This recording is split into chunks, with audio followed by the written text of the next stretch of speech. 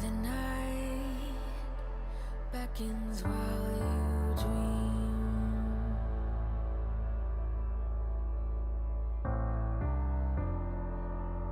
A life never lives in peace.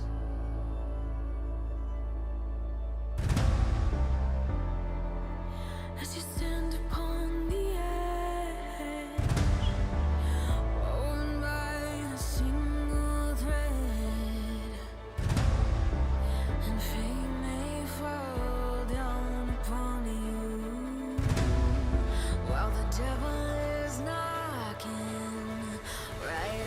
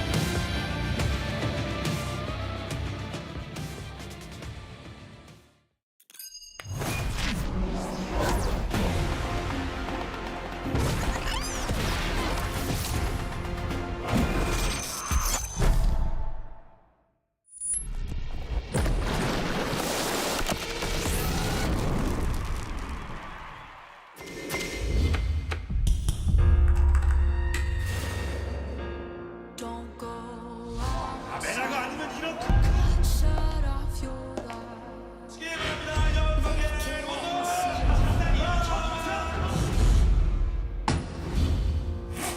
They cannot conquer you here.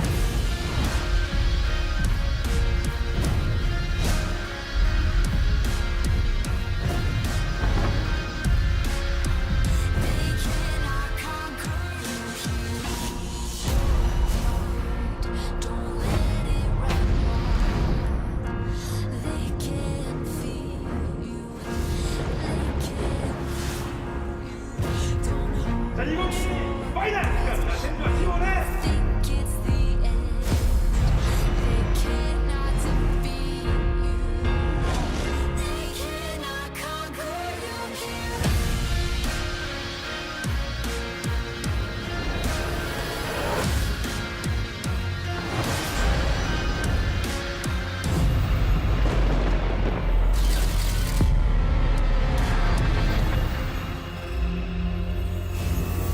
They cannot conquer you here.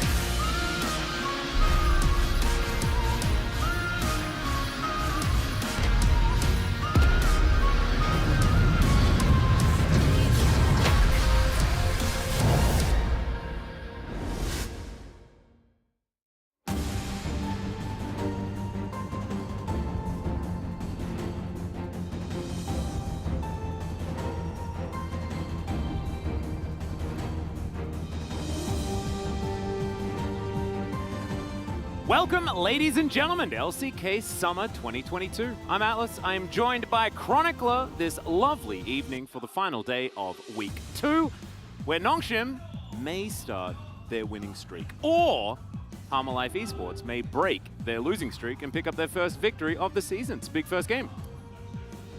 And no clue. No clue, because on paper, Nongshim have been looking a lot better, even though they're not quite up to their normal form yet, or expected form that we had way back in spring. Yeah. We keep hoping that one day maybe it'll come through. One day potential will be realized. It could be. It's what my mother thought, and she, the payoff was never really there for that one.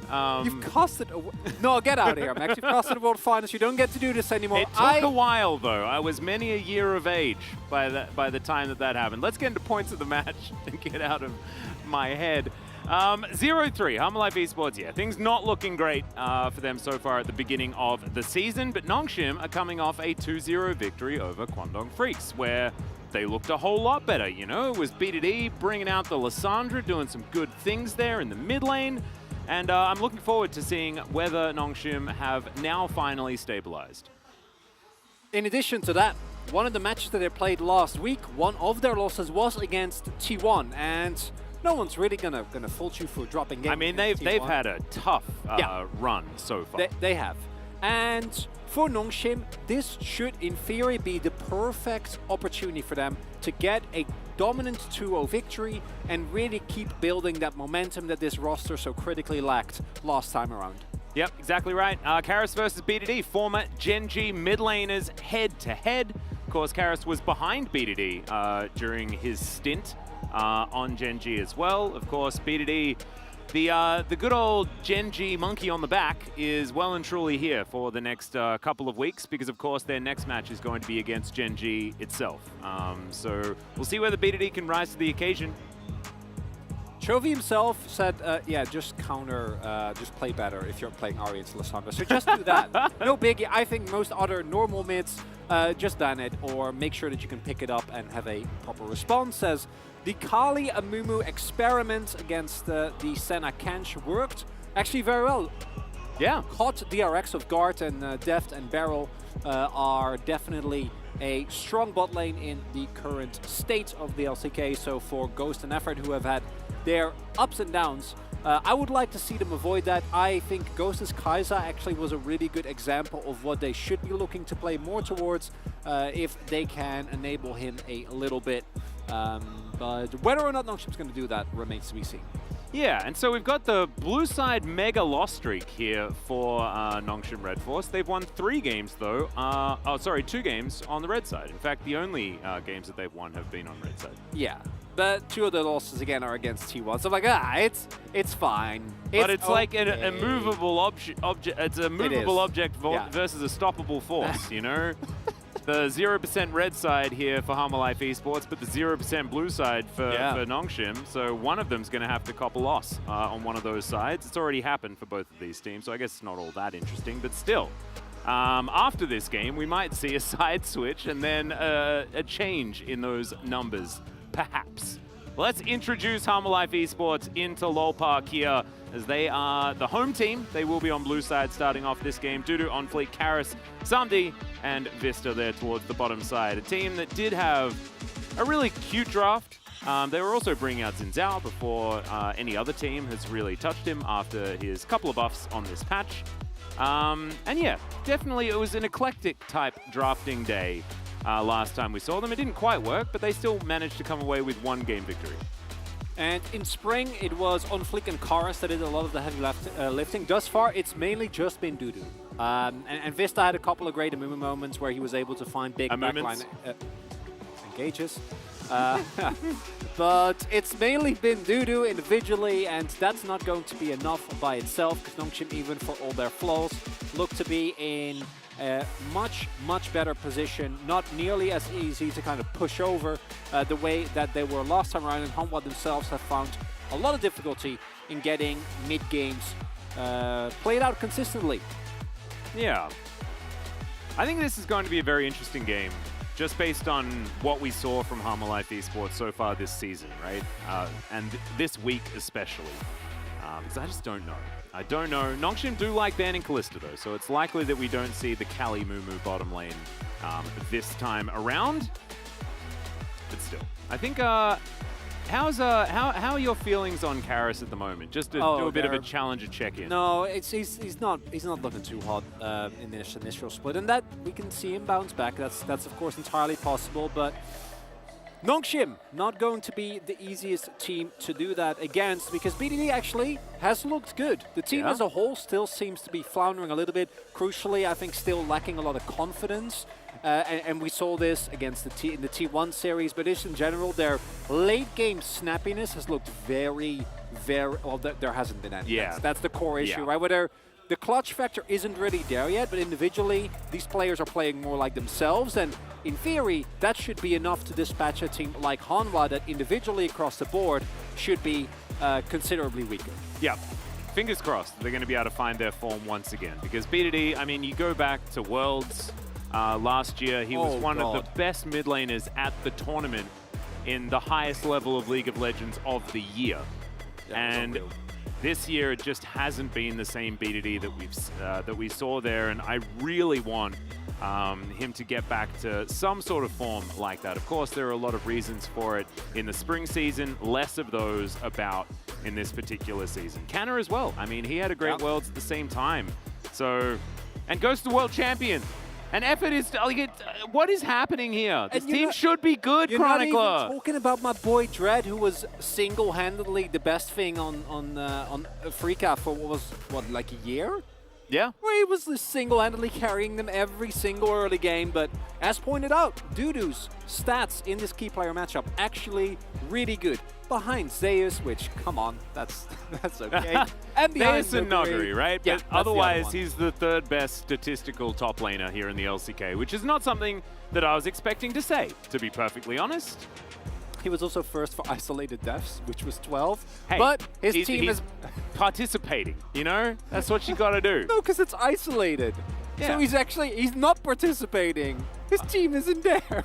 Okay, yeah, that's good. But it says a lot when this is the best performing player on Hanwha Life, and it's also in a meta where, again, besides Zeus, actually pushing through top lane leads has been basically completely ignored. The meta is a lot of team fighters, facilitators. Laning phase in top has been mostly thrown by the Wayne side in favor of Gangplank, Gnar, Ornn, and a little bit of Gwen, which also doesn't care about laning phase. So, and that has really been to the detriment of Kana, that looked really good on champions like the Graves, and has actually been able to pilot the Gwen as well, and should himself be happy that this champion is still on the menu. Not quite blindable, not B1able, but it's still a good champion. It's definitely there. I think Kana just needs to focus on what he's going to play into Nah. Dudu has played 6 games of Nah, and then a random Kale game and a random Gwen game or something like that. But Yeah. I think Kana, he has a limited champion pool, right? But at least now he just needs to get some champions that are okay into Nah, and there's a large list of these ones, and they're definitely in his wheelhouse. So it might be a more comfortable situation, but I just think the ban phase is going to be very important into this squad for this game to get some interesting picks and some interesting drafts out. Because I think looking at what Harmalife did against DRX, you can very easily say, come out with something else and see whether that's going to work this time around, right? And it's what you have to do. When you're a team that on paper is weaker, try and throw the curveball. It won Hanwha Live the game, as you pointed out, against DRX. It's either that or just keep doing what you know. Aww. Immediate, oh, no, I'm going to cover the face. Let's hope their officers don't see, you know? Maybe they're supposed to be at work. Dun dun. They didn't have a fan sign saying, I skipped work so I could watch Yeah, this. exactly. Or I actually have a test and an interview. And I'm getting married tomorrow, but I skipped all that to come to LCK. Yeah, exactly right. No, actually, my wedding is today. I managed to get tickets, so I had to come for Hanwha Life Esports versus Nongshim Red You're Force. just such a big Chorus fan, man. Yeah, it's just the priorities. They're right there. And speaking of which, we are going to prioritize getting into this draft right now. So apparently, if you're in the army here in Korea, this is news from Jisun, you get to come out once every 100 days. And they chose today.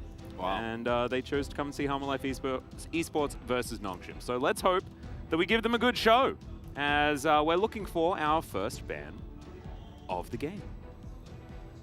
Interested as what it might be. They might focus towards the top side just a little bit. Actually, no. Hanwha Life are just going to ban nothing. There might have been a reason for that. Jisun will update us. She's pretty good at doing that sort of stuff. News from Jisun. Maybe we'll get an immediate. Yeah, immediate. Hey, ban bug. Immediate love The remake. good old ban bug. Wow, it's like we don't even have to go through a draft Yeah, before the I was swap bug about to comes say. in, you know? The bugs are evolving. They are finding new ways to make us talk God. about fan signs. We need to get a vaccine for the client so that the bugs can be just destroyed. And then they will evolve, and then they will come back again. It's actually an elaborate conspiracy of the fan sign makers that are like, we don't get enough attention. They definitely do now. Oh yeah, that was the point. Yeah, okay, well, it's definitely been successful. It's definitely been successful. I can't read it. You know I'm what? sorry. You know what the best part is? That normally when there's a draft bug, you get to talk about the draft. Yeah, well, that's true. Normally it is the swap bug, so you get to Yeah. talk about the picks that were happening. great. Although we generally don't. Like, let's be honest. I don't know what you're talking about. I have no idea what you're referring to. I always am exclusively here to talk about the video game. Yeah, okay. Which video game is, I guess, the question as to what we want to talk about now. I prefer not to answer that question. That's possible.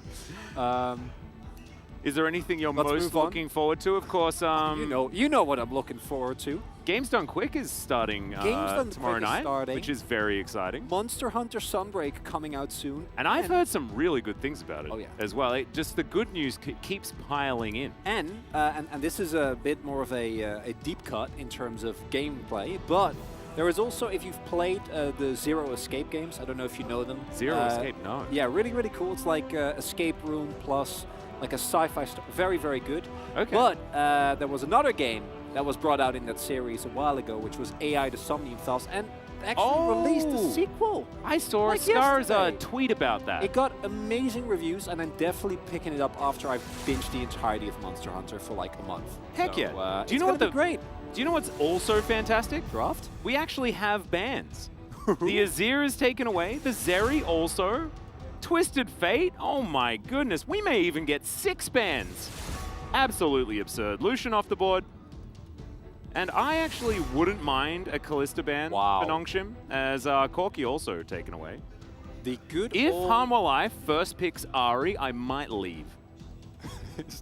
Atlas is just going to get up and I'm going to have to do the solo. They're going to.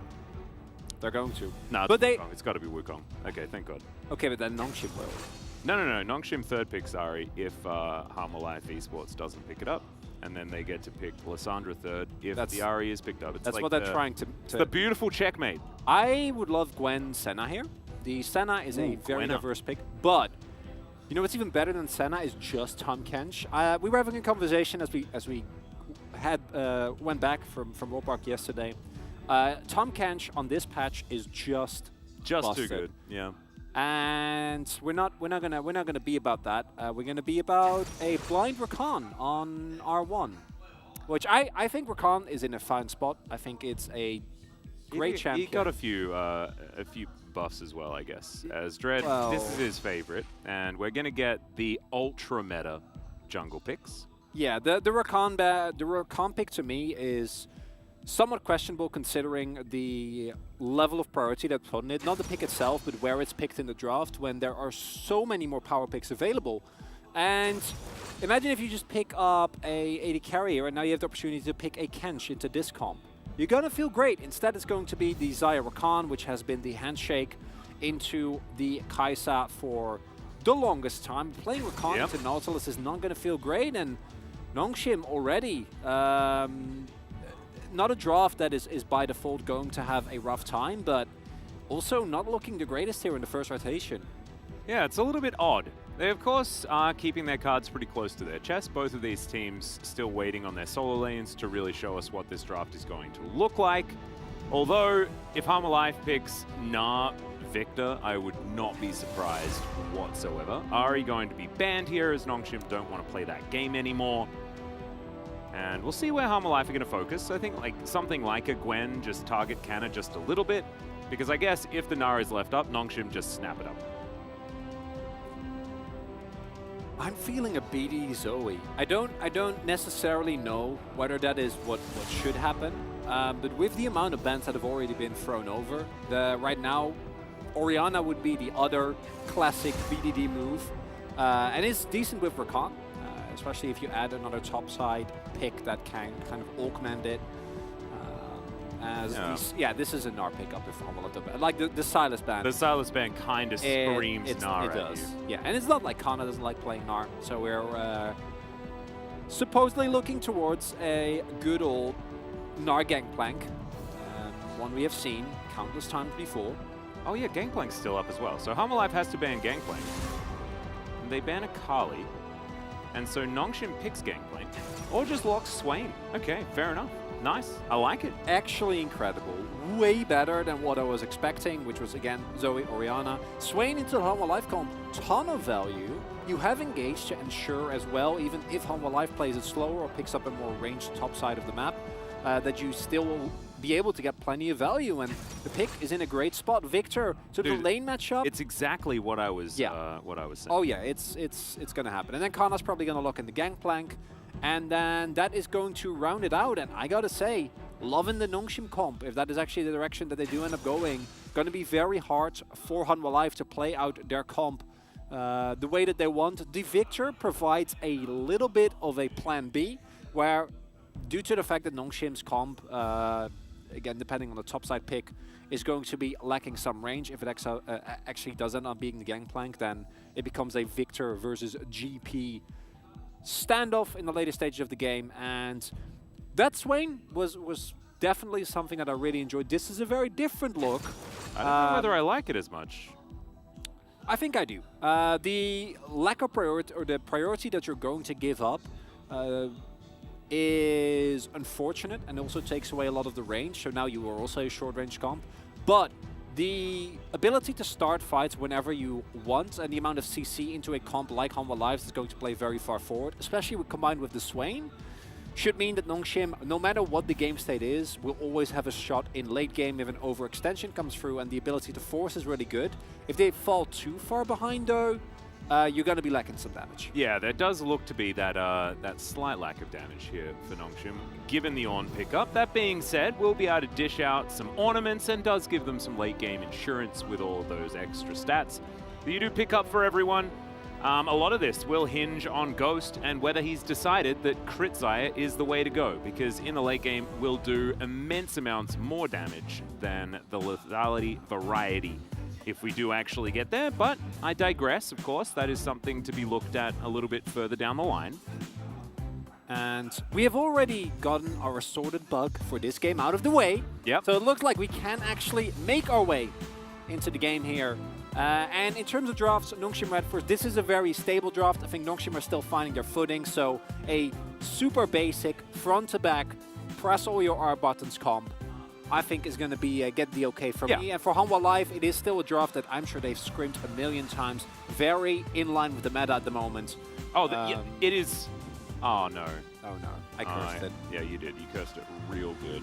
As we are heading into Swap Bug Land.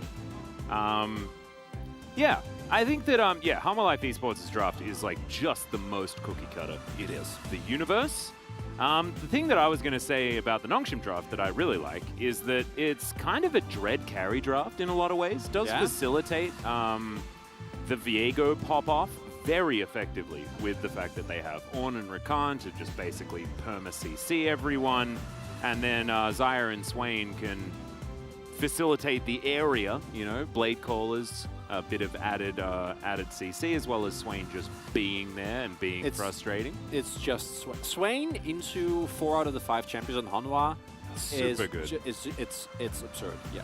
The pick is so well situated in the current meta, because not only is it a strong pick, but it is kind of a no-brainer pickup into dive, and with how many dive comps we're seeing, the prevalence of Kai'Sa, Wukong, and Gnar, all these champions, he's just always going to be good. The one, as mentioned, downside is that if Nongshim overextends and they don't play according to their limits and you burst down, either Ghost or BDD, then you basically immediately win the team fight, because it will be really hard for the rest of the comp to then actually get the damage and deal with whatever Hanwha Life is throwing at you, especially if we don't see an early Dread snowball.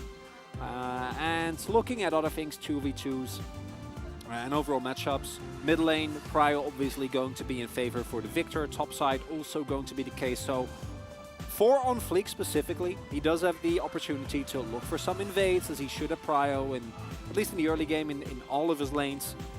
And we have seen in the past that that kind of leads to very early game objective snowballs, maybe Dread being put behind, and that will make the game a lot harder. Yeah, we'll see whether it is actually something that's going to work out for Hanwha Life, because like you say, there certainly are avenues in the early stages for success. Having a look at Karis versus BDD.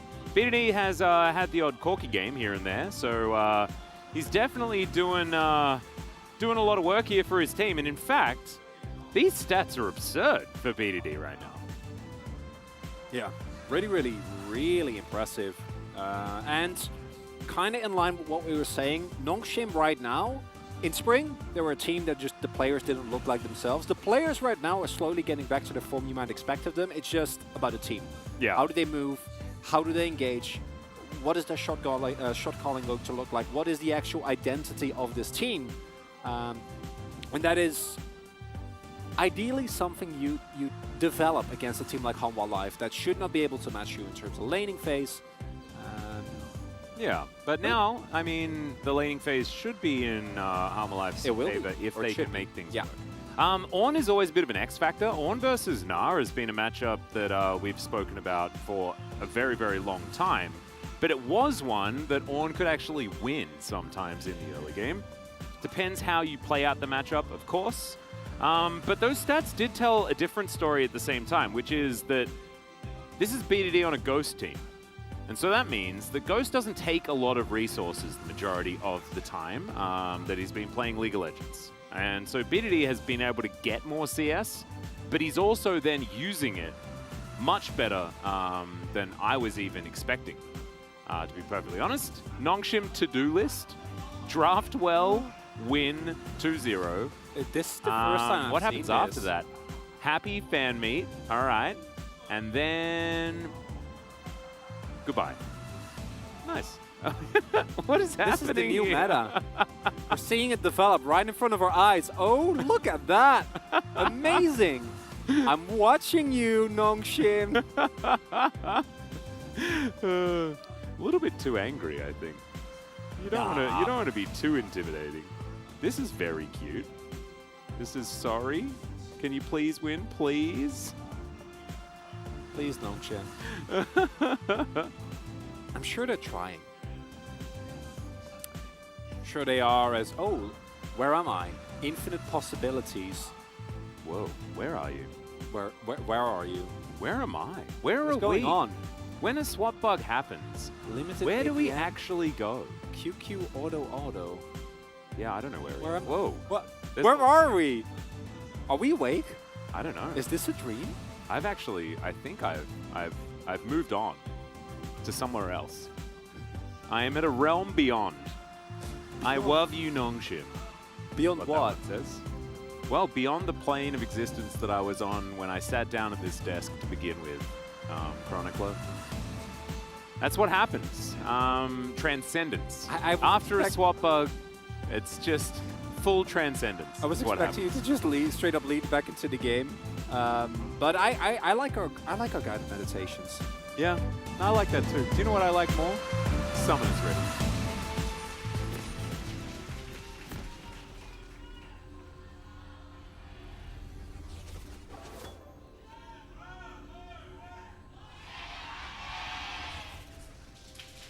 Oh dear. So now we have the rune bug.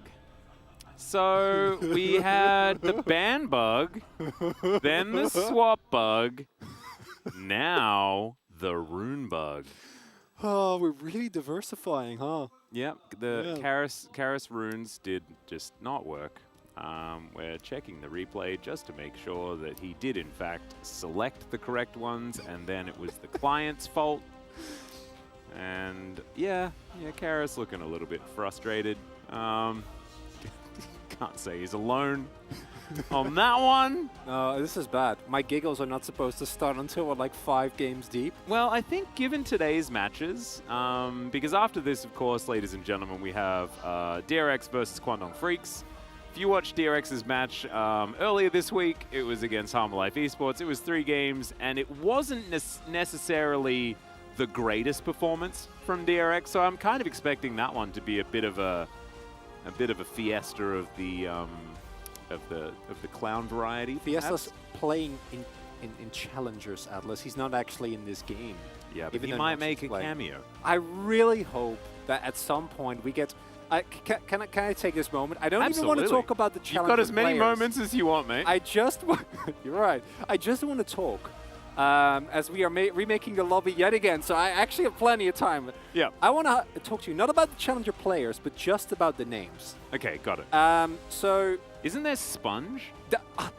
I was gonna lead up to Sponge. Don't Okay, take Sponge. sorry. Don't take the reveal from me, Atlas. So there is a guy named Sponge. It's just fantastic. It's just his name is Sponge, and I don't know if it's a SpongeBob reference, as apparently his girlfriend drove him here. Oh, that's really nice. Congrats. Please drive me back home after the match Yeah. to Jisoo. Yes, please. Don't leave that guy here. I guess Or Park. maybe it was a tough journey on the way over the first time around. Driving in Seoul is very difficult. Very, very So difficult. back to Sponge. Yeah, back to Sponge. Back to Sponge. Sponge replaced Peach, also aptly named. Then we have Fiesta, that you might have seen if you really watched all the matches last split, because he, of course, had to sub for Nongshim at Did point in indeed. time. Another one is the Fred and Brian Nongshim and trio. Chill. No. No. So the Fred and Brian trio of Feisty, Yeah. Loopy, Uh-huh. and Gaming. Feisty Loopy Gaming is pretty Yeah. fantastic. It's actually Gamin. That's the Korean way to pronounce it, but No. Feisty Loopy Gaming. Feisty Loopy Gaming. That's all about That's it. what we're about. That's perfect, or in my opinion at least, some of the highlight names. And I'm sure that we will get more and more Yep. of those players as time. But I'm personally, Sponge is very high on my Whoa. I want to cast it list. This is a Nongshim fan right here.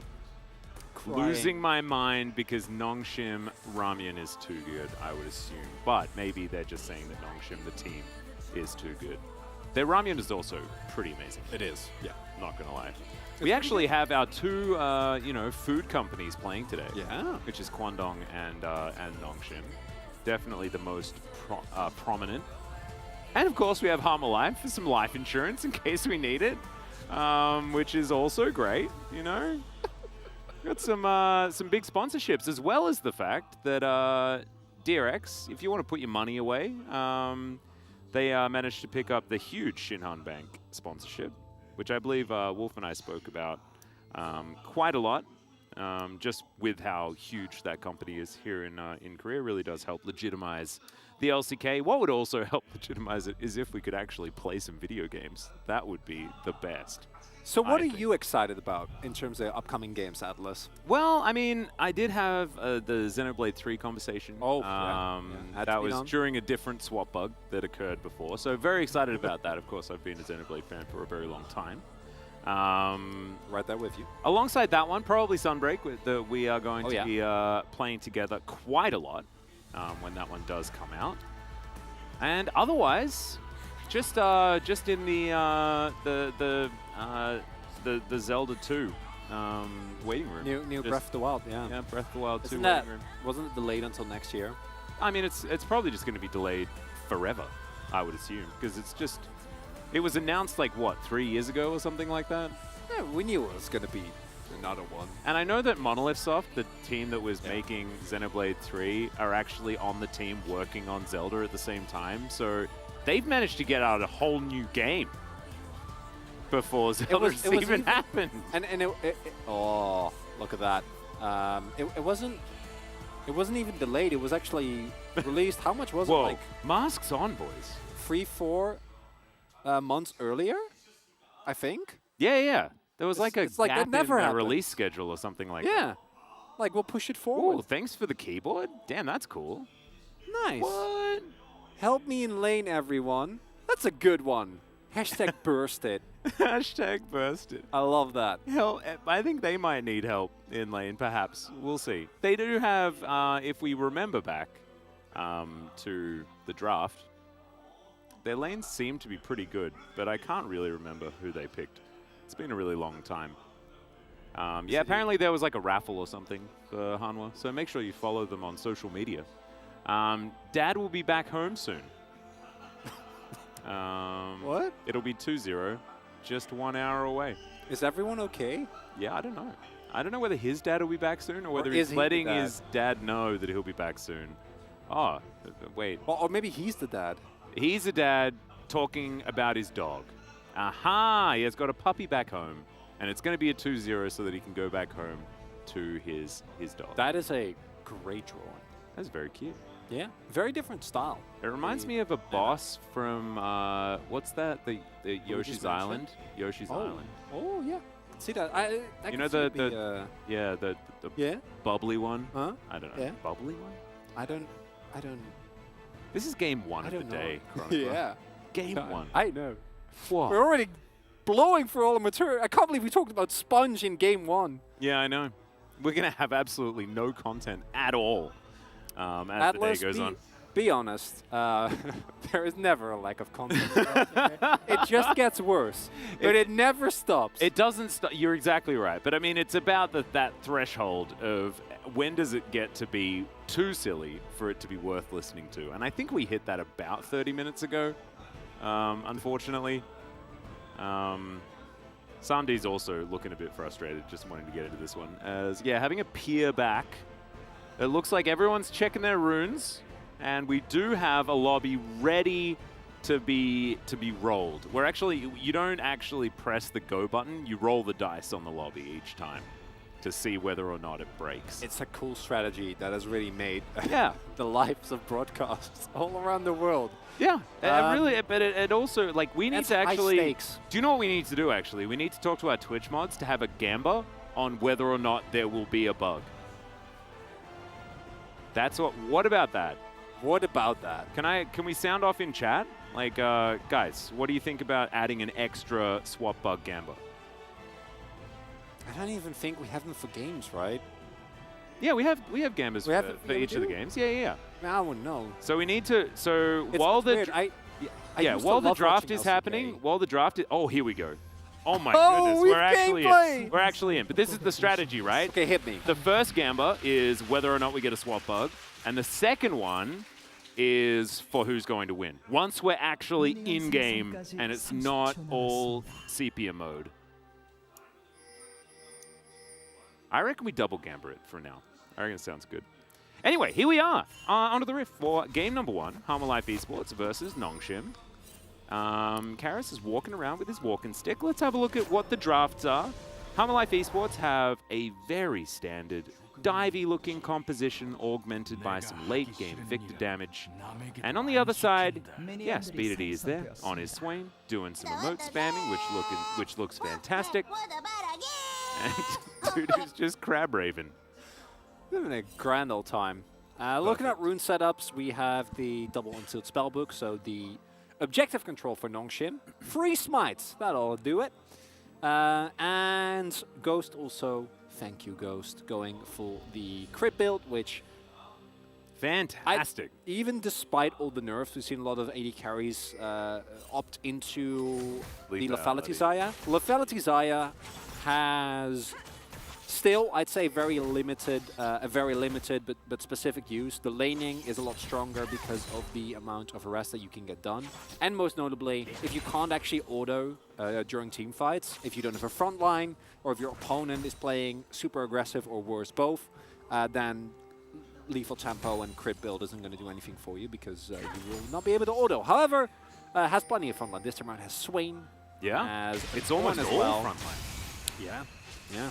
So going to be completely fine, and really like the itemization choice in that regard. The fleet is interesting and kind of solidifies what you were saying earlier about the Ornn still having to be respected in the matchup, because it would, I think, be a kind of a free get as many grass procs as you want kind of lane into the Ornn, and the fleet or the fleet healing has of course been neutered a bunch of times, especially for Gnar, because he's very often in ranged mode.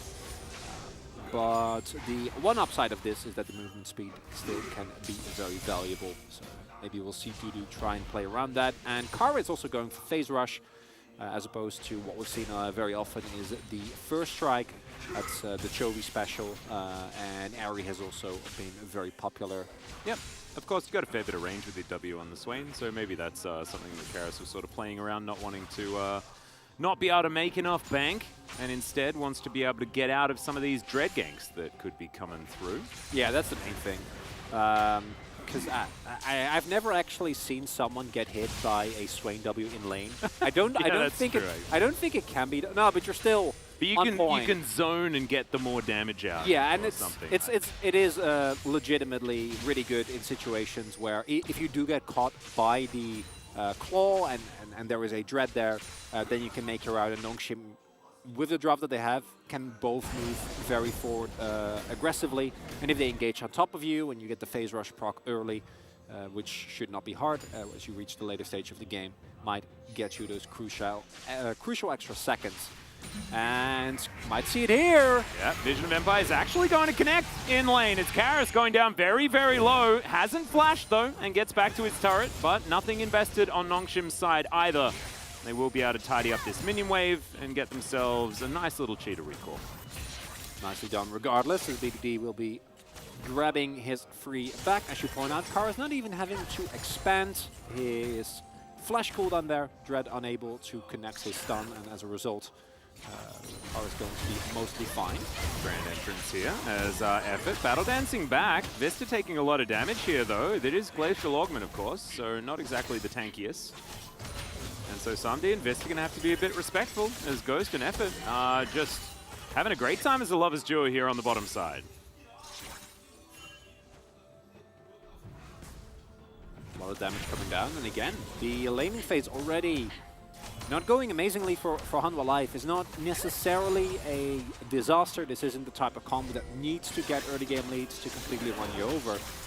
But it is a worrying signal for Hanwha Life fans, because without the priority provided to you, and with BDD and Ghost and Effort continuously shoving, the playmaking potential for Unfleek is a little bit less now. post 6, Wukong is perfectly happy just farming up and trying to get to a Cyclone as soon as he can. But post 6, if that or if it stays that way, might actually become a bigger problem. Then Dread can do whatever he wants. Can go for objectives, can go for invades, and that will be a lot harder for Hanwha to deal with. Well, we do now have the Demonic Ascension available here for BDD, so I guess it's Morbid time for the Swain. Dread, along with Effort though, just going to start off this burst. Dragon, really like that little Ghost throwing in a little bit of help there with a Q and Blade Caller. You know what that is? It's the, you know you're not actually contributing, but you're just doing it so that if they call you, because I helped. Yeah, exactly. I helped there. doing the dishes. I dried off 2 plates. Yeah, but what you are you guys were already there. Yeah, you did such a good job. Yeah, I couldn't actually do anything anyway because you'd already done it all. But I was there. I could have helped. Yeah. I put in the music as well. Yeah. Ambience is really important. Yeah. It's not all about actually practically getting the thing done. Sometimes it's about the vibe of the thing. You just got the vibe, man. Yeah. It's a shout out to The Castle, one of the greatest Australian movies of all time.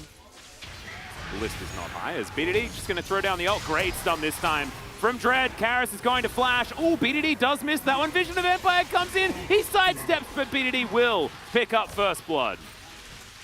About as well played from Karis as you could look for there. Unfortunately for him, not being able to dodge Dread's stun, and the moment that comes through, the damage going to be more than enough. And as a result, Nongshim, Red Force getting themselves an early lead. BDD getting fed has in the past been a great indicator for any team with him on it. Yeah. And for Hanwha, besides Karis himself, actually dealing with it is very hard as effort. Yeah, he's going to have to grand exit and does so he'll be fine. But still, it's Hanwha Life Esports sending a message. They're not going to go quietly into this bottom lane. Let's check this out one more time. It was definitely some pretty good footwork from Karis. And honestly, nicely done by Dread there. If he doesn't go for the flash, I am certain that Karis would have just flashed the stun. As a result, the setup would not have been enough. And he tries to sidestep as much as he can. And actually, the W placement from BDD been very on point. At that time, able to force him back into the waiting, loving arms of Swain as he throws another Q. And oh boy. Oh dear, there's the knock-up. Gravity Field's pretty good there. And that is going to save Karis for now, but he doesn't have flash, and he's now lost control of this lane. So this Rift Herald, it's a dicey situation. OnFleek still started it up as Shelly's going to get frustrated with the monkey. Effort moves on around. You can see control vision down all over the place here for both teams. Dudu with a great Naba, but Canna, he's got Call of the Forge Guard. This is a 5v5. Let's see who's going to be able to take it. BDD flashes forward, massive AoE. The knock-up from the Ornn is fantastic as well, but there is still answering damage. It's just not enough on the side of Hanwha Life Esports. They went for the flip, and unfortunately it was Tails. Not enough damage to actually get through the health boss of Nongshim there, even with that combo. But they got the Eye of the Herald. Yeah. So I guess there's that. Yeah, that's not. The trade is already not worth it, though. Yeah. Yeah. Yeah. I hope we're going to get a replay of this fight. And I got to say, Nongshim being able to gank Karis 3 times in the first 10 minutes of the game and not giving up anywhere on the rest of the map is not great news for Hanwha Life. Ideally, if we see Dread go mid twice, then that should lead to at least something, but isn't the case. And let's look again, BDD starting this one off. Oh my god. And even with Dudu finding a multi-man knockup there, the only person that actually is at risk of dying is Dread. Because both Kana and BDD don't care. They're way too tanky, look at this! Look at BDD's health bar! Yeah, and all of the calls as well coming from BDD this whole time. Just really well orchestrated. Yeah, I might actually watch Morbius after seeing BDD play Swain this well. I've heard it's... I mean, Swain... It's underwhelming, and it's not underwhelming enough that it's funny. It's just kind of there. It's like Super Have you seen it, though? I haven't, because I've been told explicitly yeah, that but see? I've only heard people that have been I am actually pretty sure no one has seen it. That's what the memes joke about. Yeah. Yeah. Yeah. I actually think that it's But probably true. So I'm going to watch it. I'm actually very interested. Let's make a deal right now. Next week, on Sunday, you are going to tell me about Morbius. Sounds great. Can we do that? That sounds absolutely fantastic. Do you reckon I could watch it in between series? Well, I don't know. It depends on how many swap bugs we get. Yeah. We might be able to get there. We could just like, it could be like we could have like a viewing party or something. Interactive viewing experience coming to an LCK near you. That sounds like it's more pretty hot. As Scanner is going to call the Forge God. Looks to try and stop his tower from going down. It's not really going to work. As Vision of Empire comes in as well, and he just, searingly charges away. Dread will trade this one for a dragon, but still a lot of gold going over to Humble Life Esports, and will make Canna's lane very long. And I have to mention, I said earlier that the teamfight trade was not in favor of Humble Life, but with them picking up the first turret blood and 5 stacks, or 5 plates rather, on the top side turret, it actually does net them a gold lead. Now, they give up a bunch of plates on the bot side, they give up a Drake, and it's a second Drake, not the first one. And I don't want to imagine what happens if an Ornn Swain comp gets Ocean Soul. That is not okay, and will not be a pleasant viewing experience for everyone. But Humble Life is definitely still hanging in there, and we have seen these type of comps are never truly out. A single misposition of BDD, of Ghost, can still lead to a late game win. As they that's a high quality ward that they now know about, I believe. Vista has to wait as the Visions of Empire comes through, and I would love for BDD to finish the stopwatch as well, because the Humble Life comp just doesn't like stopwatches. It doesn't like defensive cooldowns, and it would much rather see those fall by the wayside. And right now, Nongshim, they skill extremely well. They can front to back. They can play around BDD. They can. I love that. Freaked out Yumi dude is like, why you light me on fire, bro? What's up with that? It is prehistoric Yordle and Goat. Actually, that sounds like one of those. I mean, it's a blacksmith who has a pet goat. I mean, he is a goat as well. Is he an actual goat though? Kinda. I don't know what. I don't know what. Goat who calls upon a goat. Is he? Does the goat just call another goat? I guess he's a ram, not a goat. Well, Dudu might be dead. As Canna, not going to be quite able to find too much. Vision of Empire comes down, but no knock up from the Ornn. A lot of damage to come back as well, as Dudu has Mega. But yeah, it's just a happy Poro as he makes his way out. And OnFleek going to take this opportunity to take away some camps. Effort over here, like ships in the night. They do not spot one another. Vista was here, and I don't think Effort's going to be able to deter OnFleek, who does take away the Grump. Okay, that's a dredge line that you could use. I think 1 out of 3 times you bend it around, you hit Effort, and you kill him for free. Yeah, he's like, but I thought the hitbox was completely broken. What's going on? And it is. It just managed to find the wall too easily. Yeah, hitboxes, man.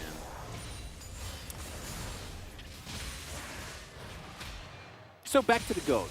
Yeah, so ram. I actually haven't really thought about like what animal Ornn is, if he even is one. Well, he's definitely a hybrid. Yeah. There's a lot. But he's not a goat. The Nongshim comp has a lot of hybrid going on because Swain is also, he's half bird. Yeah. I mean, in fact, the entire bottom side of the map, including mid lane, is half bird. Yeah. Yeah. Maybe that's Swain's ravenous flock this game. It's actually just Xayah and Rakan. Every time he ults, Ghost just comes in and yeah, just like swoops on down. Hello! Man, that would be so thematically cool if we somehow get something like that to happen this game. Man, if those swap bugs didn't happen, we would be talking about the actual video game more often than we are. Apologies, everyone. We've gotten off to a bad start. We certainly have. And that's going to linger throughout the rest of the day. But yeah, he's a ram, and his best friend is a goat. I want to talk about this very shortly, if somebody doesn't die here. Well, Effort is just going to dive forward with the quickness. BDD grabs him. That is not the vision of the Empire that you were seeking there, Samdi. And that is another kill going over to this Swain. 3-0-1 now for BDD.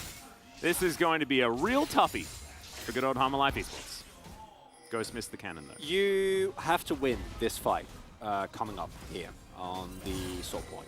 Because playing into a scaling team composition, one that Nongshim have, is going to be incredibly hard. Hammer Life moving proactively into the river right now, really important. You need to try and clear as many vision angles as you possibly can so that On Fleek or Dudu can make their way onto the enemy backline, and then you desperately try to kill Ghost. BDD still has a stopwatch that he's sitting on, so killing him generally should not be a possibility unless you kill him within a single CC combo, but you know, that generally isn't going to be a possible effort. And then I look at Ghost, and he has Flash, and he went Steel Caps.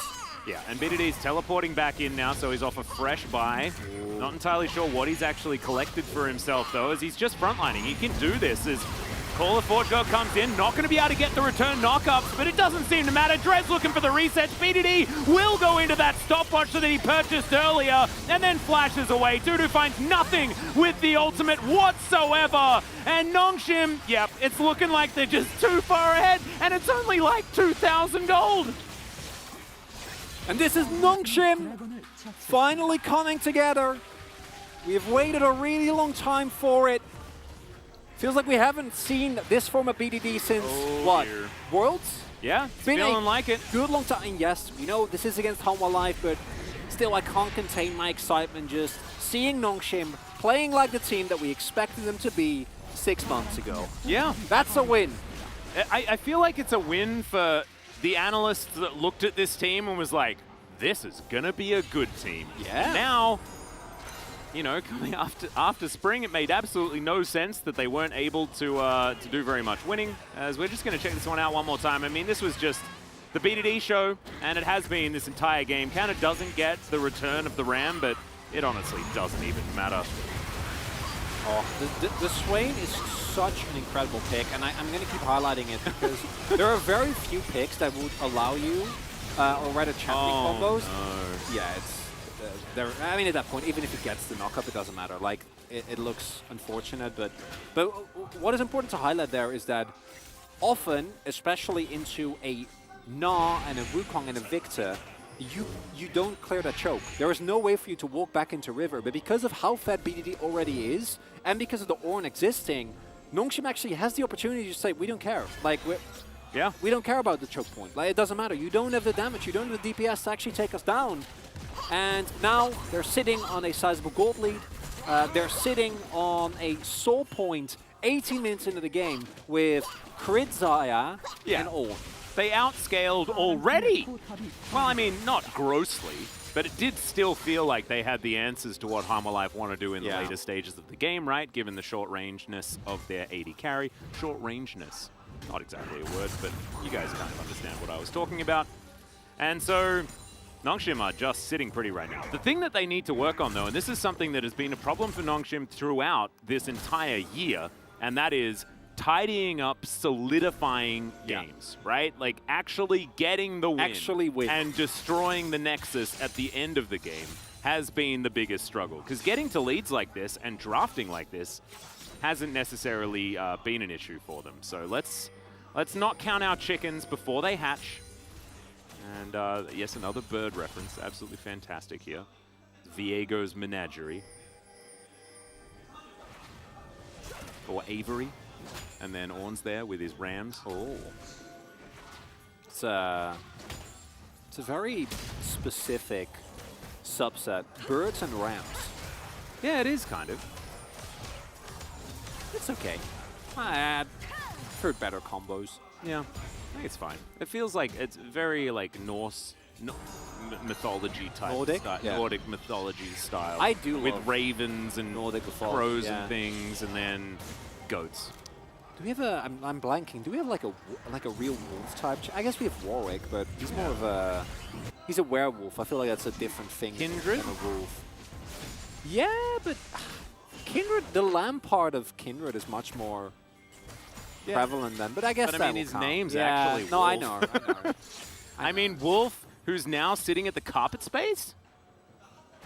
But that's not a champion. Well, I guess he's I think he's a champion. I'm going to his birthday party on Monday. He's a champion for inviting me to his birthday. The swap bug has done terrible things to us, Atlas. Yes, it definitely has. Wait, was it the swap bug that did it, or was it the rune bug? Or was it the ban bug? I'm not entirely sure. It was which one the rune bug. It was the rune bug. Yeah. That's what did it. Ooh. Panic brush? Is But this I the have way? I have the memory of the win that we saw yesterday from Live Sandbox fresh in my mind. So this game isn't over. By the way, I do want to call something out, actually. This is what you mentioned before with BDD and the value of the stopwatch. He built the Giant Spell, and then as soon as he had to break his stopwatch, then finished the Zhonya's so he'd have it available for the next fight. Beautiful stuff. Very well done. I remember when Spawn told me about that, you know, like the idea of like converting a non-broken stopwatch into a Zhonya's is kind of unnecessary because you already have that activation, so you don't need to spend the money on something that you haven't actually used yet. Very, very cool. Anyway, let's see whether this is actually going to be a fight as the pullback comes through. BDD demonically ascends, and Samdi is the focus for him, but he's taking a fair bit of damage, still has that Zhonya's available as the pull once again comes through. Dudu has hit Mega, but still has to flash away. The Gnar is there, but then he is gone, and now BDD's flashing forward. He will be able to find that Kai'Sa that he was looking for, and remember guys, he still has Zhonya's. Ghost is flashing after Vista here, and he will be able to take him down, and Nongshim have full control of this game. That's an ace. That's going to be a free Baron, and that should be the end of this one. This is one tower away from a perfect game. They got Herald as well, but man! A tower and a Herald, yes. Nongshim absolutely donking Hanwha in this first game here. From draft to gameplay to the overall look, Nongshim are looking revitalized as they will make their way towards the Baron, and just witness BDD. Just Samdi forced to ult defensively, rest of the team being dealt with, even with the backline axes for the Wukong, there's not enough damage to follow up. And as a result, they just go down one by one, not able to pick up a single kill as Ghost flashing over, definitely didn't have to, but he could. I love the feeling. I love the idea though. And Ghost reminding us that he is a world champion as well, flashing that 2020 Dom 1. Sign afterwards as, total damage champions. Karis did a lot, but BDD did more by about 20. And also, BDD probably soaked the majority of that number and healed it back up again. That's the real graph that we would love is damage tanked. Yeah, the damage taken. Sure BDD is high up there. Yeah, he definitely is. Now has finished his Rylai's as well as tower goes down towards the bottom side, so that is a bit of bounty value. But Nongshim, they have Baron, and they're pushing 2 lanes. Who wins in the base race? A little Gnar, or 5 members of Nongshim with Baron And Ocean Soul. and Ocean Soul. True. I think I know where my money's at. They will lose more objectives, but with that Ocean Soul, I don't think anyone on Nongshim is actually going to die in this game. Like they'll really have to. It's a decent start so far as that is concerned. Dread just wandering around. Just trying to... Oh, okay. Ward goes over. Standing there menacingly. Yeah, BDD in the meantime is just going to take that inner turret. Going to try and look for some claws as there is the call of the Forge God. Vista is just dead. Not an opportunity as Effort dashing around, has the extended battle dance there as well. It's the flash forward from Dread as he turns into Nautilus and just picks off on Fleek. This is probably it, ladies and gentlemen, as Nongshim, this is probably the most dominant game of the season as far as just completely shutting out your opposition. It's not the fastest, but it just feels like Hanwha have absolutely nothing they can do. All started to go downhill after that first Herald fight, where despite landing the Cyclone and a decent Gnar ultimate, they didn't have the damage. And that lack of damage became worse and worse and worse and worse. And now Soul, Baron buff still for 30 seconds, and I will be shocked if we get to see another Baron in this game, Atlas. Yes, I would be very shocked if this game lasts another 5 minutes. They're gonna. Okay, okay, never mind. Not shocked. I was fibbing. In fact, not mad, but disappointed. Not shocked at all. If you're Nongshim, though, even with the state of the game as it is, you're like, guys, we have had some toughies with closing out games. Let's not take any risks. Yeah, no, you can understand it. You can understand it. But BDD is actually, like, you see how Hanwha are like, no, we don't want to just single out the Swain. No. The rest of the 4 members of the team, let's go over there. That sounds easier. Might be. Maybe Effort doesn't pay attention and gets hurt. Yep.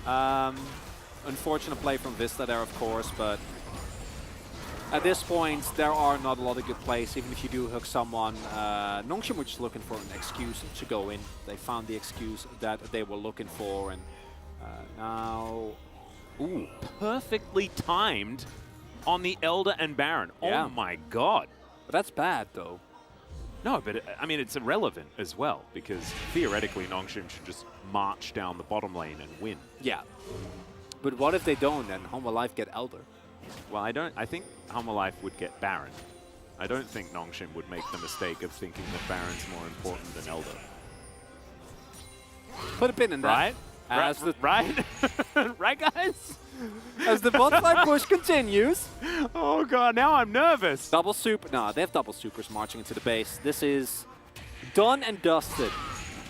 Wow. Dread, let's see whether he can pick anyone off. Of course, he's seen.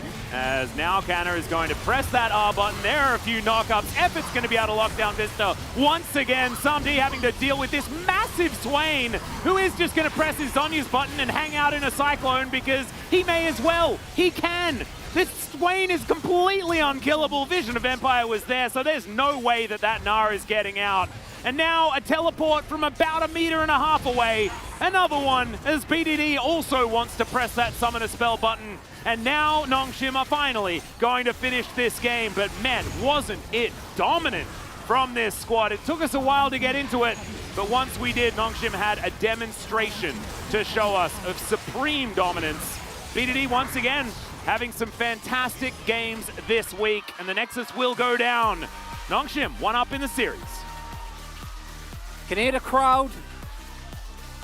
The chains have been cut, the birds are flying free, and Nongshim Red Force, at least in this first game, look way more dominant than they have been the entire year. BDD and Dread, the 2 instigators, looking just pristine. Yeah. Very, very aggressive. I am hoping to see a split vote there as well. I, of course, went with BDD because his Swain was nuts. I think it's the only. I can definitely defend the Dread because think back to how many early summoners were forced. Who got BDD the first kill? No. I voted for BDD, so I'm just preemptively.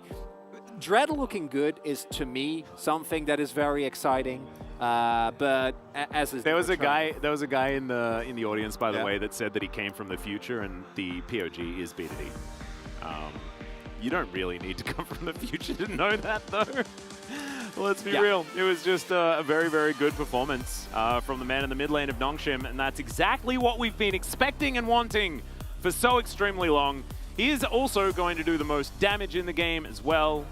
But yeah, this was not very close, ladies and gentlemen. As you can see, 0-18-0 kind of tells the story for Hanwha Life Esports, and I think they're going to have to go back to one of their more experimental compositions, because this massively meta option that just sort of rolled over and died, it doesn't give me the same feelings as the Kalista Amumu that we saw last time around. The struggles of Victor continue as well, where the champion is just not able to get into a scaling position, really, ever. Just be Chovy. Yeah, we'll get onto that one, Atlas. See how that one goes. But, ladies and gentlemen, we are going to go to a short break. When we get back, it is the Carpet Spacemen and game number 2. We'll see you there.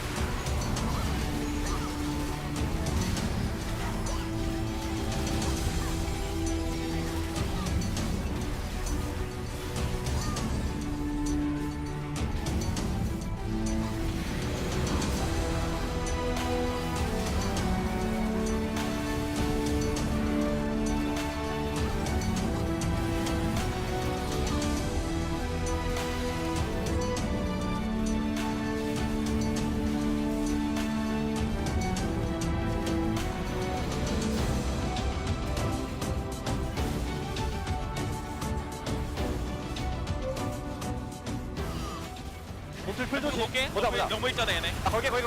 카이드 높을. 나 볼게 이거. 봐도 돼. 조직에 있어. 나를 메가나를 차니까. 나를 메가대. 나를 메가대. 나 봐줄래? 나를 메가 점프 있어 얘. 나를 마크 해줄게. 마크 해줄게. 오공 높을. 미드 가자. 미드로 가자. 안 잡아도 돼. 탱해줄게. 보성이가 탱이다. 괜찮아. 웨이브 놓고 끝내면 될 듯. 나를 높을이야. 50. 50 높을. 50 타워 너무 아프다. 타워. 빅토르 땡기긴 했어. 일로 와봐봐. 어떻게 해줄까? 어떻게 안 되나? 어떻게 해줄까? 이쪽이네. 이쪽으로 봐봐. 빅토르. 오케이, 콜만. 네, 묶을 수 있긴 해. 묶었어. 나 2초. 가있어. 컨트롤. 피지컬이.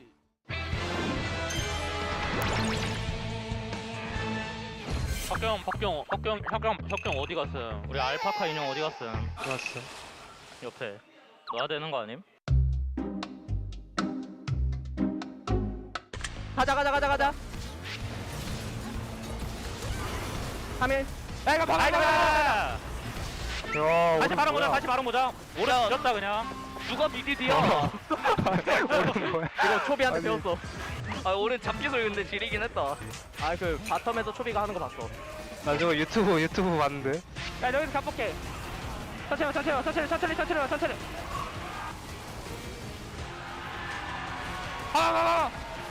어나 일로 와. 봐봐, 이거 봐봐. 이거.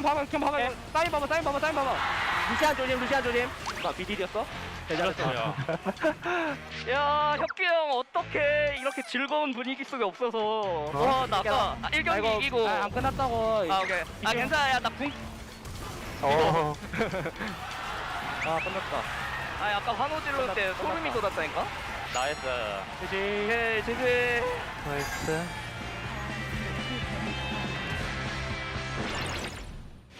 돌아왔습니다. 1년 만에 너구리가 돌아왔습니다. 다시 뭉친 너캐스의 시너지는 어떨지. 마스크 쓰시고 경기할 건가요? 아니요. 저 이거 뒤에 걸어놔도 되나요? 아니요, 걸면 안 되시고 바닥에 내려놓거나 뒤에다 놓으셔야 돼요. 뒤에 돼. 네. 빨리 공조심. 다 벌려봐. 해볼게. 중격파 조심. 천천히. 뒤가 안 나와. 빼야돼. 빼야겠다. 게임이 좀 길어가지고 핑크도 안 사고 좀 템 뽑는 거 좋을 듯. 오브젝트만 2개씩 사자. 뒤에 공짜 넣을게. 천천히. 슬리 박아야 될 듯? 빨리 슬로우. 천천히 해보자. 공짜 신경파 맞다. 신경파. 길게 보자. 나 피 없어. 천천히. 빼야돼. 심호흡 한 번씩 하자. 야, 퍼블도 안 나왔다. 레전드야, 그냥. 야, 살짝볼게. 우리 잡았어. 우리 오른부터 볼게. 미드 가면 안 끝나? 그거 칼리 지금 못 가게. 칼리, 스탄. 칼리 얼었어. 화관이야, 기다려. 잡을 수 있나, 형? 잡아. 너 찍기 한번 해줄게. 나이스. 잘해봐. 아래 거 지향 치자. 50 해줄게. 무조건 돼. 머리 5초. 무시해. 딜 안 나. 무시하자. 무조건 돼. 야, 재밌다.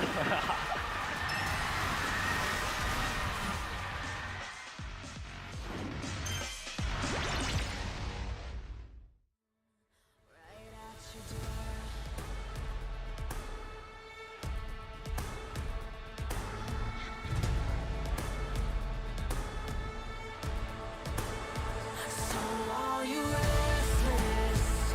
Each night you hear the drums roar. Awaken, the voice begins to call you while you hunger. A taste of destiny you're searching for. Awaken, the fight is at your door. Take up the cause.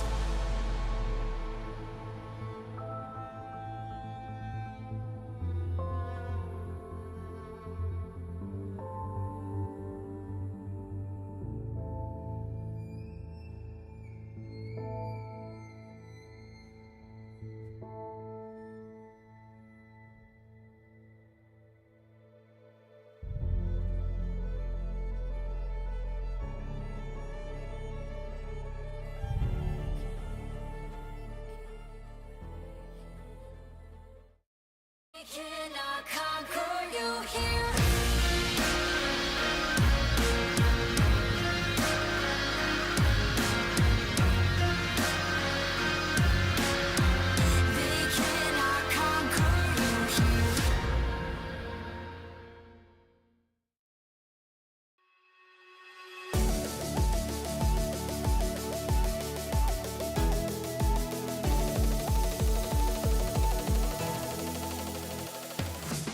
Hello and welcome to the Carpet Space. It is me, Valdez, with Wolf, and we're going to break down that game number one. Wasn't much of a fight, even though they were using the words fight a couple of times in that match. Didn't really feel like a two-sided affair, Wolf. Yeah, outside of one turret and a Rift Herald that was taken, this was nearly a perfect game for Nongshim. Those almost never happen. And you look at the draft here, the Victor pick is the one that really stands out as one that's not all so great here, but they kind of priced themselves into it because they banned away the Quirky, they banned away the Azir. They were already basically going to play a collapse dive style composition in Nongshim, which is why the Swain pick made so much sense. And like, BDD played it well. They tried a few times to pick him off, but when your main target as HLE Esports is to burst down a Swain who's already massively ahead, you're just gonna have a bad time. Yeah, you're going to have a bit of an issue. As you were pointing out in the drafts, I thought that Nongshim kind of drafted perfectly into all this dive. They identified it early. The Wukong early, you know, all around it's just a good pick. It doesn't mean that you have to go all in on that dive composition, but, you know, with 3 80 carry bans as well, they just felt like, oh, well, Kai'Sa and Nautilus is good. We can kind of opt into this. Perhaps a ban on the Swain. You see that they did go ahead and ban the Gwen and the Akali instead. You know, I don't think Nongshim would have ever thought about playing the Akali, but yeah, either way, you know, it was kind of interesting to see the way the draft panned out, and Nongshim kind of got what they wanted, and we all saw the game after that as well. Yeah, it was just extremely one-sided. When we go into our first highlight, you'll see like how well Nongshim coordinated around this Swain pick, because that is what you need to do in fights like this. BDD had a fantastic game. So in this case, he flashes forward here to actually pull them in to guarantee the double knock-up. And even though there's a follow-up Nara here from Dudu, and also Wukong ultimate here for On Fleek is massive, even gets a second proc there on the knock-up, doesn't matter. Fight's over. You don't have any follow-up damage after that, and Swain is just going to carry you through. And it felt like it was the perfect option, the perfect counter. Oh, they're coming into us? Swain's just going to heal through all of that. He had so much bonus health early on in the game as well. Yeah, him and the Ornn as well. It was like, well, who's really doing the engaging here? I thought it was HLE that was supposed to be diving, but actually it's the Swain and the Ornn that are flashing into us. And it's like, who are you going to pick in terms of target acquisition? Is it the Xayah or is it the Viego? Like, I guess Viego's the easiest, but it was a little bit of a rough time for them. We can take a look at our second highlight as well, just to kind of sum up the game here. This was HLE giving it one last try at the Dragon. It did not go well. No, it did not. And this is another one of those fights where, again, like, who do you focus here as HLE Esports? BDD has 350 bonus health before this fight from all the farming he did across team fights and in lane against Karis. So he's basically unkillable at the last possible second, has his stopwatch, breaks it here, as Atlas mentioned on the cast, instantly buys his Zhonya's right afterwards. But the stuff that BDD did this game outside of team fights as well, in the laning phase, he set up the wave so that they could path towards him. You saw the first path attempt there from Dread, trying to get a gank step is unsuccessful. Second path successful. And then he gets so ahead. 2 early deaths for Karis means that he gets to lane for free. He's so stacked up on health. His side laning is free against a Gnar. Can't match him ever. And Nongshim just really played a great game, and BDD and Dread together just led that tempo so massively. And then Kana ulted well in every single fight. It's pretty easy to do when the enemy team's just like, I'm running at you. He's like, yeah I know. Thank you very much. I can see that. Yeah, just called on the Forge God, the Ram, as we have figured that out. That was very nice to hear.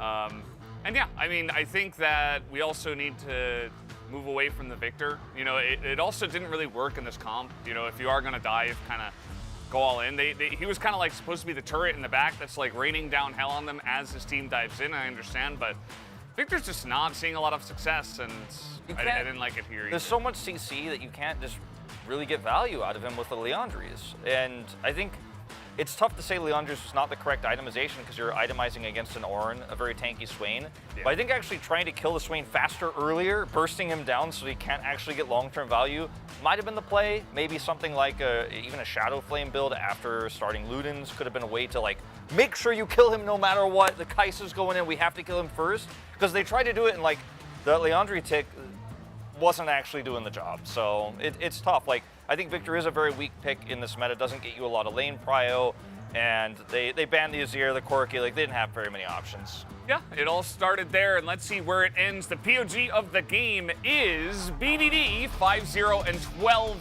did not die a single time. Actually, nobody on their side did die at all because there were 0 kills there for Hamalife. But yeah, as you mentioned, he set up the lane. Dread came in, got the ganks in, and then he carried from there. He had 94.4 kill participation. I think he had 17 of the 18 kills they had at the end. This was his really nice flash play to set up this choke point hold. And I mean, you could see like Hamalife like, no, we have a wombo too. Nah, too late. And this is another one of those moments again. Look at how tanky he is in this fight. And yeah, he's like knocked up a few times. He's like, no, I'm just tanky. His stopwatch is, you know, honestly a little bit early here, but just to make sure he gets that healing through. Dodges the Gnar as well. And I think there might be a vote or two for Dread, like Mao was mentioning. Nope, not even actually. 13 out of 13. I mean, yeah, it's kind of as straightforward as that game was, I think. You know, Nongshim got ahead. They dealt with the dive. They drafted for it, and they played really well. It's great to see Nongshim kind of starting off well here and getting this first win because I think, you know, getting some wind under their sails as well. This is a team that we know on paper should be good, and they have been struggling a little bit to get there. Yeah, definitely true. I'm hoping Nongshim can really bounce back going into the second round robin as a powerhouse team. We're on that path right now. We're definitely on that path. You know, it all starts with the Hamalife victory. They did have a kind of rough schedule to start off, so yeah, it is understandable. Playing T1 in your first match, always going to be pretty rough, but that's going to do it for us here on the Carpet Space, guys. Let's go back to the casters for game number 2.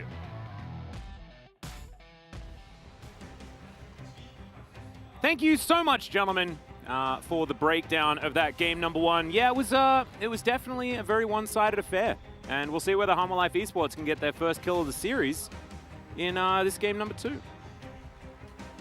Kill, I'm relatively certain that they'll get, but as pointed out, the composition notwithstanding, falling behind that early, the way that those lanes were set up is a very subpar sign for Hamalife's chances. And I would not be surprised if they started off their split with 0-4, and unfortunately, they seem to be having similar issues as Frelabrion, where their meta reads aren't really working out, and they also don't have a niche that works for them. Like, for example, the Sandbox is the most notable team where they kind of just can get it done playing their style. Or a Kwangdong that still has someone like Teddy, just transcends the team and is able to at least get something done. But for Hamalife right now, it doesn't feel like there's any individual player that does that. Yeah. And it doesn't feel like the team cohesion is there. In terms of drafts, they don't really know which way to go either. And there's so many issues to fix within a single best of 3. Makes me worried for their scoreline here as we go into the second match. Yeah. And apparently, Hamalife's baseball team broke their losing streak. And so a lot of people are trying to give Hamalife Esports some of their energy so that they can also do the same thing. I think more than 0 kills in a game is probably going to be necessary. They have once again chosen the blue side, so we'll see how much is going to change in the draft. I'm expecting a certain Raven-liking gentleman is going to be possibly banned. Yeah. Or pick something into him that can actually punish him. Zeref exists. Oh yeah, there we go. That's actually a champion that... What about Vel'Koz? I like Zeref more. Yeah. But if you're a Vel'Koz enjoyer, then I respect that as well. I do like the geometry. I never was one for geometry. But regardless, artillery mages at the very least would have a way to deal with Swain, would not have him get too many stacks in the early game and thus kind of be able to keep his influence and his snowballing early on down. But the Swain was one of the issues. There was also topside. There was also Ghost and Effort actually doing a splendid job dealing with Sundi and Vista. And there was Dread running circles around Unfleek early game, and that was one of the few win conditions that was available for Hamalife in spring. Well, we're into draft number 1. If you know, we do have that Gamba set up, maybe it's time to start it. As Hamalife, once again on the blue side, let's see what changes. If the ban goes through, that's going to feel good. They are going to take their time figuring out exactly where they want to put their bans. There's 10 seconds to go. They'll have to make up their mind pretty soon. It was entirely bans focused on BDD last time. So Azir, Twisted Fate, Corki. Zeri, Lucian, and Kalista were banned on the side of Nongshim, so all 80 carry bans over there. Ben is here. Ben won a champion and first pick Corki. Seen teams do it. Yeah. Corki's hard to punish. And it would mean that you get yourself a good matchup. You don't give BDD one of his comfort picks. But banning Corki on blue side makes me think that Humble Life Esports haven't found too much success with the pick themselves. I know, but the alternative is banning Corki again. Yeah. And then throwing 3 bans to a BDD that says, I don't care, I have way more stuff I can play, clearly. Yeah. Yeah. That is definitely sort of the lay of the land. I would agree. Maybe they just ban Swain and then pick Wukong first again. No, they are going to do the Corki. So far, identical. Nongshim, they need to ban Kalista if things are going to remain the same. Yeah, I expect for Nongshim, there's no need to change anything. They can run back the exact same draft. Absolutely. And feel supremely confident. I'd like to see a little bit more Tahm Kench priority. Yeah. Personally. But Wukong, we're not getting it. Yeah. We're going to run it back. Rakan Viego needs to be locked in here for us to continue down the same path. Oh, we're running it back. Is it just straight up the salty run back? From Nongshim, it's not. It's a sweet run back, you know. But for Hanwha, maybe. I hope not. Ooh, Canna wants to have some fun this game. Okay. No. I think they actually did the same hovers last time. We might actually just be straight up replaying exactly the same draft. Oh no, we are going to lock away the Xayah as well. So here we are. Here's the change. That is the fact that Dread isn't going to pick the Viego. A dangerous thing to do, actually, because now Dread has to swap, which we don't like. But that's fine. Xayah, just to guarantee that lovers duo. That's how we are judging drafts now, is how many swaps are necessary to make it work. Yes. Yeah, just do it. Just do Senna Tahm Kench. Adaptation. Very good. Get that Kench in there. Ooh, love it. All right. So that's going to be the changer here on the side of Humble Life Esports. Swain, I guess. If it ain't, bro. Yeah, why not? And now they can ban away whatever answers that they don't want Karis playing into it. I don't think they're gonna ban. The Silas ban also allows them to still go for the Gnar setup, so that does make a lot of sense to me. It's also a champion that Karis is very comfortable on. But maybe we can see an Akali ban here. Akali ban so that Nongshim can pick up the R4 Gwen and then keep their jungler hidden until the very end. Would not be surprising to me, because I like it. Humble Life already picking up the Wukong themselves. Will probably ban out, well, they already banned out the Viego. I wouldn't be shocked if they ban out another jungler here. Well, Ari going to be removed also. These are exactly the same bans from game number 1. No Viego this time and no Ornn either, so it's not going to be the same draft. We're looking for a jungler and a top laner here for Nongshim. That would be a lot of extra damage here, as Dread, considering the Graves. Might just be the Volibear instead. Certainly a few options for Dread to go towards if you would like to. I think Volibear fits the composition a little bit better, because they just want to be all in the same spot, if possible. I like this. Also good, yeah. Trundle, Pillar plus Demonic Ascension seems like a pretty cool thing in a team fight. Yeah, a lot of zone control available with this pick. Good for kite back comms. So the Humble Life is not fully locked into diving yet. The Senna means you can also go for a little bit more strategic diversity. And now all we need is Quinn for Nongshim to finish the bird comp, bird and troll. That's sad. No, it's not. Never happened. There was one questioning one in there, but Gnar, pick up. Now it's definitely not Zed, because otherwise they'd be full physical. And Can't do that. Yeah, Swain and Trundle would be very happy about that. Don't let it be Victor again. Just no Victor. Pick Xerath. Pick Vel'Koz. Pick Ziggs. Anything. But Vic. Yeah, I don't. Yeah. Okay, well, Victor is going to be locked in once more. Effort is going to hover Nasus, as usual. And we're just looking for Canna's pick, what he wants to take into this Gnar. loads of options that he can go towards, but I think Gangplank is probably the best one. GP is And, not as well. Yeah. I almost wrote it down last time around. Thinking about Gwen instead, and he is going to go for the Gwen.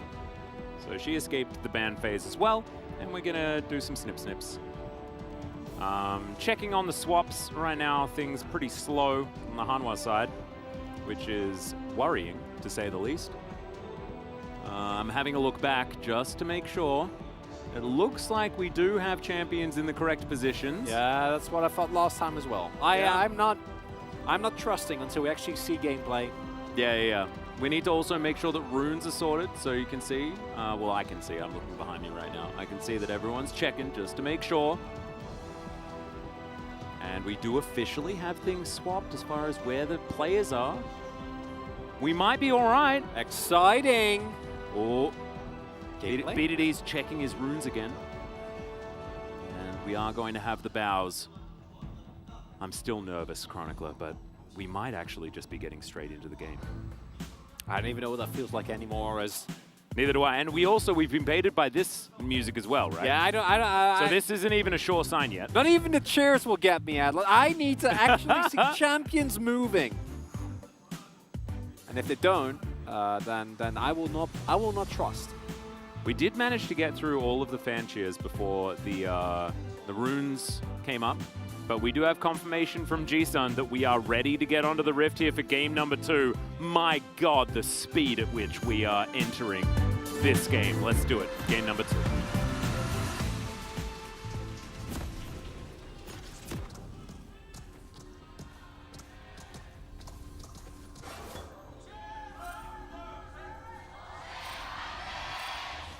Well, all of LoL Park right now seem to be representing Nongshim. Hanwha Life Esports, not exactly the most outrageous of volume on the fan chant. But if we can get to a game number 3, perhaps that will enliven our Hanwha Life Esports fans here in LoL Park. Because they are here. We've seen most of their fan signs so far. Can be a good or a bad sign. Can also mean there's just not that many. Yeah. And looking at rune setups, no major changes here, no big surprises. Ghost going again for the crit build. I personally think the crit build is a lot stronger right now. This is a situation where lethality will be more understandable, as there isn't really as much of a front line available for you. Yep. Dread and BD is okay, but compared to Ornn, everything feels bad. Effectively, we'll be going for crit and should still be completely fine scaling to the later stages of the game. Kana going to take a bit of a beating early on as nice Vista getting the early dominance in the lane. Yeah, he definitely he bent the tongue a little bit there. You One venture style. Well, he bent it around the minion. Yeah. As he flung it really far out. Oh, that's a cheesy gank. Yeah, Dread looking for it as Karis moves into Fog of War. But still now, I mean, he's going to walk so far. This is actually a huge advantage for BDD. Yeah, that's so much XP getting lost. Although, I guess most of the wave is still alive, so it will be 2, maybe 3 minions. Still going to feel very bad. Kara's not going to be able to get a lot done. And if they had bot lane prio, I guarantee you that there will be a Dread invade towards that red side. Unfortunately, not going to be the case. And now we need to, BDD needs to make sure that he doesn't actually get froze on, as experience now back to where it should be. BDD still, of course, with a small lead. Yep, does have that wave stacked up. Karis to deal with as well, as Canner is just going to be snipping doo-doo on the top side. Of course, this matchup has been through quite a few different iterations over time, but now in the early stages, you should expect Na to have a better time than he used to. And as you can see, Dudu does have the shove up there. As On Fleek looking to return the favor here onto BDD. He's playing towards that top side. It's definitely the smart thing to do right now, as Karis just going to walk towards him. On Fleek not interested in going for anything. There's a lot of vision here for Hanwha Life towards the bottom side. And that crab is going to be claimed. Dread to do the same thing top side. Not likely going to be a dive or anything like that, but certainly a lot of pressure being put down by the Senatom Kench in this early game. Saw a, not faked attempt, but on Fleek trying to create a little bit of chaos with that vision being used, so the Scryer's Orb in the bot side jungle for Nongshim, and not until we showed up on the ward near the Raptor camp did Nongshim actually feel safe. They were, oh. Because diving like this into a Zyrocon with summoners and UR, Kench and Senna is not something that on the durability patch really is going to fly, and we will keep our game relatively low action, just a big lead for Dudu as you'd expect in the early stages of this matchup, and outside of that, not a whole lot going on. BDD is saying hello. Ooh, Gravity Field's fantastic there as the Never Move is going to go slightly wide. Quite long enough on the claws. Yeah. I think Dread just really loves BDD. And he's like, hey man, you were player of the game last time around. Player of the game, according to Brendan Valdez. And so, just focus BDD's lane. Try and get him the same advantage that he had last time. What you throwing shots at Valdez for? He did say POG of the game, okay? That's like one of my favorite things, which is the SMH my head. Oh, or the ATM machine. RIP in peace. Yeah. Yep. ATM machine. It's an oldie but a goodie. Yeah, there's a lot of those. Pin number. Yeah, true. That one blew my mind first time I heard it. Yeah, that's a toughie. It's all right, Samdi taking a fair bit of damage. Dread is in position as well, as F is just going to flash on top. Ghost trying to get this damage down as Dread is going to turn up. He wants to be able to get this kill on the center, and the pillar is placed beautifully. Grand entrance also as the flash in gets the chomp, and that is first blood going over to the Trundle. Unfortunately for Hanwha Life, they are not able to escape the yank coming through. Very nicely done by Dread there. That is the optimal pillar. When you get like it feels like an actual knock-up, knockback onto the Senna. Really, really, really important for the that gank to actually succeed. And as a result, this wave going to crash. At least it's a cannon wave, so somebody should be able to at least get the experience of most of this. And of course, Vista is the one actually farming, but still. Oh boy. Yeah. On Fleek, sneaky. Fleek's gonna be able to get it. Yeah, and Dread now needs to be careful. And now again, on Fleek will be spotted. And this should lead to a Drake here for Nongshim, although teleport from Ghost might mean that, I was about to say, they are going to look and collapse. And Hextech Drake does a bunch of damage as well. Yeah. As Vision of Empire comes down, that is going to give Vision of this pit preemptively. As Nongshim looking to start this one up. Cool thing about being Trundle is King's Tribute just gives you so much health after you manage to actually smite down the Drake. So he will be absolutely fine to go about his business, even if the dragon does hurt. Next one going to be a mountain, so Ocean again is a possibility. Infernal is a possibility, and my personal favorite, the Cloud, is also a possibility. Good day for Atlas. It certainly is. Certainly is. While Dread was making a lot of impact on the map and was also able to pick up that Drake, we did see On Fleek get a decent amount of camps up on his opponent, but it's Trundle. So a lot of the value for Dread is just going to be subjugating Dudu or Vista in later parts of the game. And that isn't really going to go away as, look at the complete lack of vision here.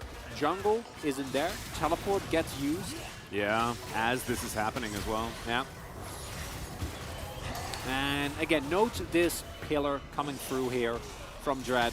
Just really nicely done. Effort uses Dread to extend, and little split call there with Dread actually moving on top or moving towards Vista, but when Effort hits the grand entrance, Dread is still more than ready.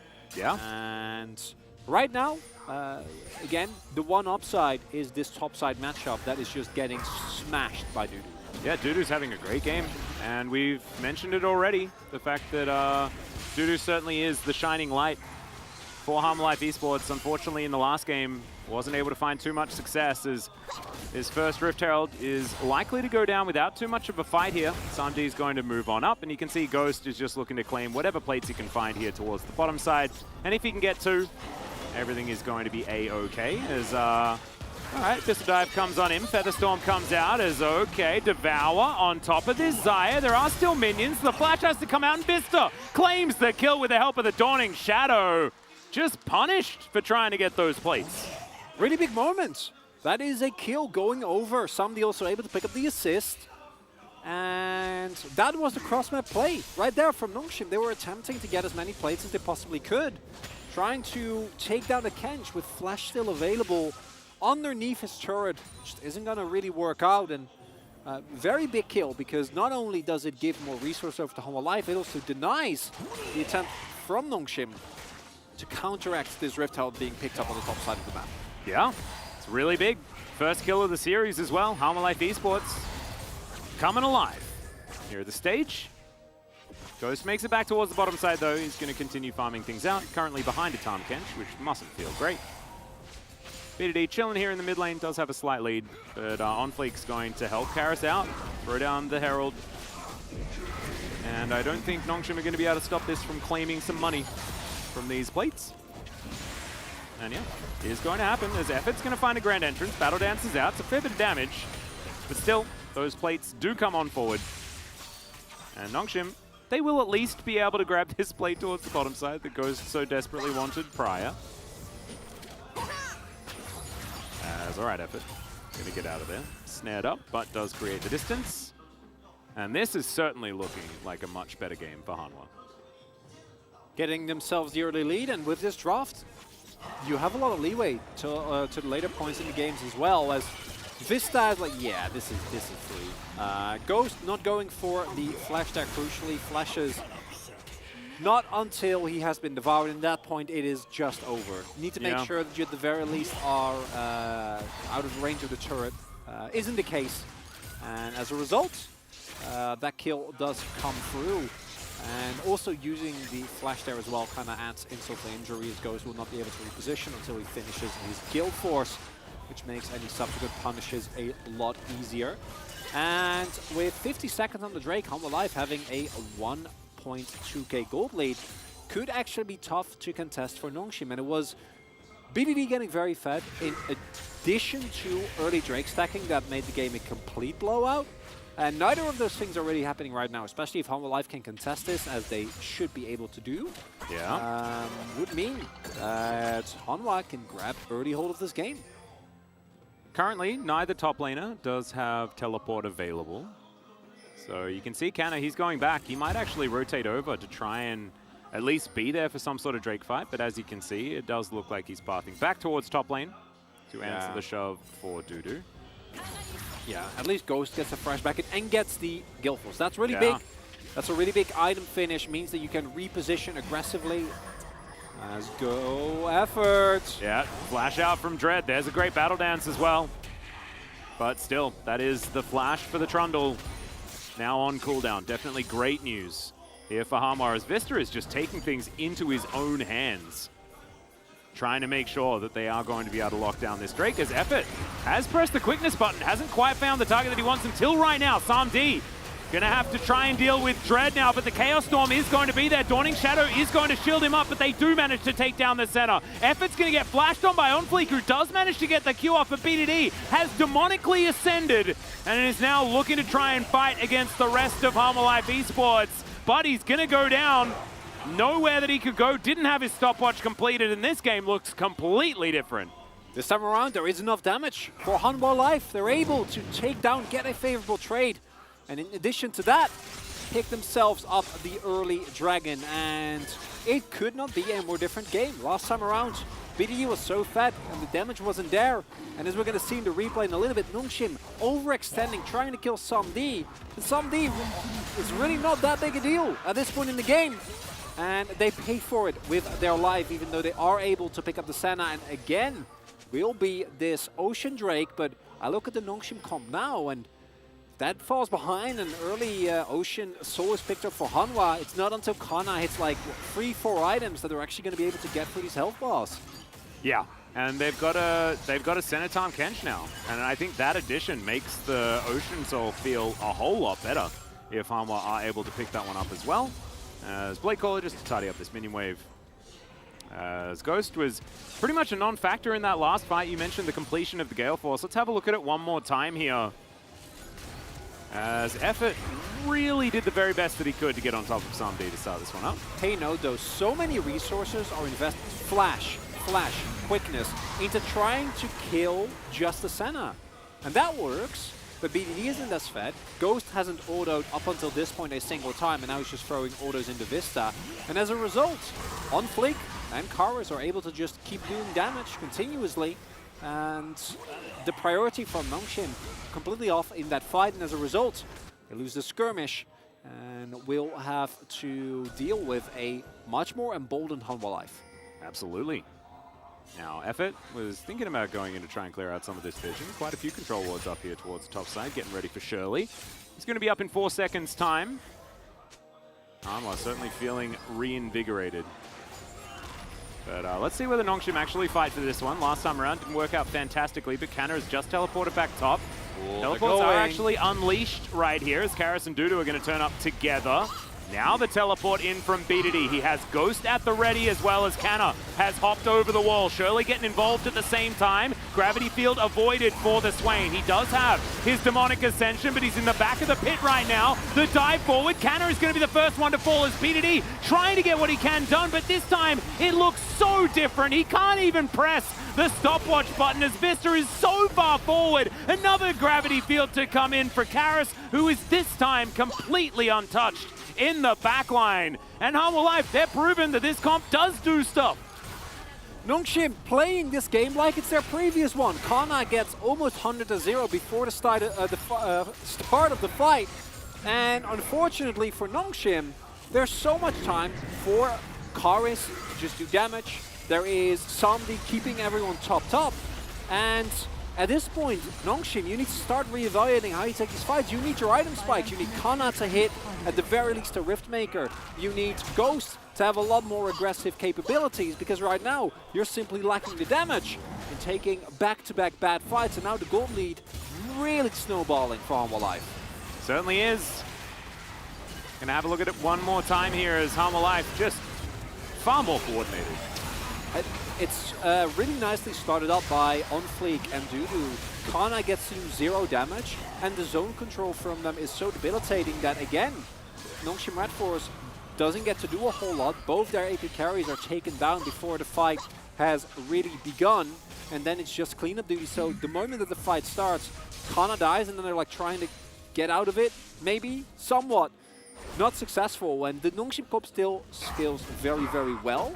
But regardless of the outcome of this match, we already see that Hanwha Life, if they just adapt their draft a little bit, is looking a million times better. And now with Senna and Victor actually being a lot more emboldened with the current game state, in addition to On Fleek and Dudu looking a lot better, Hanwha Life might strike back in this second game here, Atlas. Certainly looking like it. 4,000 gold their lead after all that is said and done. 3 minutes until we get to Baron time. But as you can see, it's all about Dudu here towards the top side. Kanna has just been...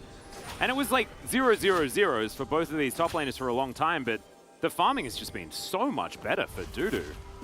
And Kanna is just not the Gwens that we're used to seeing, right? It's also, this is where the Gwen should feel the nerfs, right? Like these type of matchups where your resistances are less, so especially Narda has so much built-in mobility, is actually able to stay inside your Shroud, and the lack of resistance on Darius, and in addition, the lack of, or the nerfing of the cooldown on your E means that you're not actually able to trade back as much and decide when you want to go in, how you want to play out the longer trades.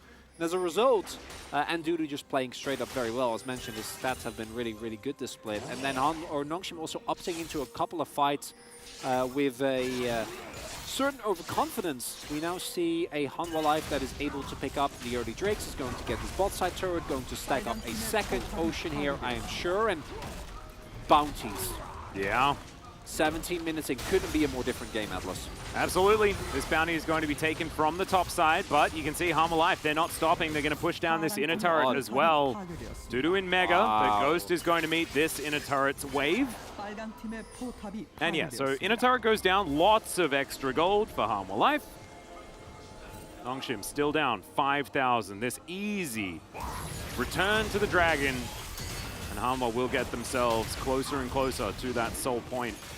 Will be available after this one. A little bit more delayed in the Drakes this game, as it's definitely not as much of a snowball as what we saw at the hands of Nongshim, control-wise at least. But still, this is Hanwha having a much better time. And we're also seeing a lot of the weaknesses of Nongshim that have plagued them for the entire year, which is playing from behind. Because playing from ahead, we saw last year, they can do. They still know how to. That part, not a problem at all, but playing from behind requires you to know which angle is actually going to be able to get you to fight, knowing that you hit the damage thresholds to actually take down opponents, and maybe just letting stuff go.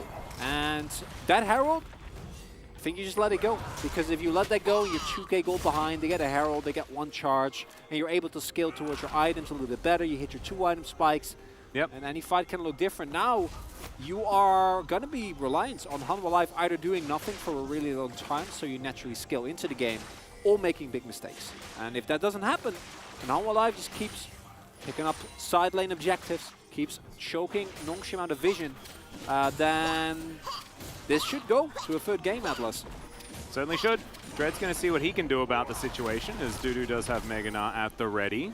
Not sure Dread and Effort are going to be scary enough for Dudu to really feel too worried, but Canna is here as well. And Dudu sort of just sees this whole situation. We'll see whether he can actually play this one out, as there is Anar. Gets a decent double stun as teleports are coming in absolutely everywhere. Canna having to get out of the area. Dudu's burning down, and Dread is going to pick up his 3rd kill of the game. Great knock up onto Vista as this dive is working out very well. The other mini wave's going to come in at the same time. The interruption on the Abyssal dive is great.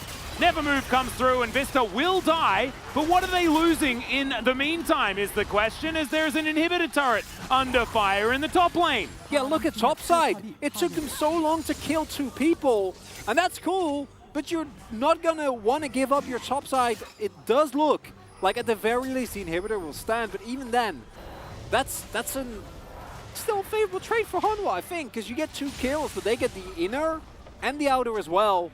I mean, the gold lead is less than it was before. I guess it's like, what, but like a few hundred gold? It's a little better? Yeah. Yeah. Let's have a look at this one more time. Initially, Nongshim's plan is just to kill the turret, but they don't have time for that. That doesn't actually work. So they opt into plan B, which is kill Dudu. That part, going great. But this is a Fat Kench. And Fat Kench ain't dying that easily, so everyone needs to reset. That is all going well. Then Vista, actually, I think it would have been better if they let him go out, because now Effort dies there crucially, tanks a little bit too much, and they get the turret at the very end. But yeah, now it's only 4k, and it was like, what, 5? It was 4.5? So to be perfectly honest, like it's horses for courses. It's just not, it's not much of a change. Yeah, Kara's had TP. So yeah, he elected not to use it. Ghost was pushing in the mid lane, so he came there and sorted that out instead. All right.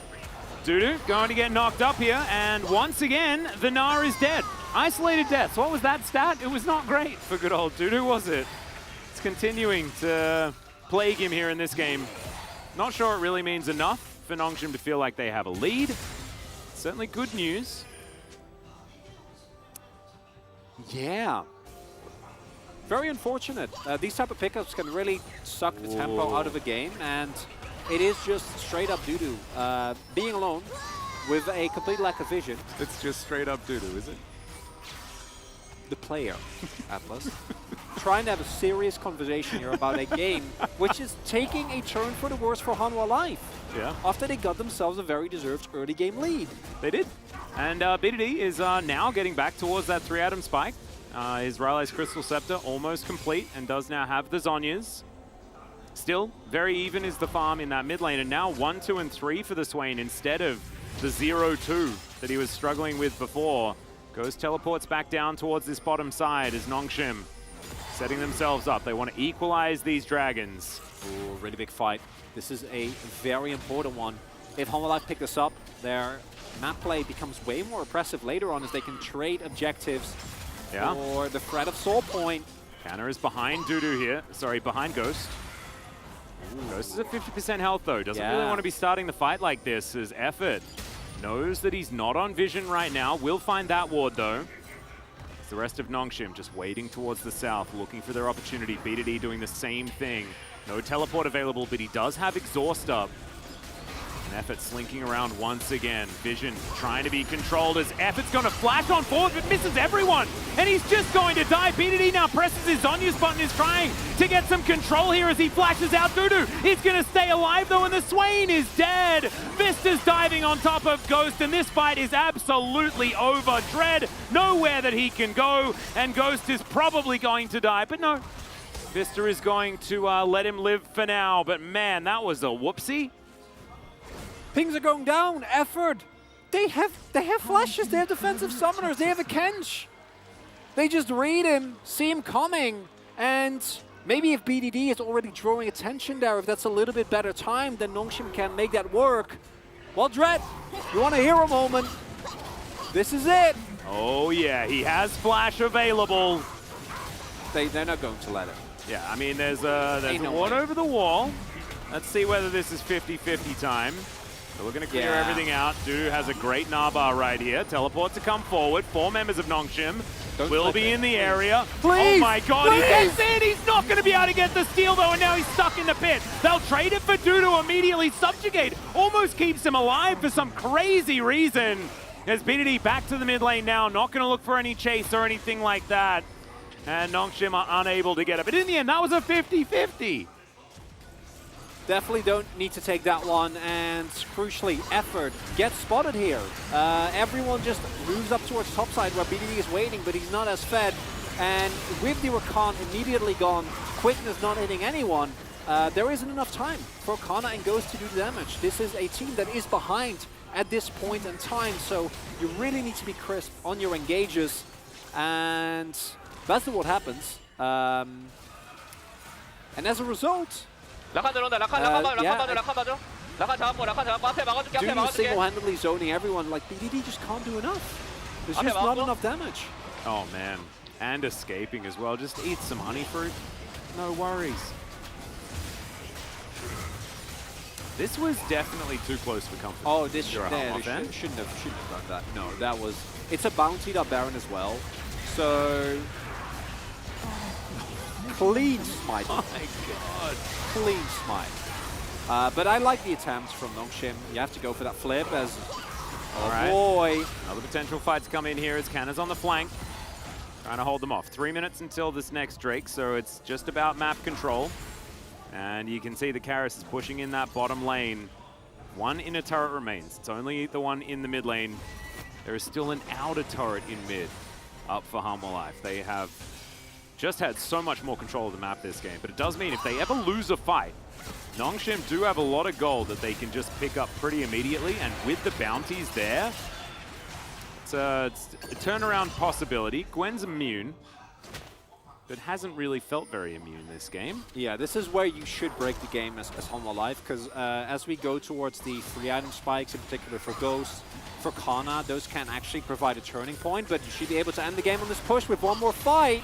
See whether they can do it. Dudu getting angry. Meganar is well and truly charged, throwing drills around the place. Blade Caller is good there on the Karis, who's frontlining. Don't really want to be doing that. But the inner turret's going to fall in this mid lane. War of attrition should be won here by Homolife, but trying to stay vigilant. BDD standing in that front line, he can do so, but Ghost taking way too much damage there. Karis, he really does not want this game lasting any longer whatsoever. They are going to be able to break this one open. Inhibitor should go down as well. As Vista dragged forward with the never move. BDD doesn't really want that. And now Kana is up towards that top side, trying to hold on to that wave where he can. The rest of Hanwha move over, and they're going to continue the job. As minions crash towards these Nexus turrets, it might be fight time as Kana dives onto Karis. On Fleek, going to just utilize his decoy to keep the damage away. Dudu now flashing forward. Can he get this one done? Dawning Shadow is massive. The two-man Narvad effort is going to flash himself out of the way. BDD goes golden, but I think they can just wait this one out and take down the Swain. He lasts a lot longer than I think a lot of people would have expected as Dudu's burning down. He may die, but he's not going to. And Nongshim trying to hold on to this inhibitor if they can. Kana was in the mist. It does wear out of it. And this inhibitor will fall. Nongshim not looking to go down without a fight, but they did lose that one. Crucially, again, Dudu making his way out. Nongshim not able to actually find someone. Initially, I like Kana diving in there just to try and save the inhibitor. But then the rest of the team also commits. Baron Buff times out right here. And look at Ghost's health, right? So much damage comes down before the fight has well and truly started, and he's forced to use so many defensive cooldowns. BDD, this is a more supportive Swain, but as we've seen many times before, so the damage isn't there. Kana already had to use his needles and isn't that strong either, just not hitting the item breakpoints. And I can't believe Nongshim is out of the map. We're fighting this again. We're fighting it again. Lord. As effort is down extraordinarily low already. No, you can't do this. Well, they're trying to get into the back of this pit. They want to deny the soul as BDD's fighting Dudu. The Naba, once again, fantastic position as Ghost dealing with a Chaos Storm now. The Demonic Ascension comes in. Dread is focused on the Dragon, and Ghost is just dead. He does manage to secure the Drake, but I don't know whether they can win the fight after this one. BDD's doing the best that he can, but he will fall down. Effort also going to be taken out as OnFleek now feels that he can fight against Dread because Vista is there alongside him. Warrior Trickster to come forward, and Dread's just being toyed with. That is going to be the ace, and that will be the game. Hanwha Life will bring us to 3. It's the Hanwha Life Game 2 bounce back. There it is. They did it before against DRX. They're doing it again right here. Some pivotal adaptations in terms of draft, and as a result, Hanwha Life going to bring us to a Game 3. Incredible. After that first game where they almost got perfect games. Yeah, very impressive stuff here. They'll take down the Nexus. 1-1 in the series. Hanwha Life, they were basically absent for Game 1. They definitely turned up here for Game number 2. And overall, the Senna Kench being a really big adaptation, and after that first game, for Nongshim, it looked like many of their troubles were gone, but here in game number 2, they just come back. The over-engaging onto fights, hard committing for situations where there isn't really a way out if it doesn't work out, and it doesn't this time around. The Hanwha Life fans, they're going to be louder, I'm sure. I have a feeling. I have a feeling after we get some fan chants and after the draft and things like this, it will be a much louder Hanwha Life Esports room. But I think that Nongshim's going to need some volume as well, as you can see in the booth, probably saying, Senator Kench's way too strong. Why didn't we ban that or pick it? Wouldn't that have been a really cool idea? Yeah, that would have been. You don't even need the Senna. Just the really Kench. cool thing is, like, they've had it perfectly illustrated to them. It's like, what was the one change from the game that we almost got a perfect game? They added Senator Kench instead of Nautilus Kaiser. Yeah. That was it. I think Senna is incredibly strong, but to me, my beef is just with Kench, man. That champion is way too strong. As Karis and OnFleek, we called them in the past often the engine for Hanwha Life. One of the main reasons they were able to get as many wins in spring as they did. It's them and Dudu that to me were like the really big highlights. Karis doing so much damage, setting up so many of the fights. OnFleek finding really good backline angles, and Dudu getting a couple of truly crucial Gnar engages. Yeah, I think Dudu was fantastic. I think Vista played a great game as well. It's like, yes, Tom Kench is really broken, but he pilots it extraordinarily well. Always has done. So impressive performance from Hanwha Life, but let's see whether they can do it again as we move towards game number 3. And of course, the carpet space to break down that first game.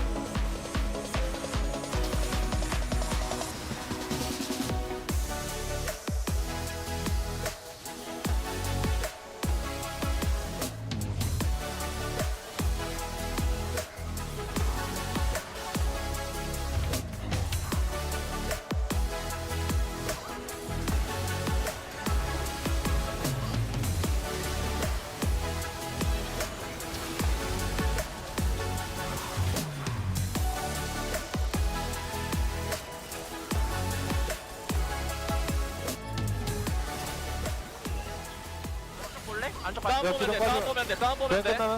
뒤에 라칸 있다. 뒤에 라칸 있다. 알아, 괜찮아. 봐줄게. 나 들어갈게. 봐줘. 뺏겼어. 야 싸움 봐. 다음 멀리 도전 봐봐. 자야 잡았어 일단. 자야 잡았어. 스윙 노플. 라칸. 라칸 잡았고. 그런데 노플.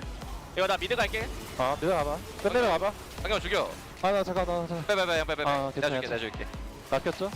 나왔어? 나이스. 이걸 너 못 먹었네. 이건. 근데 내가 궁 연타인데 궁 없었어. 세나 하자 계속. 세나 하나 해줘.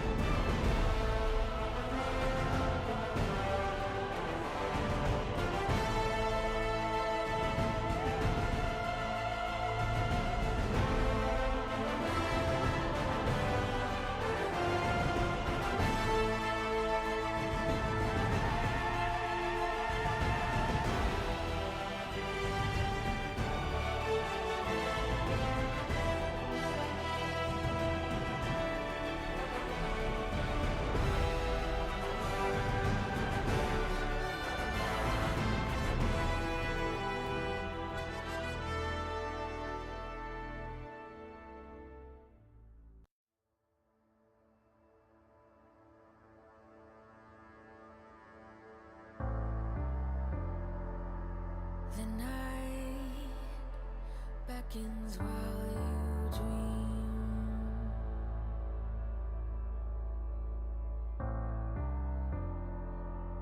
A life never lives in peace.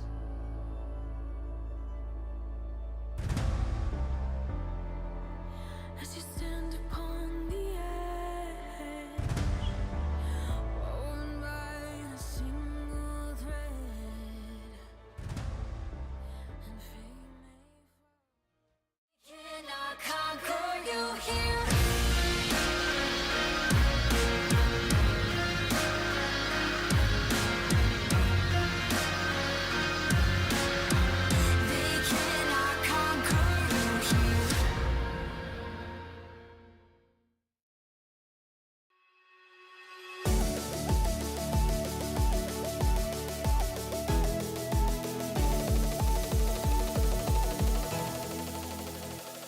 Welcome back, guys. We are here at the Carpet Space, and we're ready to talk about game number 2. Obviously, one big change, Hama Life were able to take a victory here after getting 0 kills in the first match. So what changed, Wolf, and where does it start? I think it definitely starts with the Senna Kench, because you have Wukong first pick, right? Works with so many styles of play. You could work around a scaling play style with this. You could play Senna Kench. You could play a more poke play style. You can also then, of course, play a scaling comp with Victor.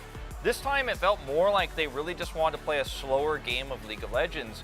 I think the big standout, once again, for Nongshim this time around is that the Swain pick doesn't make as much sense when the composition is not a Kai'Sa, right? You're looking at more poke, you're looking at slower engages, and when they're not all getting on top of the Swain, but rather playing a slower, more measured style where they're all at distance from him, it's not going to get the same amount of value.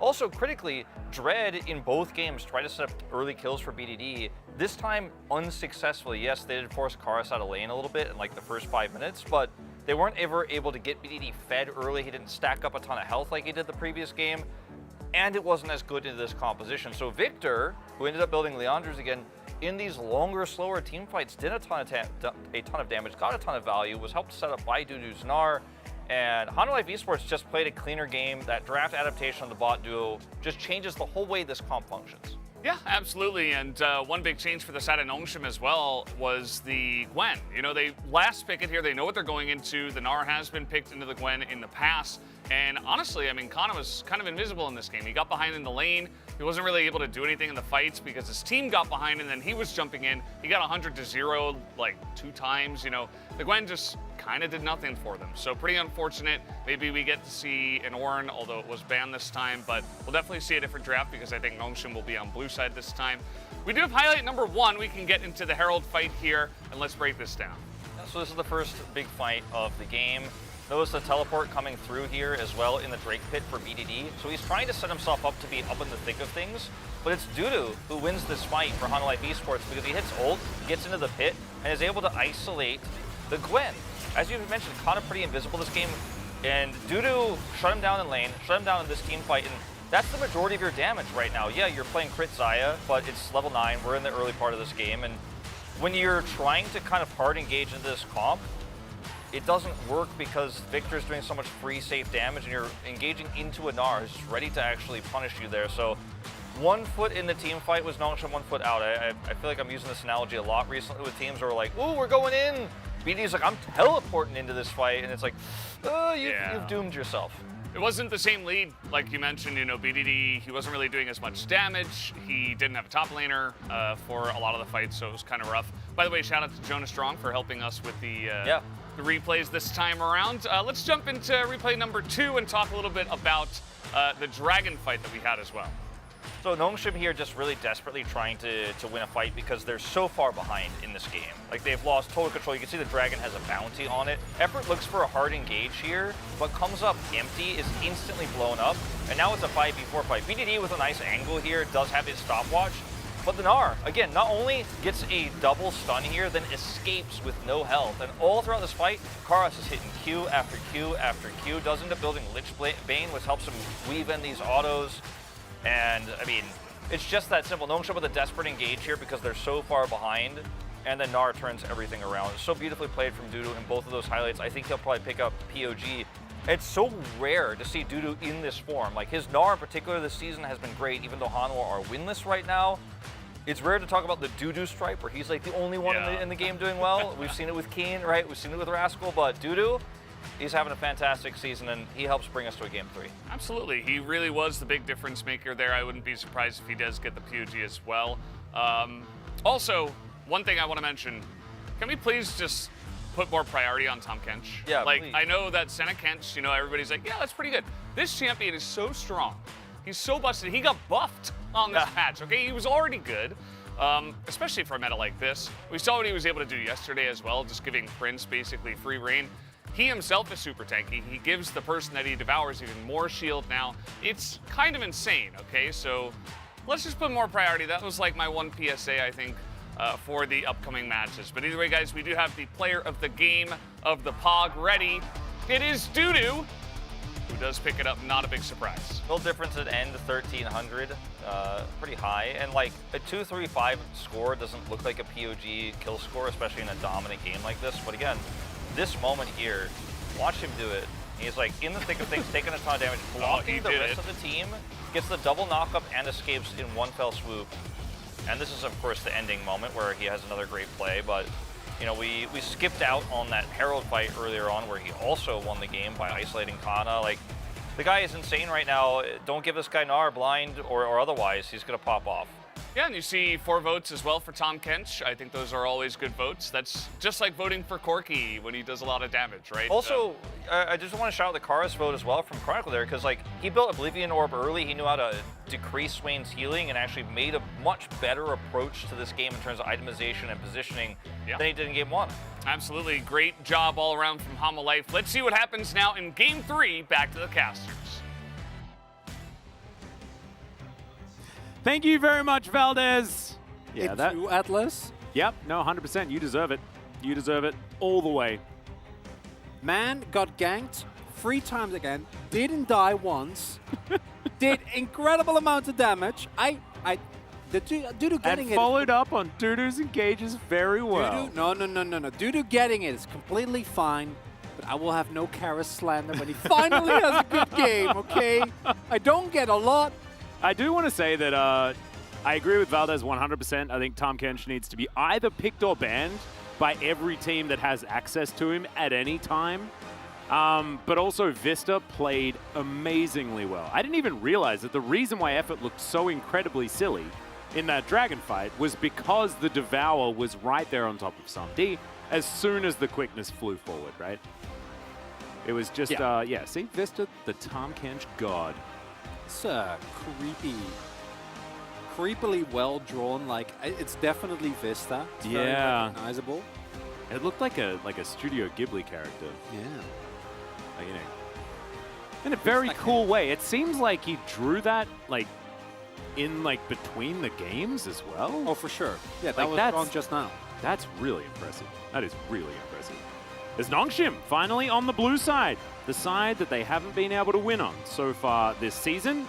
See whether they can buck that trend. But Hamalife, they've come alive now. After this game number 2, it might be their time to shine. Would be wild and throw even more chaos into the established standings with how it looks right now. T1, Gen.G in a league of their own. Dom1 and DRX supposedly trailing, but after that, who knows? No clue. Who knows? Everyone, especially if Hamalife get this win, everyone beats everyone, and no one can seem to string a consistent game together to save their life. It's beautiful. And then we have Kwangdong versus DRX after this.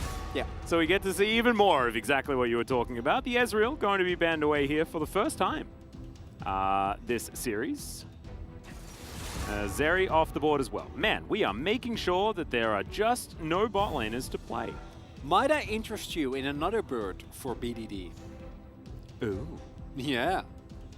The Swain. I don't think it's getting... No, not the Swain. No, sorry, not the Swain. The Azir. The Azir. My brain has The Renekton. The Azir. Yeah, exactly. Well, there's the Tahm Kench ban. So thank goodness that happened. Very good.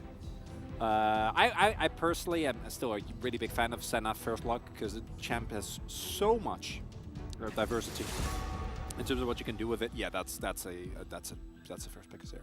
I guess we just first pick Azir. I think we first pick Azir. Yeah, I think first picking Azir could work here. Yeah. Ah, the Pyke first pick. No, it's we know. There is no way. Wukong would be the. I mean, Wukong's fine. Wukong's okay. Or you could just first pick Azir. It's Rakan. No. Yeah. No. Yeah. No. Yeah. Yeah. Uh-huh. Well?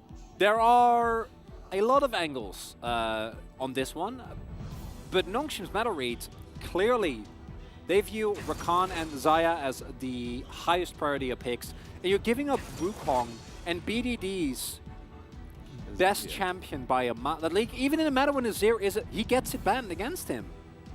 Yeah, it's Viego Zaya now, isn't it? Yeah. Okay. So they are drafting exactly the same on blue side as they did on red. And that is not great because ideally you'd have varying draft priorities depending on what the set of bans are and most importantly what side you're on. A Zir blind pick for any other team you might draw some question lines at, even with how high priority the champion has been, but like for Nongshim it seems like such a no-brainer. And not doing that is fine, but then at least get Wukong, what is by far considered the strongest jungler at the moment. Hanwha Life also throwing caution to the wind and picking a Aphelios into Zaya, especially if Ghost goes for lethality, not the best of matchups, and Kench already taken out, meaning that the Nautilus is the most likely combo here, so expect to see Nongshim ban that. I wonder if Hanwha Life Esports go back to a Thresh angle. That would be very interesting. Twisted Fate, though, going to be banned away, and as BDD does not have a champion locked in yet, you may as well just try and attack that champion pool. I imagine Azir doesn't care as much about Swain, but we did see Faker completely obliterate the Azir matchup as Swain, so it might get a look in as far as these bans. But there is the Gnar ban. I definitely appreciate that one. So Gnar Nautilus probably on the Nongshim side for the bans? Yeah, that would be my expectation. The combination of Nautilus and also Rakan into Nautilus we have seen go wrong many a time. So truly I'm hopeful that that is not the direction, and if it is, then Nongshim clearly has a really high level of confidence in their meta read, but not adapting at all throughout the course of a series like this, even when Hanwha has shown them that they know how to deal with this. Like, they were able to deal with it extremely well. Yes, it was with Senna Kench, but it's not like there are no other setups that at the very least can provide a lot of problems. As the Ornn also getting taken out here. Gwen still available, Gangplank still available, and that seems to be a likely direction for those topside matchups. Yep, I would really like to see the Gangplank. I think Gangplank would be just fantastic on either side. Don't really mind where. I'm expecting Gangplank here is... Yeah, do you just priority pick it? I'd say then so. you can just freely pick Nautilus whenever you want. But Renata Glass going to come in instead as Hanwha. This is a great answer to if Nongshim wanted to play Swain again, right? Just because the hostile takeover works so well with short range compositions and comps that want to pile in on top. Like that one a lot. Gangplank, very comfortable blind pick here. And I would very much enjoy Canada lock this one up. Much more stable than the Gwen as well. Utility of the the utility of the ultimate isn't going to go away. And now, what is BDD's pick going to be? Mid lane Gangplank. I'm saying Akali. That would be my guess. And with that, I gotta give a really big edge to Hanwha Life. Overall, with the draft that they have locked in for themselves thus far.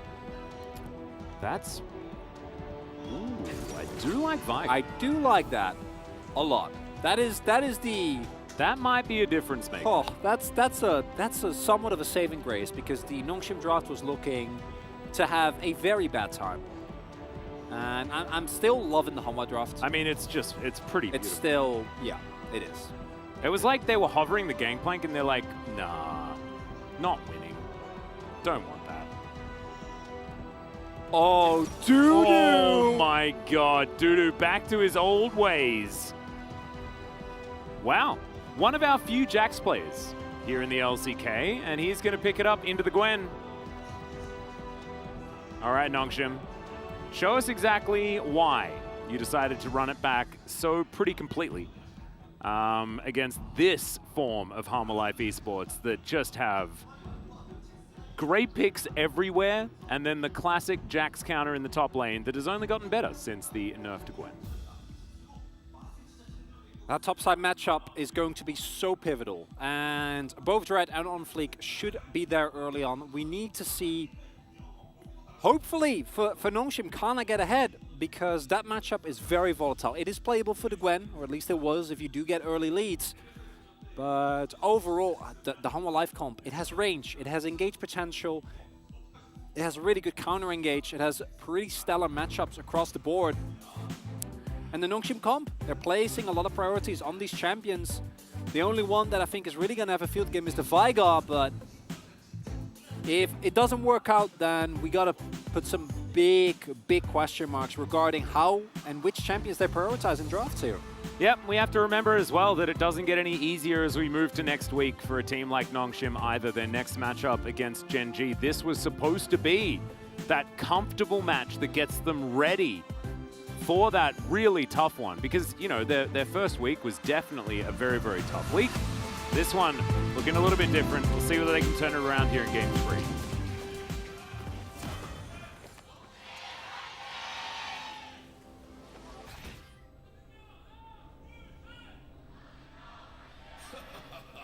I guess they are on the other side of Lol Park for us, so it did sound a lot quieter, but I think Hanwha Life was a little louder than the previous games. No, I concur.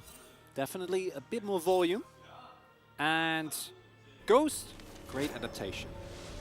Like it a lot. Yeah. Going for lethality in this matchup, because this is where Zaya, specifically the lethality variety, started to pop up in spring, was as a specific counter into the Aphelios.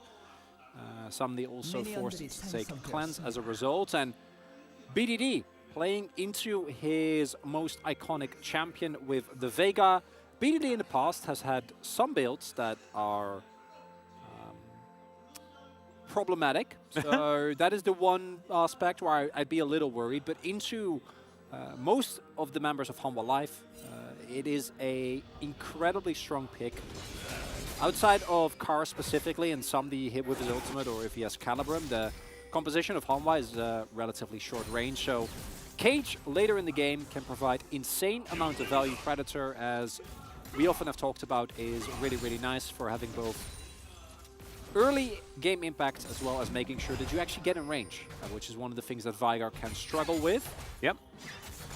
As you can see, Jack's matchup, not too bad. I actually thought that this was even a little bit more Gwen favored here in the LCK, just because our Jax players aren't necessarily as proficient.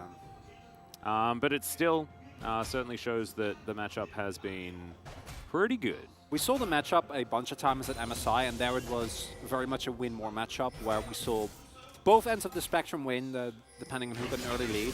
It was also when Gwen was way more busted, so it should definitely be a better set of, or a better matchup rather here for Dudu, who has gone for the lethal tempo for more sticking power.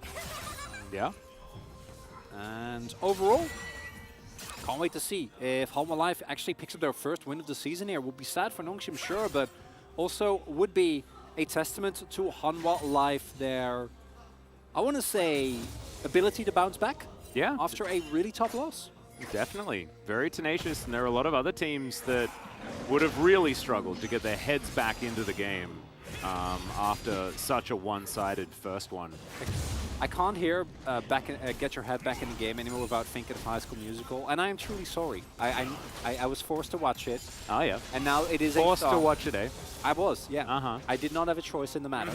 But you would have chose to if you were. No, you know me, Atlas. Exactly, I do. That's what I'm saying. I'm a very vocal Carly Rae Jepsen fan. I don't believe in guilty pleasures. If you enjoy something, even if it's not great, you should be able to express that. But no, I did in fact have to watch High School Musical because I was forced to. Okay. But I will also tell you that Get Your Head Back in the Game is a straight up banger. So do with that information what you will.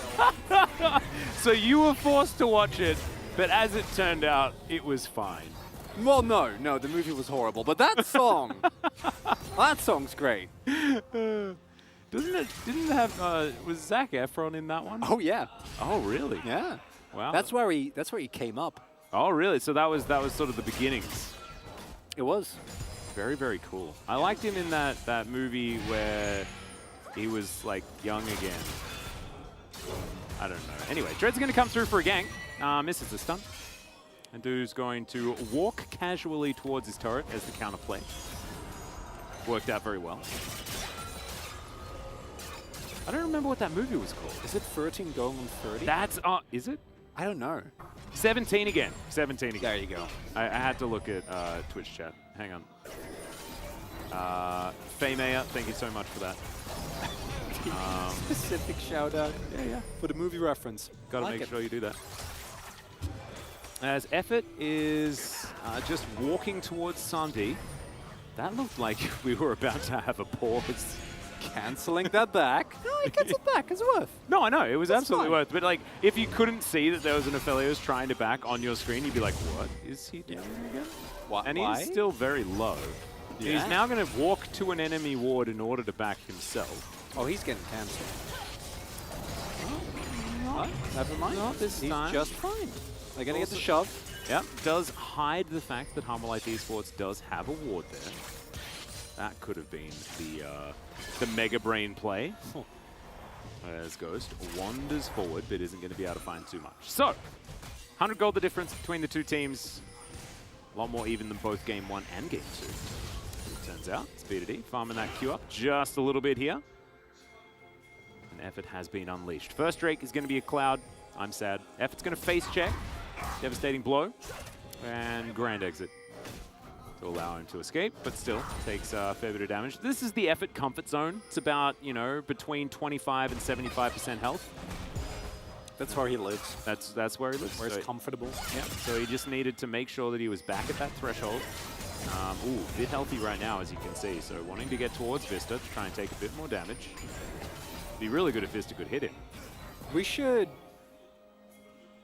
write, or at least codify, a number of passives and abilities for every, or at the very least passives for every single LCK player. It's like what truly embodies. Like with Ghost, for example, the less attention he gets, the better he gets. You know, True. like every minute that the jungler spends near him, he loses 10 AD. Yeah. You know, just get away from him. And also, the more attention he has of the enemy jungler, the better he gets. Yeah. Yep, that's absolutely true. Yeah, there are a lot of other passives there's that a we lot. probably shouldn't talk about as well, because some of them are a little bit more on the negative side. I'm never negative, Atlas. No, I know. So we that's can why always we twist it. just shouldn't. We just shouldn't. Yeah. So I should, but you should not. Yes. No, I definitely shouldn't. All right. Yeah. All right. Just balancing things out. Looks like neither team really wanting to bite off too much this early game. Right now, the laning between, you know, Ghost and Samd is actually pretty comfortable, although Samd does have a slight advantage. Dread moving in, but information was given. So nothing really to worry about. Samd should be able to lock down this cannon creep and does so very comfortably. Red-white guns. So even if there was a gank, you know, you'd be hard-pressed to bet against the Aphelios. And early action expected to come post 6 for both these teams rather. The big difference with the last composition is the Humble Life comp this time around does not have as strong a power spike. There is the 1-2 airtime super combo of Cyclone and the Emperor's Divide, but outside of that, the composition of Hanwha Life is definitely looking towards the more greener pastures of the late game, where Jax has some items, Karis is able to do some preemptive poke, and Samdi can one-tap people. Whereas for Nongshim, it is a similar question. Can they 100-0 someone, which they're very good at, FYI, with that BDD. And if they do and Dread gets going, then it's great. Otherwise, they can run into some troubles. Yeah, well, Dread looking to try and lock this one down. Great cage. Make sure that OnFleek cannot move any further forward. As BDD now just going to be divided towards the rest of the team. That handshake absolutely beautiful as well. As BDD just going to have to try and walk it out. It's not going to work though. First blood goes over to the Renata as Dudu might also be falling. Effort, what the heck was that? But it doesn't matter. He's going to be able to pick up the kill. It wasn't madness. It was genius.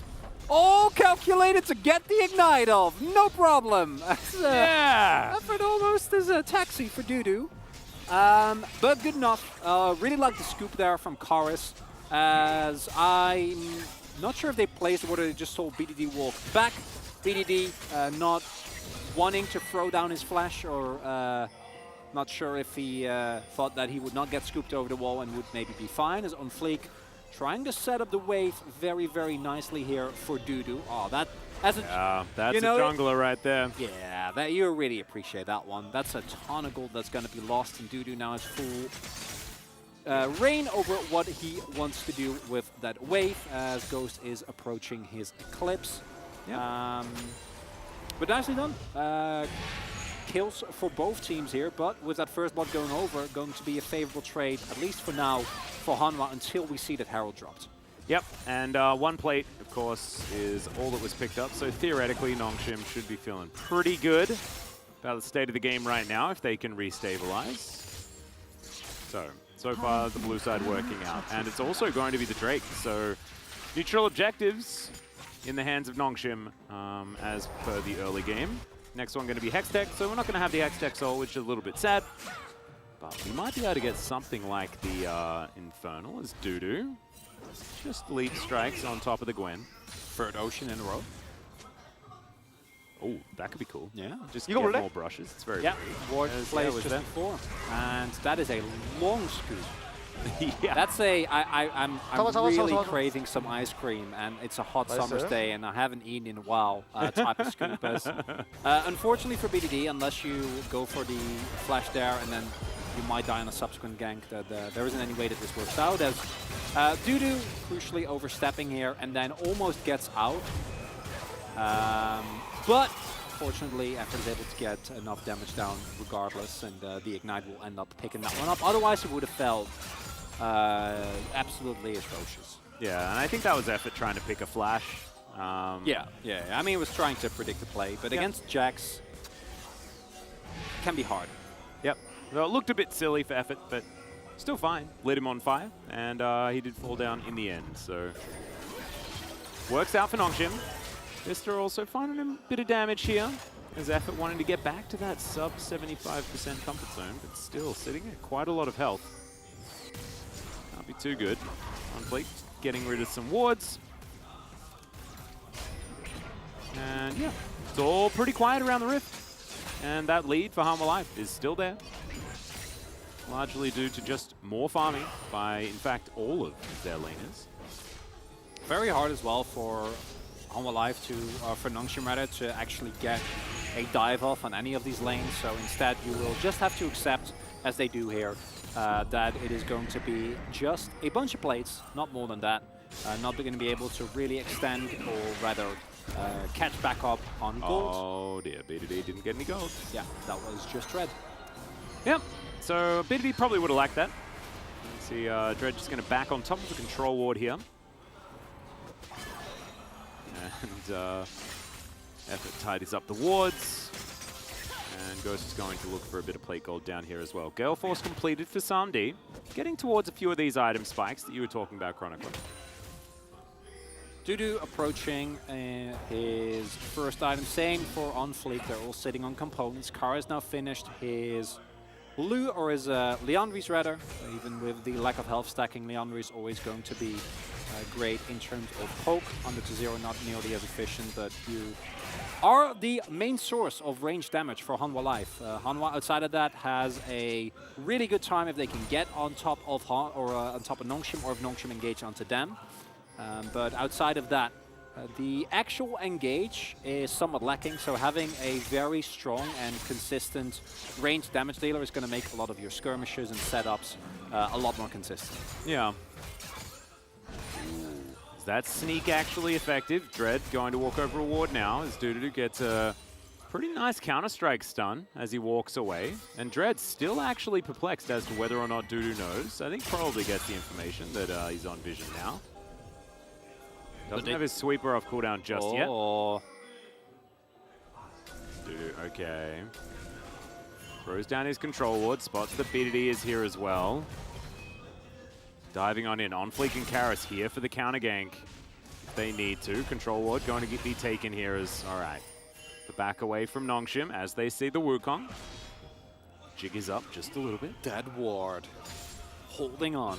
Yeah. Oh my goodness. Now it's going to be seen. Dread's like, oh man, now I feel silly. Prioritizes it over the crab, like that. Gotta get those wards, man. Yeah. A little bit of gold here The money for Nongshim, 100% of it, I believe, going over towards Dread. Looks like a couple of plates to me. Zephyr wandering towards Karras relatively slowly. And man, this game is, like the last two, I mean, there were a bunch of fights, you know, like these teams were definitely battling one another. This time around, no, not so much. No battling. Ooh, wow. Effort was able to get that ward, so I guess there's that. And now, Life Esports just staying as a team. Trying to find access to Shirley. Ghost moves back down towards the bottom side though. Samdi is rotating up. This could be Life evening out the Herald count. Is TP available for Ghost? Ooh, true. Yeah, but they can also choose to instead push the turret or just play for Drake. Those are all valid options. Yep, Shirley taking her sweet time getting back to the pit. But Ghost is looking to just try and grab this turret if he can. And I think with, you know, with it being Shirley, she's just not as valuable. Yeah. May as well give that one up. Oh. DD. What? Mr. Cannon. Oh. Yeah. Wow, I normally catch those. All right, Dark Matter. Falling from the sky. No cages to worry about here for Hanwha, though. As it'll be interesting to see what the soul is. Hextech goes down. It's going to be infernal. Oh, my goodness. BDD has his hand shaken. As on fleek, looks for Effort. Effort successfully gets underneath that 75% mark, which he's going to be feeling great about. But Samdi just going to escort Shirley towards this inner turret as well. And the teleport comes in from Ghost. And he's just going to have to watch his turret die. Just nothing they could really do. And I said Shirley wasn't worth as much. I apologize, Shirley. You are fantastic. That is an outer and an inner. It's going to mean that Life Esports are going to retain the gold lead. Because initially you get first break, you're feeling good, you're feeling peachy, and Hanwha says you took Drake as well. You can't do both and not expect us to keep shoving. And overstep from Nongshim, going for either the turret and then rotating towards mid to defend against the Herald would have worked out fine. And then once you regain prio of mid, you probably still get the Drake. So going for Drake there before answering a possible shove from Hanwha, trying to cut corners, gets punished very aggressively. Nicely done. Yeah. From Hanwha as well, as you point out, they will maintain their lead. Infernal though, I want to just highlight what happens if a Veigar gets Infernal. It is pretty And then upsetting. the game goes to 70 minutes. And he has 6,000 AP. Yeah, he could. Now, this is the first test for any Veigar, is do you build Seraphs? Because you generally don't want to. You generally just want to build more damage. And just sitting on a tier is good enough. But I don't expect that. I think he needs a Dead Man's Plate. I think you're fine into Hanwha because they're all very short range. So, besides the Azir, it is just very fun to run really, really oh no, I fast love that, man. Put down a cage. No, you got me that. Yeah. That is definitely true. It's one of my favorite adaptations when I think Lava debuted it last season. Yeah, he was a big Deadman's plater. Yeah, I just love good old-fashioned Rabadons as Dudu just... Well, that shirt is never going to get made with needlework like that, don't think. Chat can't see me nodding, but I'm you nodding. would- you I'm would nodding definitely happily. Yeah. That was a good one, Atlas. Thank you, thank you. I'm glad we didn't waste all our material on the bugs earlier today. Well, I wouldn't call that, you know. Yeah. We probably should have. Let's be honest. As Hanwha, I mean, it's not like the lead is extended. It's exactly the same.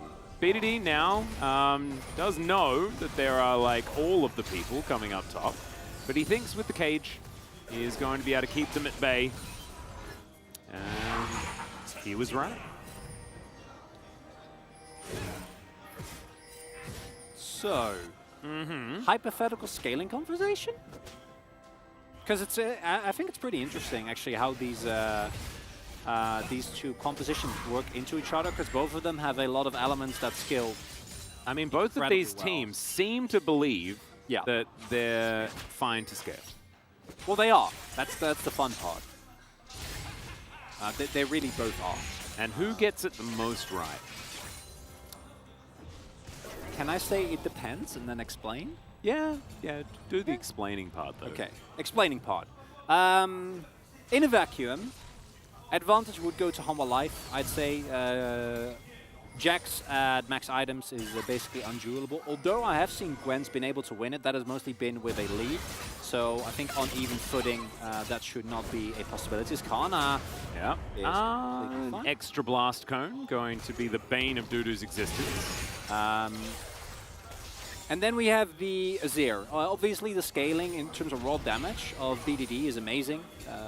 Same for Ghost. Just the ability to 100-0 someone is really big and impactful, but Azir on late game is really hard to deal with. Cage comes in, Monkey caught out of position a little bit. That was the real one as well, which was very exciting. There's Ghost just tidying up the minions in the mid lane. Lots of feathers, so that Blade Caller always going to be able to get rid of most of them. Just one little caster creep hanging out there. Ghost deals with it. Cage goes down once again. Another great little stun onto OnFleek, but he was at least invisible in that moment. Now, first Infernal Drake and Soul Point for Nongshim on the line here. Let's see how their team fighting is going to go this time around. Effort spotted on a ward. And Humble Life have been so good at reading Effort's plans.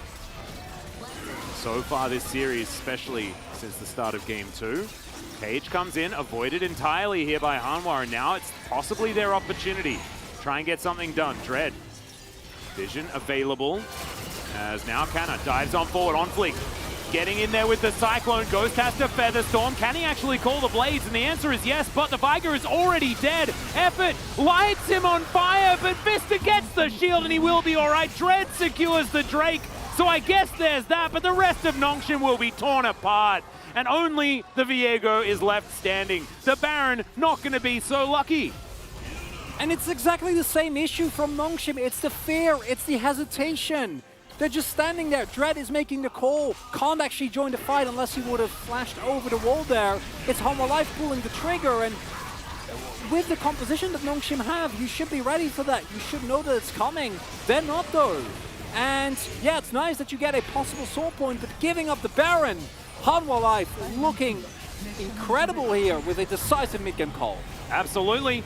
They will now go for a reset and look to try and push down all of these lanes. It's going to be Nongshim trying to play for bounty gold again here in Game 3 as we check this one out one more time. And they already know that there is no Cage available. BDD, that is on cooldown early on. Look at Dread and Kana, they're basically unable to participate in this fight. So two of your biggest resets / damage dealers are not doing anything. Your backline got blown up effectively immediately, and Nongshim keeps looking very disjointed. And if you go for a possible flank there, as effort, like the trigger needs to be pulled before Humble Life does, because if you are not near your carries to defend them, even with Featherstorm and even with Cage, they're gonna go down.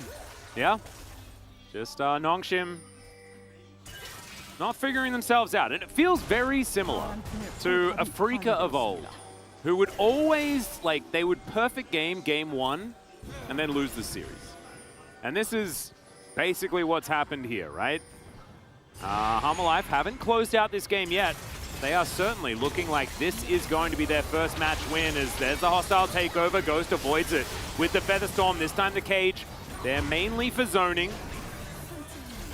As Hanwha unable to find their angles, but they do manage to get a big cooldown out of Ghost. Kana splitting on the bottom side will have to be dealt with eventually, but the Jax is settled in this mid lane, pushing a wave towards Nongshim one more time. Inner turret is going to go down. Samdi will be able to destroy this inner, the top side as well. I don't think Nongshim necessarily win the race. Definitely not going to be a favorable trade, but at least Nongshim keeps the gold relatively even. They stay close enough, and that's good enough for now. Not going to be enough to actually win the game. But as we get a really nice recall zoom in there. Yeah, it was very cool. But hey, the turning point. Yeah, okay. Well, I was just going to say, Demonic Embrace Power Spike here for Kana. Yeah, I was going to talk about that as well, but in a much more pessimistic sense. Seraph's Embrace completed for BDD. Yeah. Dread, red buff secured. Also not super big on that. And I don't mind the build as such by Kana, but it just isn't that big a spike, right? You're looking at third, fourth item where you really start to pop off. And with Humble Life playing the way they are, I don't think that we're necessarily going to get that. Gold lead is going to keep extending. And I honestly feel like Nash's Tooth would have been the better call if Canna is just going to sit in the side lane the whole time, right? It would have been, yeah. And I respect the call to keep going for team fights, but then you actually... Another hostile takeover just going to zone them away from this inner turret. Samdi does a lot of work here, but this one minion is going to get taken down. Man, Vista has had such a good day today. His Renata also looking absolutely fantastic. Karis comes on over, tidies up that turret very comfortably. And Hanwha looking like they have the answers to all of the questions. Kana's splitting in top. Yes, he is. After that one failed engage from Effort in the previous game, where the entirety of Humble Life was ready, we saw the jump outs, the devour. Nongshim has not looked like themselves in game number 1 at any point. This one I have seen so. This is the most dread angle that I have ever seen in my entire life.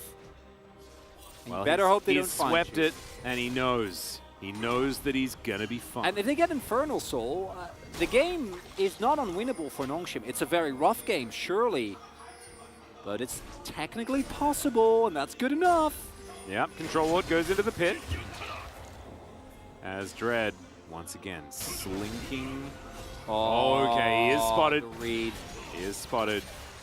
Calibrum Q flying from very far away. Doesn't connect with the Nongshim members though, as Humble Life, great vision control around this Drake. They can just start it up, I reckon. See what they do. On fleek, off to the side. And Nongshim, they really do want to wait for the opportune moment. See whether the cage actually lands. Dudu's the one now lying in wait on that flank. Spotted on that ward though. Sandy taking a little bit of damage here as Canna is found on fleek. Does get over the wall as the decoy comes in. Dread's going to secure it. Manages to lock down the Infernal Drake, but BDD is going to go down once again. Nongshim trying to escape now as in goes Karis and looks for it. The Empress Device delayed, but it's still massive. A double kill for Samdi. Ghost is running for the hills. And yeah, congratulations on your soul. You're still probably going to lose the game. No teleport available though. They're all running towards the mid-wave. 20 seconds before Effort is up, and I think it's going to be the inhib. I don't think that they can actually end, especially not with Zaya still alive, but they're definitely going to try. Karis is low. Yep, they may as well. Samdi has got Crescendum as well. He's going to be able to do a lot of damage as Ghost. He's lethality. I mean, you do have a lot of wave clear with this. So it's not going to be Humble Life Esports biting off any more than they can chew. Effort's also respawned. He's only level 10. And let's have a look at this one more time. As Dread hats off again. And BDD gets caught by the Renata ult, sits in there for the full duration, then gets taken down. Just has not been able to make an impact at all on this Veigar. Karis able to get a really nice scoop. And crucially, Dudu dies, because otherwise it might have been a disastrous. Oh, it's a Hail Mary, Atlas. Yeah, we're going for it. On fleek is right in the area, but does not have smite available. Teleport comes down, and now everyone is just rushing for Dudu. Wait, can they catch up to him? Canna's a little bit behind. On fleek is going to make it there, and okay. I guess we just don't do anything. And now I guess Humble Life take the Baron. Right? I mean, everyone's respawned. Yeah, they can't. There's a Infernal Soul on the map. 7,000 gold, the lead. Bounties aren't up at the moment, though. Very interesting situation here that we've got on our hands. There's Effort. He is in the comfort zone, health-wise. Dread's in the mist. Dudu is he just feels like he is so safe. He's got his stopwatch, he's got his Merc Treads. Got a bailout. He's got a bailout if necessary, absolutely. Vista's been investing well. I mean, Bailout is basically just Devour, but they like get to keep hitting, right? That's just going to be Nash, isn't it? Yeah, looks like there's just not much that Nongshim can do. Great handshake there. As Vista's just going to keep them away. Hostile Takeover is going to get out the grand entrance, and that means that can't be used for anything else, as Dudu is actually going to take a lot of damage here. Featherstorm comes down, holds onto that choke quite nicely. SamD taking a lot of damage as Effort's trying to chase after SamD. They do take down Dudu, and SamD's on vision, but they've still got the Baron. They only lose one. Yeah, you're not going to care too much about that. Who cares about Dudu? You get the objective, you're going to be able to... I think he's great. Well, you know what I mean, Atlas. As the... that little giggle gets me every time. As that buff means that it's going to be way easier for Hanwha Life to maintain their pressure across the map, and the only one that I think can reliably deal with those waves right now is Ghost, because he is actually his spikes. BDD, even with that Infernal Soul, still feels incredibly weak. And crucially there, it's Vista that makes sure that they get the Baron. And because of how low Dread gets, due to the auto attacks from Ghost attacking his teammate because of the hostile takeover, they're baited to go in. Really nice play from Effort to keep his jungler alive there, because otherwise it might have been an actual disaster and it might have been the end of the game. And instead, it's still bad for Nongshim, but they're hanging in there, and they are kept alive by nothing but an Infernal Soul and a Dream. Yes. And I don't know whether it's quite going to be enough, as Effort and Dread just trying to get whatever scraps of the map that they can actually get their claws into. Only 3 turrets being picked up so far for Nongshim. It's gonna be a long way back into this game if they are going to get there. And Hanwha just feels like their comp is aging like a fine wine. It is. It does. Because we didn't really get to have our scaling conversation because we got distracted, as you and I. Yep, true. Very often do. Something Viga infinite scaling though. Yeah. The reality of it is that, especially when the composition of Hanwha Life has full control of the map, as they have right now, is you can just keep taking pot shots. Your siege is very, very strong, and actually engaging is very hard because of all the counter-engage tools. And Vista in the cage, that's another hostile takeover. This time it doesn't really get too much done. Vista actually taking a lot of damage. Yeah, Ghost. This build does a lot of damage to Renata specifically, right? Yeah, especially with Infernal Soul. Yeah. That's the lethality Zaya Dream. BDD does have 200 stacks, and once he finishes his Rabadons, he'll probably be sitting at, I don't know, 700 AP. But he needs to focus more on staying alive, and that is actually, if he can get 2 rotations off of a cage, W and a Q in a team fight, Baleful Strike and Comet at that point are going to wreck many members of Hanwha Life. But we haven't actually been able to see that because every time the Hanwha Life dive is just too strong. The setup, the way they've been executing, opening up with a Vista ultimate, Chorus on fleek, Dudu jump onto the enemy deck line, and SamD provides supportive fire, has not been answered yet by Nongshim. And yeah, and they're not even jumping on. They're not jumping onto the back line. They're jumping onto BDD every time and just destroying it. Yeah, and it's working out very well. Grand entrance for the counter engage onto OnFleek. He is going to take a lot of damage here as Canna's throwing the needles through. It's doing a lot of work to get rid of these guys, but OnFleek still alive. And let's see whether Nongshim can get on top of this Elder. Their Dragon control has definitely been good this game. As OnFleek, once again, he escapes the cage, but still takes a lot of damage. And now that flash is on cooldown.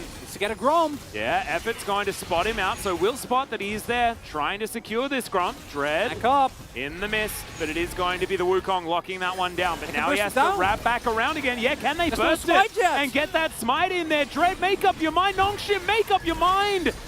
As Karis has to shift some sands to get himself out, as no one wants to make the mistake to end this game on either side. As the Elder's getting very frustrated, in the end decides that she just wants to go back to sleep. As Moonlight Vigil, spots the gap there. Was looking for the wardrobe heading towards Narnia.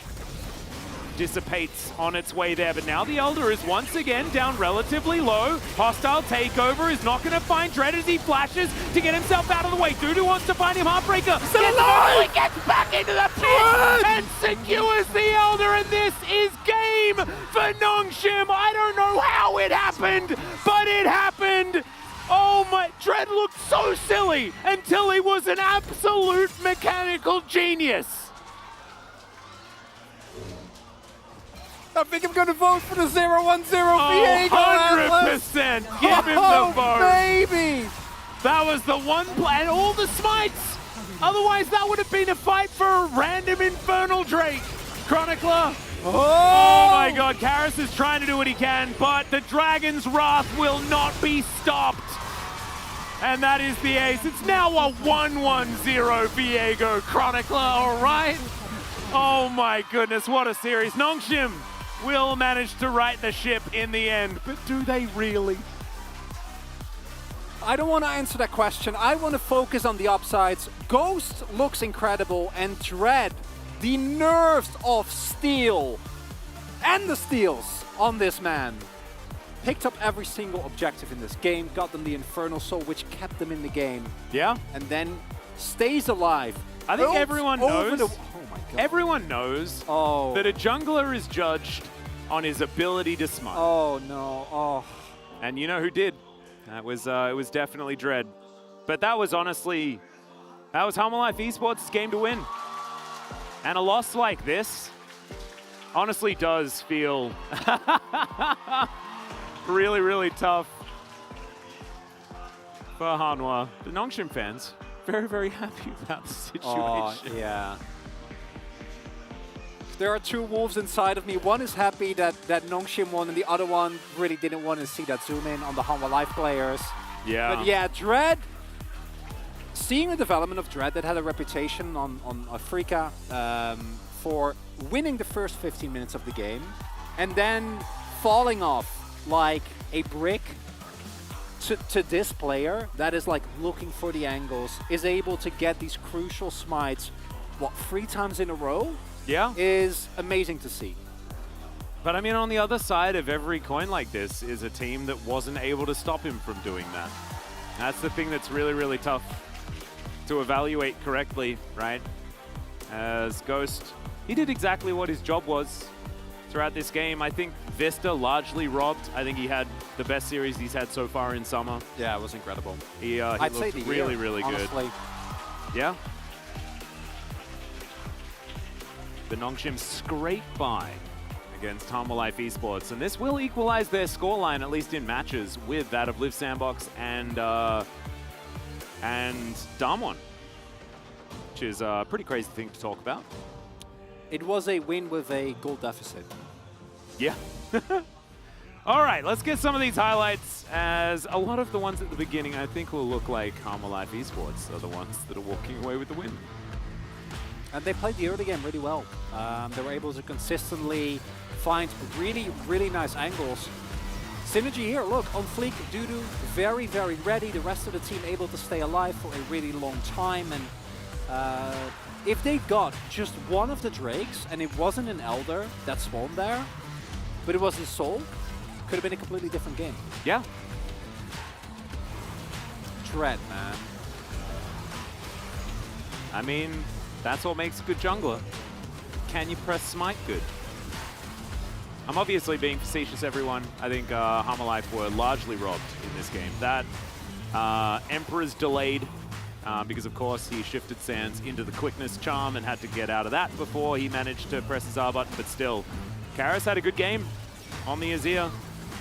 And this is one of those moments that, if you are the coaches, this is a turning point, because this was where some kills were picked up. This was ridiculous. Because the Heartbreak is out. Yeah. So they're like, burst it down. Doesn't matter.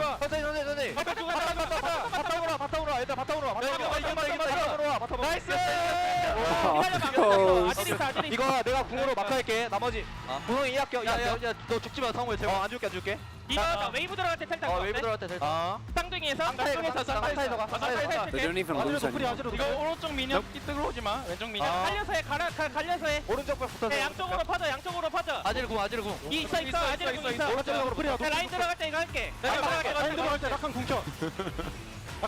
텔 찍었어. And this is a multiverse moment where there was a version of Nongshim that lost this game, and who knows? Spiraled completely out of control. Completely. And now, I'm sure they acknowledge, as Ghost does another bounce, that this was by no means a clean game. You earned your POG, Hey, Drev. but what about damage to dragons? Do you have that stat, LCK? Okay, hear me out. Is this going to be the lowest damage done POG ever? Oh my god, I hope so. I think maybe It must be. I think because it has to go to Dread, doesn't it? Really? Well, it's him or Ghost. Yeah, it's one of the. I think Ghost has with the Kaiser games previously, and now with this Zaya game as well, really shown that he's leveled up in terms of individual performances. I would agree. Also, BDD, just ask him to pick a 0 next time, please. The Veigar was... There were definitely a lot of question marks when it came to drafting throughout this series. I think Nongshim definitely should be looking at that one. But now we have some carpet astronauts to take away their findings for this series. And I need to go.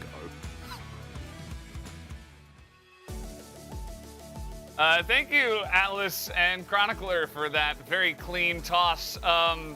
The findings are not good. The findings are... They're not good. I have bad news. Curious. There are a lot of thoughts about these findings. Some good, some bad. You know, I think that we should have had a game 4. Actually, that's my opinion. Yeah, let's talk about the draft first. So, in terms of scaling, obviously the Veigar here into the Azir, in terms of who does the big damage late, of the champions available, Veigar was a great opportunity.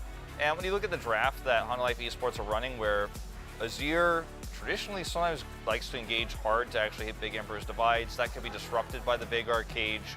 Jax, who was picked after the Veigar, can have some problems with that cage as well as Wukong.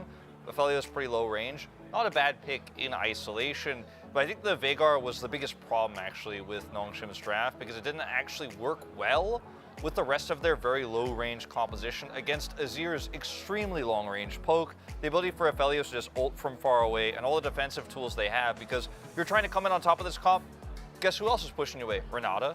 And Jax is such a great front line here, could basically be immortal and block a lot of that damage. So things did not go well, and I want to talk about BDD's items while we're on the topic, because he built Everfrost, and by the time he finished his Seraphs, I checked how many roots and slows he had. At that time, he had 0 roots and 1 slow halfway through the game. He had hit 1 person a single time with the Everfrost. When we're looking for that scaling damage later on in the game, you probably want to build something that gives you a little bit more AP. Now, the Everfrost, when you do finish those 3 items, will give you a little bit more passive AP. He did get Death Cap, but he did 6,000 damage this game because this was, again, for all the reasons I listed, the cage is great, but the scaling aspect and what you can actually hit in terms of damage, overall, absolutely not it. The discussion of the Veigar item builds and what should be correct has been one that has been broken down many, many times by other people named Veigar as well. This doesn't seem to be the right choice. Regardless, though, you know, like you were saying, the baby cage was great. I think that, again, that's one of the best abilities in the game. So how about some Veigar support? You know, he did 6,000 damage in 35 minutes. How about some support? Because he probably would have done the same exact thing.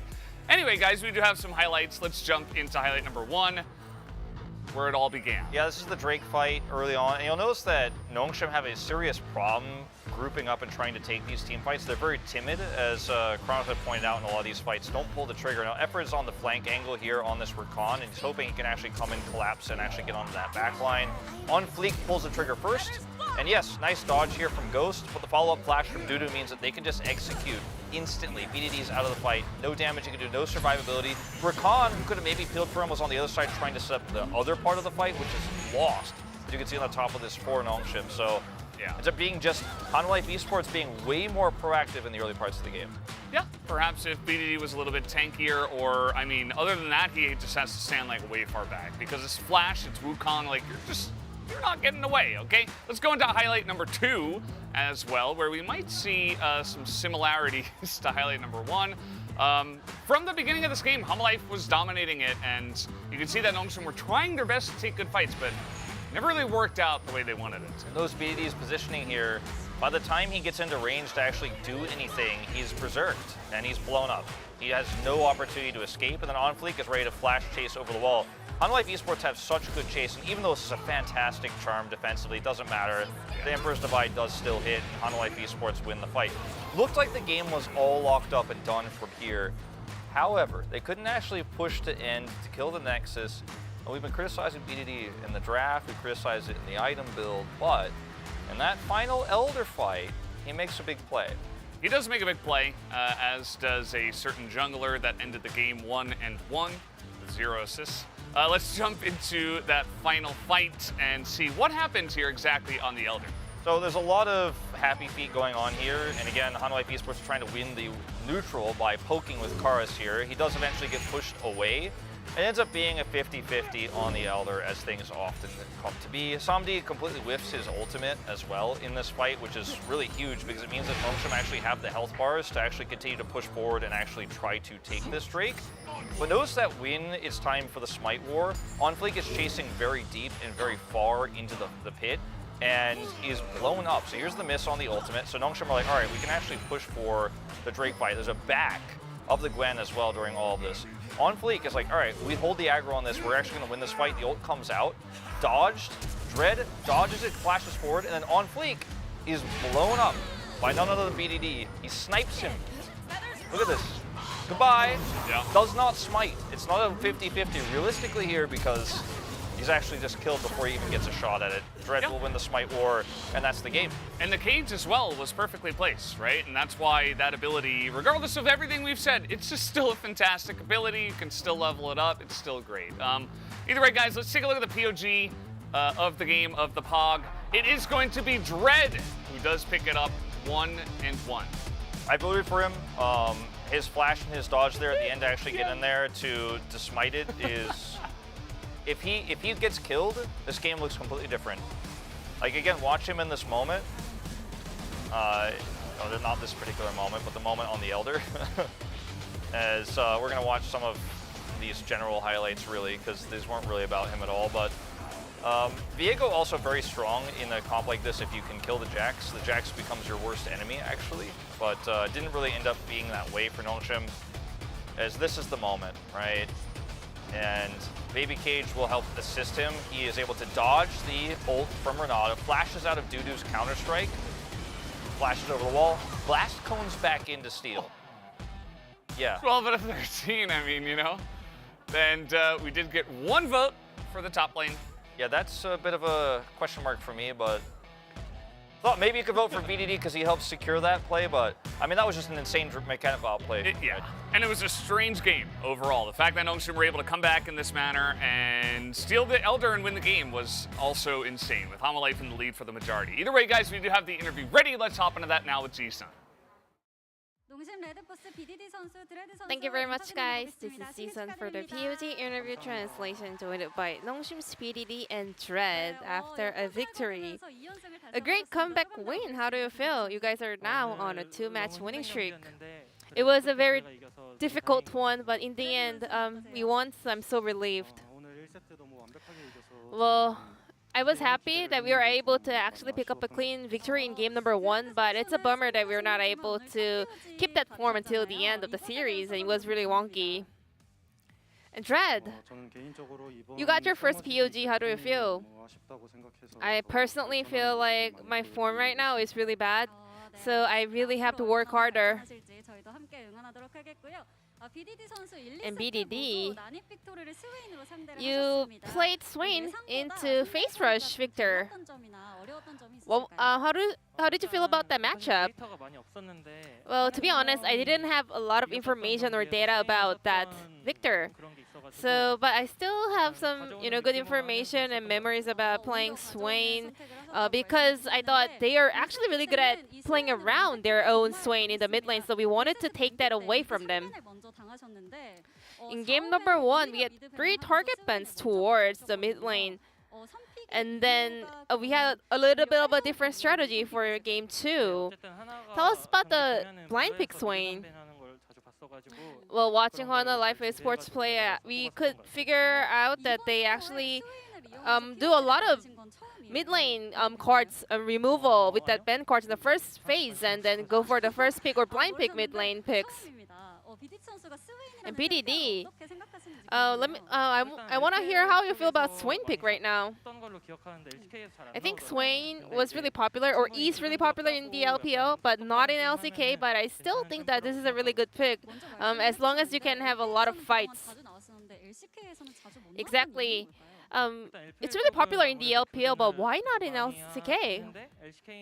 I think it's mostly about the playstyle, because LPL, they have a lot of skirmish early on, whereas LCK tries to extend their laning phase. Then what did you guys kind of talk about after losing game 2? So we didn't really have a lot of experience with Swain, but we were able to have a perfect win on Swain in game number 1. So we thought like Swain is a perfect card right now. So we were a little bit afraid that the opponents might just bend that away. So we were rushing with that Swain blind pick, but we kind of realized after losing game 2, that's not the way we should play. And then we saw Rakan first pick on the blue side. Tell us about the strategy. Effort has been doing a great job in scrims on Rakan, so we wanted to give him a go. However, game 3 was really hard, There were a lot of ups and downs, but still you guys are able to take the Drake. So how confident were you that you guys could come back and get the victory? So we got the soul, so we were like, well, if we can actually get the Elder, we will be able to close out the game. So we were just waiting until the time was right. What about you, BDD? I thought we had like 10% chance of turning the game around, but we got lucky. And Nongshim Radforce managed to pull that 10% possibility off. And Dread, we had 2 stills from you, especially in game 3 where we had a lot of fights around the Drake. Were you confident that you were going to win the Smite fight? I think the Smite fight is not about the confidence, It's like more about your instinct. Sometimes it goes well, sometimes you fail. It's a hit or miss. Then how did the Nongshim players react after you stole that Elder? Well, the moment when I had the Drake still, we already lost the team fight, so no one was like having fun. No one was like having a good time. We were like, it's a relief. I thought the game was about to end, to be honest. So I was like, what happened? What happened? And then I realized the game was not over yet, so I was like, we got one more chance. And Dread, right before you guys are able to take down the Nexus, your KDA was 0-1-0, and your damage was not that high either. But still, with that Elder, still Nongshim was able to win the game. So did you have the confidence that you're gonna win the POG in the end? Like, I only got one kill participation with that kill on Azir in the end, and I knew I was gonna have very low damage dealt to champion, but I'm pretty amazed that I was able to get the POG. It was a very close series, so you guys are able to push through and get the victory. And your next opponent is the undefeated team Gen.G. I think today's performance was definitely not ideal, so we will do our best in order to improve and come back stronger.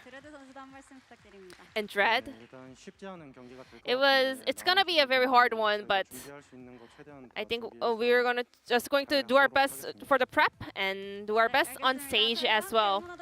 And that will be the end of the interview, and back to the carpet space. Thank you.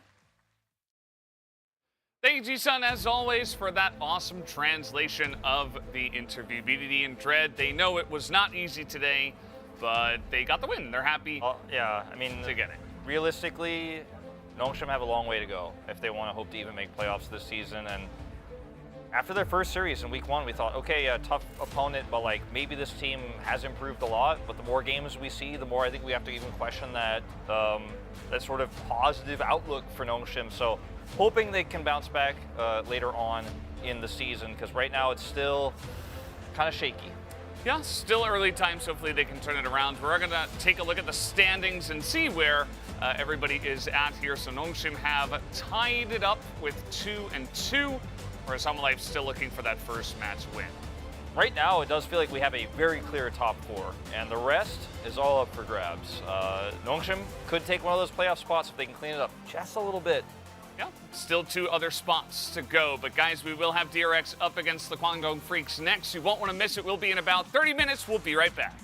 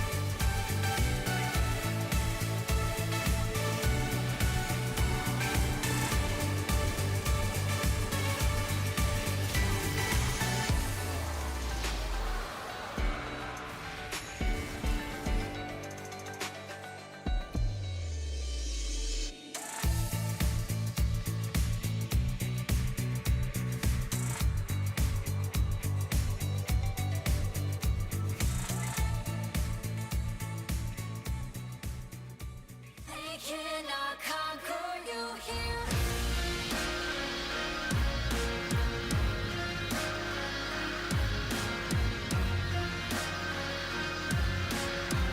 They cannot conquer you here.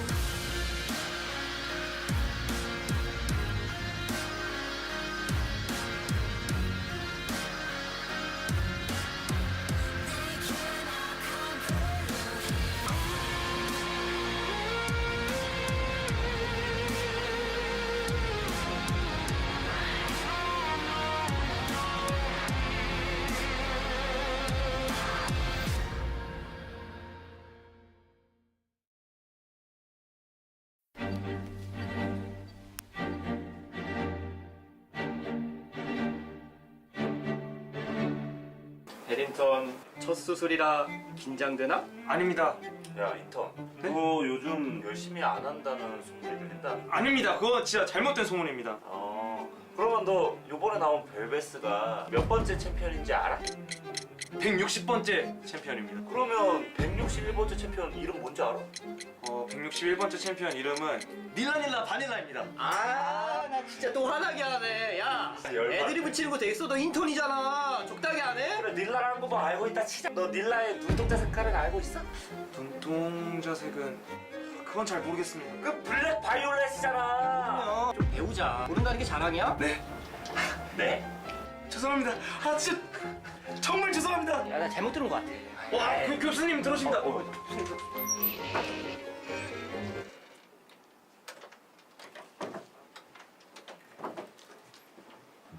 다들 준비됐나? 예! 좋아 시작하지. 해린턴 와드. 와드. 메스. 도란으로 드릴까요? 롱소드로 드릴까요? 네. 도란.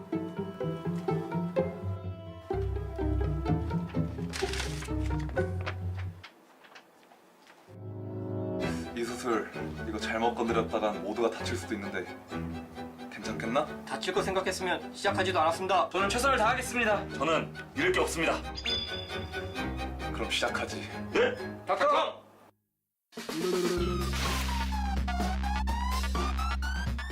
오늘 주제는 인장질인데 인장질에 대해서 좀 어떻게 생각해?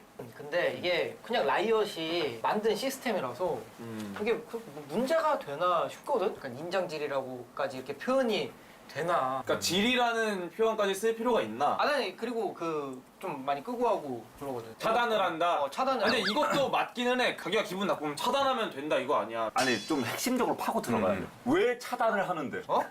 왜 차단을 하는데? 나는 솔직히 꼴 보기 싫어서. 그래! 이 얘기를 듣고 싶었어. 아니 그럼 반대 아니야 반대? 인성질, 아니 그러니까 인장질이 싫은 거 아니야? 아니 나 차단 기능까지 만들어 줬잖아. 그러면 나 그 기능을 쓰면 되는 거 아니야? 굳이 그 아니 아니 화났니? 아, 저거 맞는 말이긴 해. 여기서 끝인가? 모두의 날로 먹으려고 그냥 날로 먹으려고. 정리해서 한번 들어봐야지. 근데 나는 개인적으로 이 패치는 진짜 잘한 패치라 생각해. 왜냐면은 이모티콘이 그렇죠. 귀여워서 자기 거 그냥 띄우면서 보는 거야. 자기 만족하는 거야 일단. 그리고 나는 그리고 기본적으로 게임하는 사람들이 관종이라 생각을 해. 그렇잖아. 자기가 막 진짜 슈퍼 플레이해. 질려. 그러면은 뽐내고 싶잖아. 지린다는 단어에. 나는 근데 솔직히 말하면 반대야. 왜냐면 일단 무조건 반대. 이건 무조건 반대. 이거 쓰지 마세요. 이런 건 아니고 그냥 일단 부분적 반대야. 내가 상대편을 뭐 솔킬을 따버렸어. 그럼 바로 인장질. 기분이 나쁘지 않을까. 근데 이제 뭐 해리턴이 얘기했던 거 뭐 네네 그렇습니다. 내가 잘했는 걸 풍요를 아니 뭐 친구들끼리 이겨서 야 마지막에 인장질 싹 한번 5명 다 하자 어때? 와 이런 식으로 쇼맨십 이런 건 괜찮아요. 근데 그러면 네. 오히려 반대로 형이 그런 인장질을 당했다가 결국에 형이 게임을 이길 때는 좀 더 통쾌하지 않아? 아 그건 맞지. 아니 나는 근데 당하면은 야 이 녀석 봐라. 나도 다음에 솔킬 따면 너도 봐. 나도 한 번 더 한다. 그렇지. 그렇게 하지. 아니 즐겁죠. 아 나도 인장질 하는 나도 인장을 쓰는데 인장을 쓰는데 나는 즐겁다. 남을 죽이는데 희열을 느끼며. 꼴 이런 거 쓰시나? 상대 죽이고 나서? 아니요? 이야, 전혀 안 쓰는데요? 그러니까 나도 이게 이야기를 들어보니까 차단이 답이 아니네. 이게 게임을 좀 더 즐기려면 차단 풀고 그냥 해야 되는데 한두 번은 해봐도 되지 않을까. 아 너 한 번도 안 해봤어? 난 인장을 딱 그렇게만 올려놓지. 게임 시작할 때 막 그 자동으로 올려져 있는 거 있잖아. 나 그거 말고는 없어. 나는 장신구에다가 그걸 해놨단 말이야. 따봉 뭐 이런 거 해주면서 렌즈 돌리고. 그래서 저희가 준비한 코너가 여러분의 인장을 확인하기 위해서. 이걸 또 이렇게 이거 내 인장도 볼 수 있어요? 어떻게 봐요? 접속하면 되지. 접속해서 로그인해서. 여기서 이제 나오는 거지. 본인이 얼마나 인성이. 누구부터 먼저 할까요? 당연히 인터부터죠. 그렇네요. 네, 인턴부터 하세요. 보자. 아이 또 부끄럽네 이런 걸 보여줘야 돼서.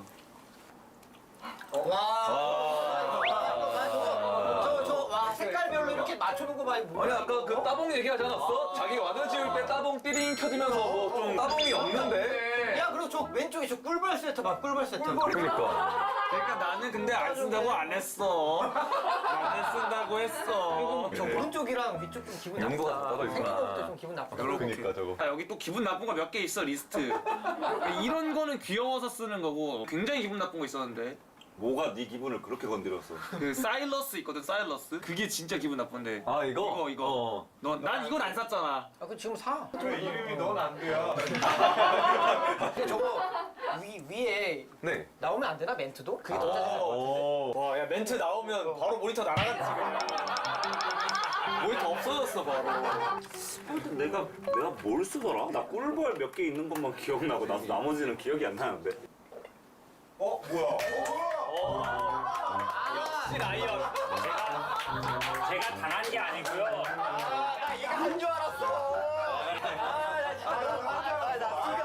나 너무 좋아했네. 제 거는 나 깔끔하죠? 그러니까 깔끔한데? 동진이랑 차이가 없어. 아니 근데 선취점 티모는 저거는 기분이 굉장히 나쁜 거 아닌가? 아니 나는 그냥 나의 희노 애락만 딱 넣어놨을 뿐이야. 기쁠 때, 살짝 불편할 때, 살짝 불편할 때 귀엽게 표현하는 거지. 나는 너 저번에 근데 자기 티어도 기억 못하고 그런 거 보면은 아니 근데 그게 자기가 해놓고 또 기억 못하는 거 아니야? 아 근데 그게 내가 강등 시스템이 바뀌어가지고 진짜 로그아웃 해야지. 진짜. 얘는 롤을 안 했는데요? 롤을 안 하네. 근데 바람별은 왠지 없을 것 같기도 하고. 감정 표현. 오, 뭐야. 나르. 그냥 애초에 여기 자체를 건드리질 않네. 딱 봐도 이것도 그냥 이런 기능이 있었어 해가지고 그냥 잠깐 넣었다가 그냥 신경 아예 끈 느낌인데 니가? 나는 진짜 그래. 안 쓰신다고 했던 샤이닝도 마지막에. 형 진짜 클린 유저라서. 봅시다. 아이고 마스터. 잘못 눌렀네. 아니 이게 감정 표현 아닌가 이게? 이게 감정 표현 아닌가? 그러니까 잘하는데 감정 표현? 아니 본인이 안 하는 거네. 와 저기 있어? 아니 넌 안 돼. 넌 안 돼. 아 잠깐 혹시 우리한테 하는 말인가? 마스터 안 되잖아 이거. 아니 진짜 이름 침착들 하시고요. 이런 건데 이거 너는 안 돼 그거야? 너는 안 돼. 아니 사이러스 그거야? 아니 침착들 하고 아니 그게 아니고. 좋겠어? 아니 그게 아니고 제 스탠스가 와, 그거잖아요. 악질적으로 하지 않으면 나쁘지 않다. 악질적으로 쓰지 않으면 괜찮다. 난 저거 쓰는 것부터 이제 악질적이라고 생각은 하긴 하는데 그럴 수 있죠. 거다가 비웃는 고양이? 비웃는 고양이. 이게 어딜 봐서 비웃는 거야? 저 카멜레온이야 개구리야 뭐야 저거? 저 물음표. 근데 만약에 갱킹 이런 거 왔을 때 그냥 물음표 한번 띄워주는 거지. 너 왜 하는 거야? 왜 왔냐? 그러니까 상대가 갱 하는데 내가 갱 해피해놓고 여기 다 있는데요? 여기가 제일 악질인데요? 그리고 시작 손짓좀 이런 거 다 빼놨어. 본인이 쓰고 싶을 때만 쓰려고. 그거는 너무 억지 아닌가? 억지 아니야? 그건 너무? 그럼 뭐 일단 이 정도로 하고 잘 봤고요 클린한 거. 네 정말 클린하네요. 사실 진짜 클린은 얘 아니었나. 나 클린이지. 그래서 저희가 여러분들이 어떤 인장이 좋은 인장인지 구분을 해주시면 좋을 것 같아서 다음 영상 속 인장 사용이 매너인지 비매너인지 답하시오.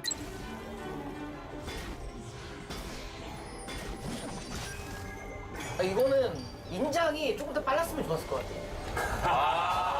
너무 늦었다. 이게 뭐냐면 발언 시간 그것 때문에 늦게 잡는 거잖아. 엇나가게 하려고. 인장 지금 한 10번 나왔으면 됐어.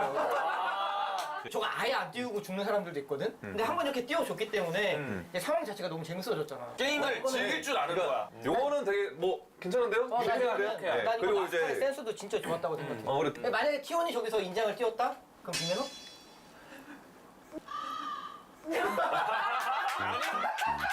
이거는 우리가 판단할 문제는 아닌 것 같아. 근데 상면이 형 이런 거 피하려고 하지 마. T1이 만약 뛰었으면 어땠을 거야? 피디님 앞에 어떻게 생각하셨을 것 같아요? 다음 보시죠.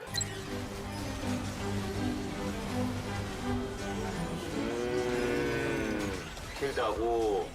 좀 죄송한데 이게 다 좀 프로게이머들 대영상밖에 없네요. 죽을 것 같아. 아니 죽지 마. 싸워. 정면 돌파해. 싸워. 여기 나부터 맞서 싸울게. 승리하기 전 세레머니 같습니다.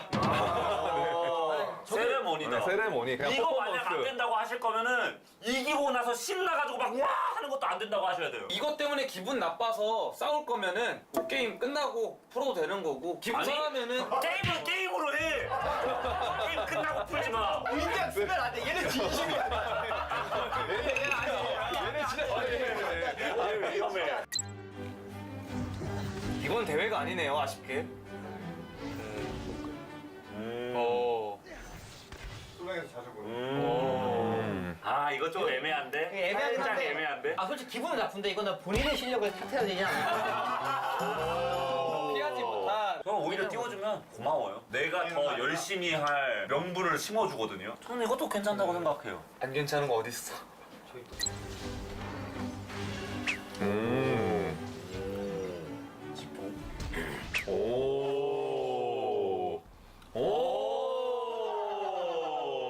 근데 이거는 좀 아까랑 비슷한 것 같은 느낌? 그냥 못 맞춘 내 손을 좀 탓하고 잘 피한 상대를 인정하고. 나 이렇게 스킬 잘 피함.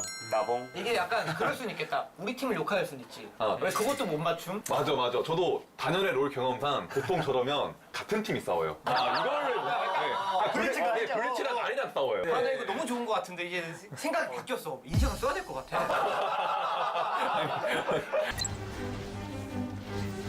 아니 뭐야? 아니 이제 잠깐 이거는 좀 논란이 있겠는데 이거는 드디어 나왔네. 제가 반대하는 부분이에요. 이즈리얼 저 춤을 되게 극혐하는 사람들 많단 말이야. 저거 플러스 인장질 플러스 시체 위에 있다? 3위일체네 진짜. 아니 근데 이거는요 포인트가 달라요. 키를 따고 나서 게임을 이기기 위해 행동을 하지 않고 CS를 다 버리고 있는 게 화가 나는 거예요. CS를 버리면서까지 상대를 농락하는 것 자체가 화가 나는 포인트인 거예요. 이 사람은 진짜 악질이에요. 그러니까 정말 악질이에요. 요거는 진짜 비밀인 것 같아. 뭐 이거 이 스킨. 그분인가? 와 이거는 정글 감수성 미치겠는데 지금. 근데 아쉽네. 저기 물음표핑이 찍혀야 되는데. 아무한테? 아니면 누구한테? 아무한테. 나 이거 무조건 보고 있었어. 헬루스님 어때요? 사실 근데 맞긴 해요. 본인이 강타 못 쓰고 못 먹은 걸 누굴 탓하겠습니까? 다음에 나도 하면 되죠. 저 상황에서 다음번에 다시 만나면은 대처맞겠네. 이 정도면 세레모니 퍼포먼스?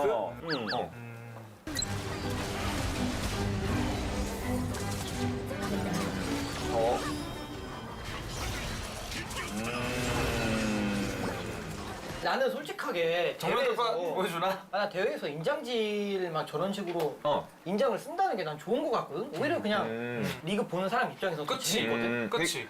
감정 표현도 좀 넣어줘야 이게 재밌지 않나. 그리고 도란 같은 경우에는 뭐 나름 센스 있었어. 지금 이 경기 중에 이런 세레모니 같은 경우는 대부분 찬성을 하시잖아요. 네네네. 근데 이제 경기 중에 이제 인장 사용하는 거에 대해서 이렇게 나뉘는 이유가 뭘까요? 뭔가 좀 보는 입장에서 상대편이 기분 나쁠 수도 있는 만한 인장을 썼기 때문에 좀 그런 논란이 생겼다고 하거든요. 롤을 보시는 분들이 또 롤을 하시는 분들도 많으니까 또 거기에 대해서 공감대 형성도 어느 정도 됐을 거라고 또 생각은 해요. 감정이입한 거지 시청자분들도.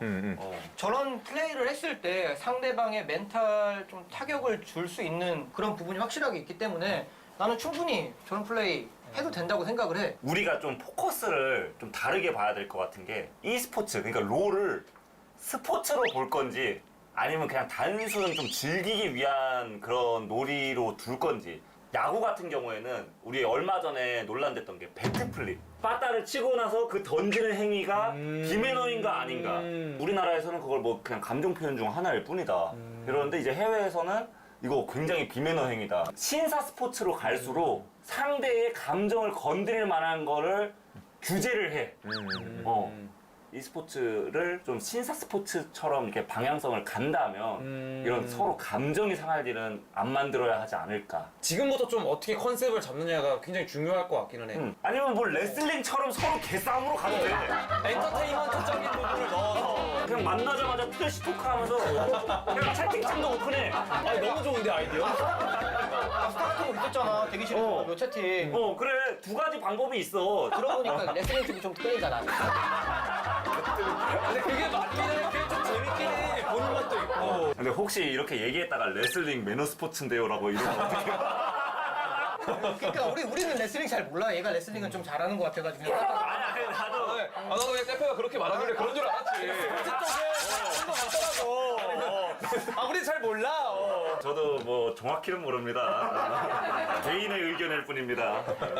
자, 그래서 여러분 오늘 인장질에 대해서 주제를 한번 나눠봤는데요. 여러분들은 좀 어떻게 생각하시는지 뭐 자유롭게 댓글을 달아주셔도 좋고 다음에 어떤 주제로 우리가 좀 얘기를 해봤으면 좋겠는지도 한번 댓글을 달아주셨으면 좋겠습니다. 협박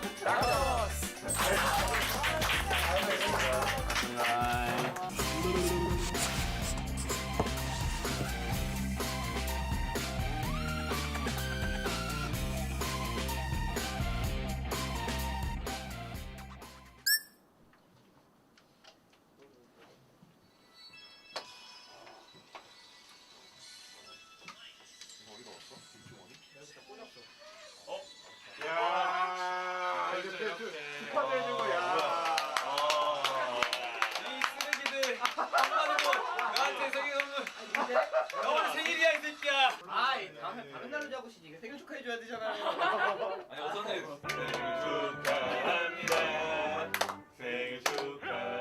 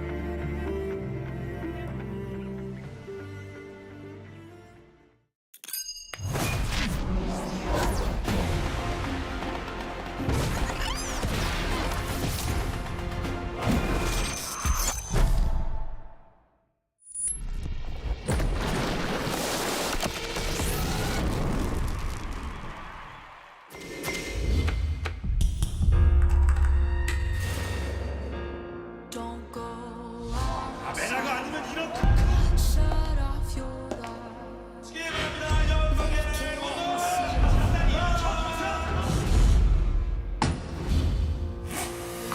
cannot conquer you here.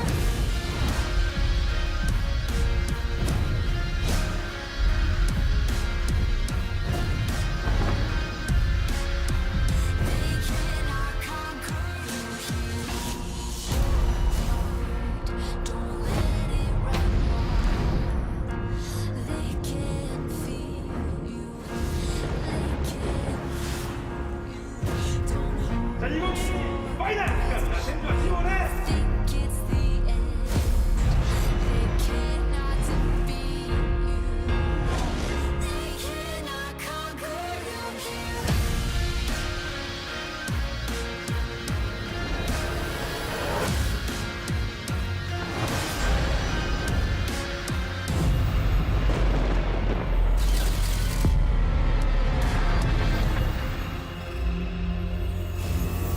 They cannot conquer you here.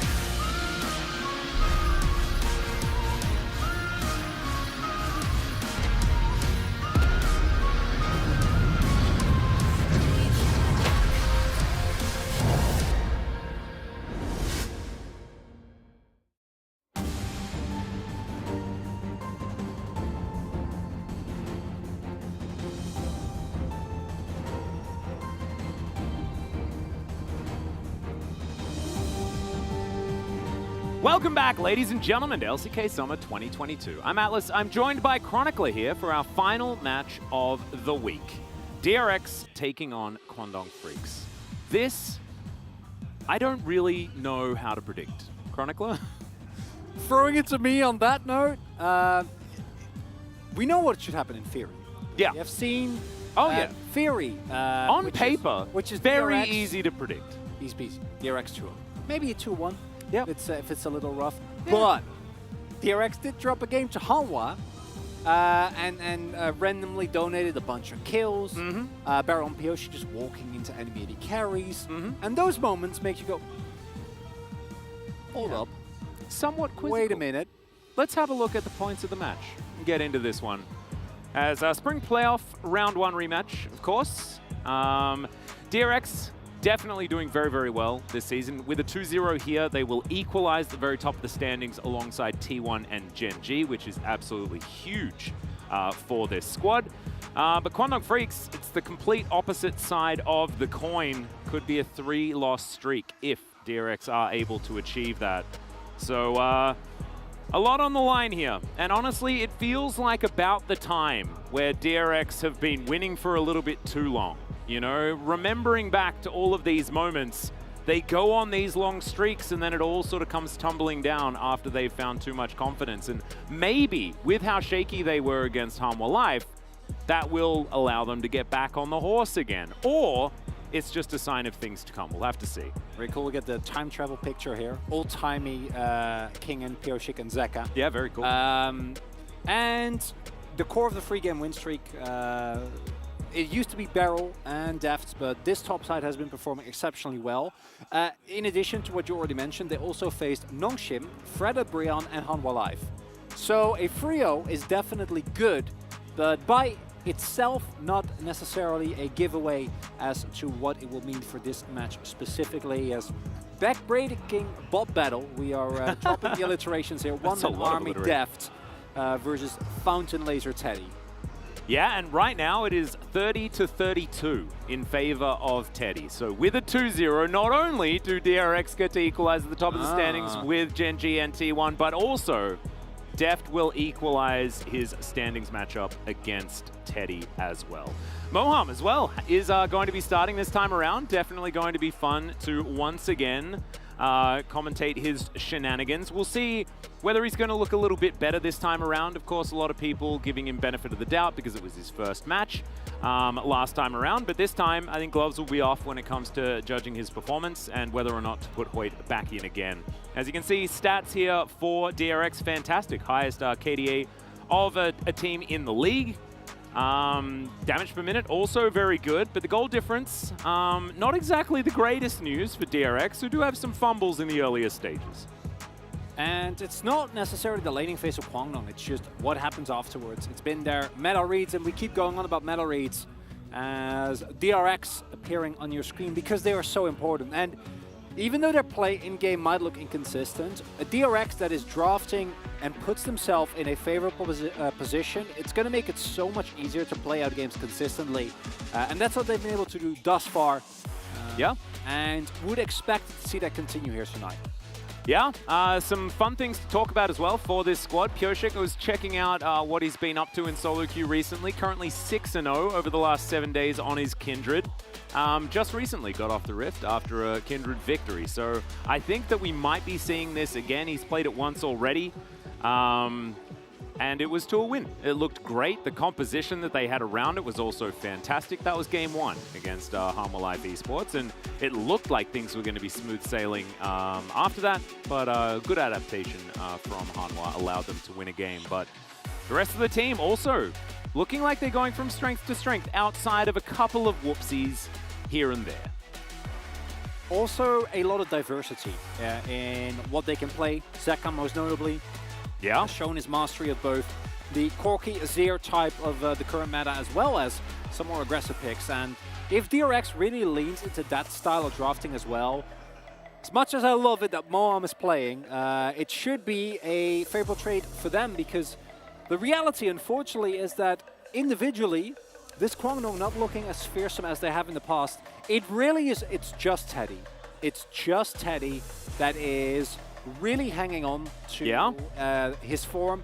Both Fate and Keen kind of oscillate between okay and decent or not that great. And Ellen and previously Hoyt and Moam, still a question mark, have looked like definitive weak points. So a lot to shore up there for Kwangdong, who are also the only team besides Damwon that still places a lot of priority on these global comps, on the TF. And that is something that might be really hard into DRX, who have been deathballing it up. Yeah, they've been very good at that particular style as well. Of course, Fate is named after Twisted Fate, so there is a reason for their affinity for that style of play. But Kwangdong Freaks, when they do find wins, it's only on the blue side so far. DRX have been playing mainly on red, right? Because they've been getting a few of these 2-0s. Oftentimes that means that they have to go back to the red side or stay on the red side. So very, very comfortable there as well. And with DRX being the home team, means that Kwangdong Freaks will have to start off with their team colors on that red side. We're going to check out Teddy versus Deft here. We mentioned 30-32 is their matchup status at the moment. Deft, with a couple more wins, will equalize. But as you can see, and as you were talking about, Chronicler, 32.9% damage share for Teddy, first in the league. And his DPM's not bad either. This team needs Teddy if they're ever going to win. I think Teddy needs his team, because Teddy has actually been performing at Mar. The fact that there isn't a Ezreal win in that column after the POV that we saw is very upsetting, because he had probably the best Ezreal play that we have seen in the LCK, not in Challengers, because Paze exists, and I wanted to name drop him. But what the problem has been is that in this matchup, you can pick Teddy over Deft, because Deft has looked good in a couple of matches, has looked relatively invisible in others. Deft has a team around him. He definitely does. Looking great, and Teddy is, it's just Teddy. It's the fountain laser against the world, and if Deft also plays well, which again, we've seen him, especially for the first week, he looked incredible, then there isn't a lot left for Kwangdong. No, there's not. Deft definitely looked like he was on a bit of a vacation.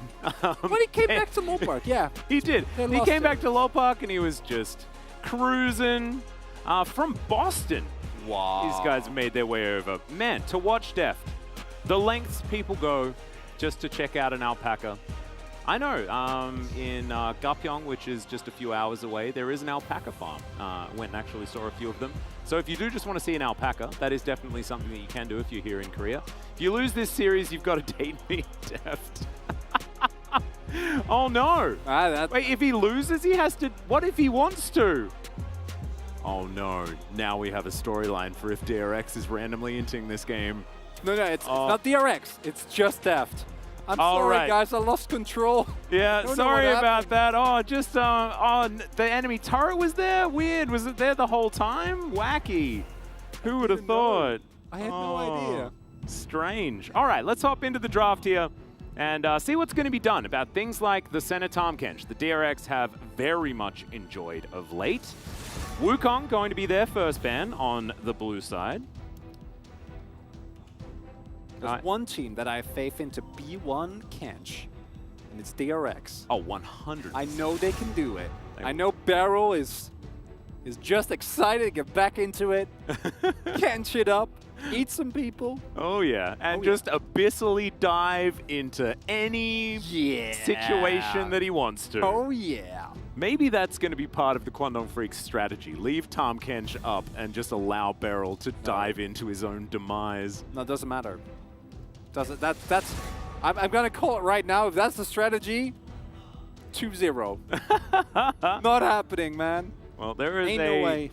targeted Swain ban here up against Fate. Not wanting to see that one. Of course, we saw from BDD in Game 1 of our first series that his champion is broken. Faker as well, demonstrating some fantastic Swain play earlier in the week, so we are going to get rid of it. Lucian, mandatory ban is going to be taken off the board, and DRX are going to say, we want to first pick Ari, if you do not mind. Kwangdong faced with the chance, will they ban it themselves? Because you can give up the Ari and pick yourself up the Senna Kench, which is incredibly strong. Do you know what? This is kind of a checkmate though, right? Because if you ban the Ari, DRX gets to freely pick Corki without having to worry about Ari. But otherwise, they ban the Corki or ban anything else, then you pick the Ari, and it's very hard to pick the Corki into the Ari. So Senna will be banned. Yeah. First pick Taumkench is probably still better. Let's be real. Yeah, and you take Corki or Ari, whichever is yeah, whichever's available. There is also no. It's just Corki. All right. So happy about the Ari matchup. Look at that. He's just sipping. Yeah. Yeah. Pick me Corki, coach. Lock it in. That's a Corki player right there. That's a like straw's fun to play with. Corki. Let's go. All right, let's see what Kwangdong Freaks answer with. Of course, the Wukong being banned means that Viego stock goes up. LM does very much enjoy jumping on the volley bear if given the opportunity. But there's the Ari that we were talking about, and I do think that it's an okay matchup into the Corki. We've seen it as one of the most popular responses to this particular pick. Doesn't do a lot of winning. Corki's still very, very strong. But you can understand why this sort of pick style of composition does work into things like Corki, because if you catch out that one part of the phalanx, then it's more difficult to set up these poke compositions. I'm heading back towards the Hoyt pick of choice. And for Kwangdong, giving your newest player a pick that he feels comfortable on makes sense.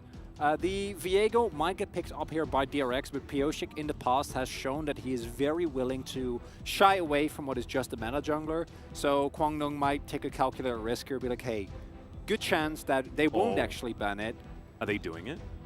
I mean, it's probably Callista. It's Callista Kench, right? You just may as well Callista Kench.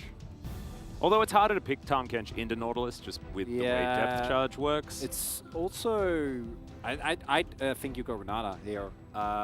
It is pretty off theme, isn't it, with the Renata? No. Oh, no, the Callista. Yeah. It will be. But you can also look at it in a different way, where the Callista is just a tool to make sure that you get to the Corki. And I was waiting for the Renata here. Really good into Nautilus, works well with Callista, very oppressive laning phase, but not going to be the case, as DRX do prioritize denying that Viego-Ari combination, which has been extremely strong. Every single kill that you get at any point of any skirmish in the game means that the resets start coming along. And Kwangdong now either picks themselves up a carry, and as real Nautilus is not super exciting, but it's Teddy. So it is actually, I take that back, it is exciting because it's Teddy. That is the main reason. It is Ezreal into Callista, which can be difficult early. It definitely will be. Yeah, it's not the best of matchups in terms of being able to apply any pressure in the lane. And now DRX has the opportunity to ban out some junglers. Volibear, I think, is definitely gone. I don't know if they want to go deeper and ban things like the Trundle, for example, which they could. but Trundle a lot lower on the priority list. Really like Granada ban here. Definitely would have been the go-to for DRX. And an Ornn ban would also not be surprising. I don't think the Kwangdong comp necessarily struggles with Ornn, but DRX have been playing around the champion so incredibly well. Well, Gangplank going to be the first one taken off the board, not wanting Keen to have such an easy blind pick to lock away. Quantum Freaks, what is the final? Probably support ban to come through here against Beryl. Of course, Beryl's champion pool doesn't really need to be worried about, but see what they're going to do. You ready for the Amumu? I'm not ready for it to be banned, but I am ready for it to be picked, as Ornn will be the one banned away.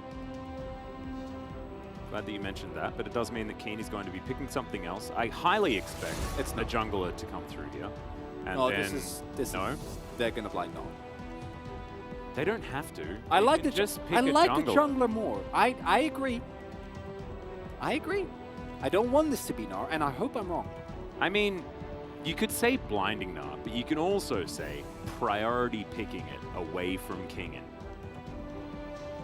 It's all about how you say it, you know? So they're going to priority pick the Gnar to make sure that Kingen doesn't get that power pick on DRX's side. Over to you, Chronicler. Suffering from success as the Gnar does get locked in. The Amumu, I actually don't love it as much, specifically into the Ezreal, because Ezreal is one of the few picks that can fairly reliably get away from the Amumu. And yeah, might be a thing that was specifically developed into the Kench. Camille support. No, not again. No. Poppy support is very fun here. Ooh, if you want to that's play true. it. Dig that. I like the Poppy. Rakan is, we don't really... Less fun. Yeah, we don't really care about laning phase, and we're going to just handshake. But this does round out the DRX comp very, very well. You have a lot of primary engage with your Sejuani, with your Rakan, good follow-up from those two as well. You can enable your Corki. It's not really a kite back and poke full Corki comp like we have seen in the past, where you have the Renata or the Gragas or other disengage options. But it's a very well-rounded team comp. There's a lot of pressure that you can find in both your top lane. You have that synergy between the Sejuani and the Viego, and then in your bot lane as well. The laning phase itself not necessarily great. Kalista still has a lot of power, and there is indeed the Trundle. Kwangdong, yet again, pure stock standard, no surprises at all. The most basic red side draft that you could possibly get. That's pretty good. Does what it needs to. I mean, it makes sure that Deft has the worst time possible. Yeah.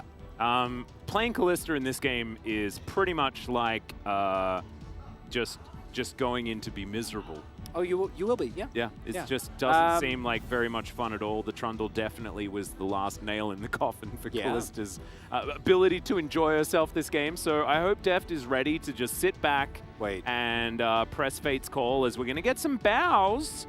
Why did that say Teddy is real? Are there people saying Teddy's not real? Okay, Chronicler. Well, it said Teddy is real. He is.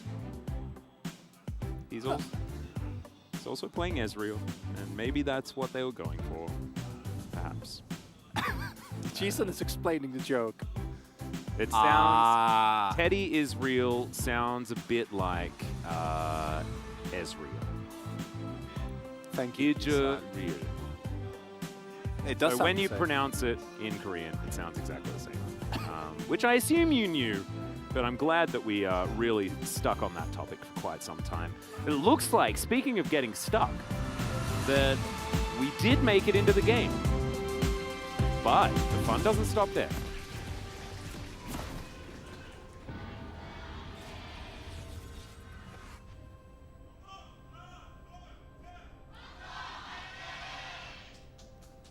Let's go.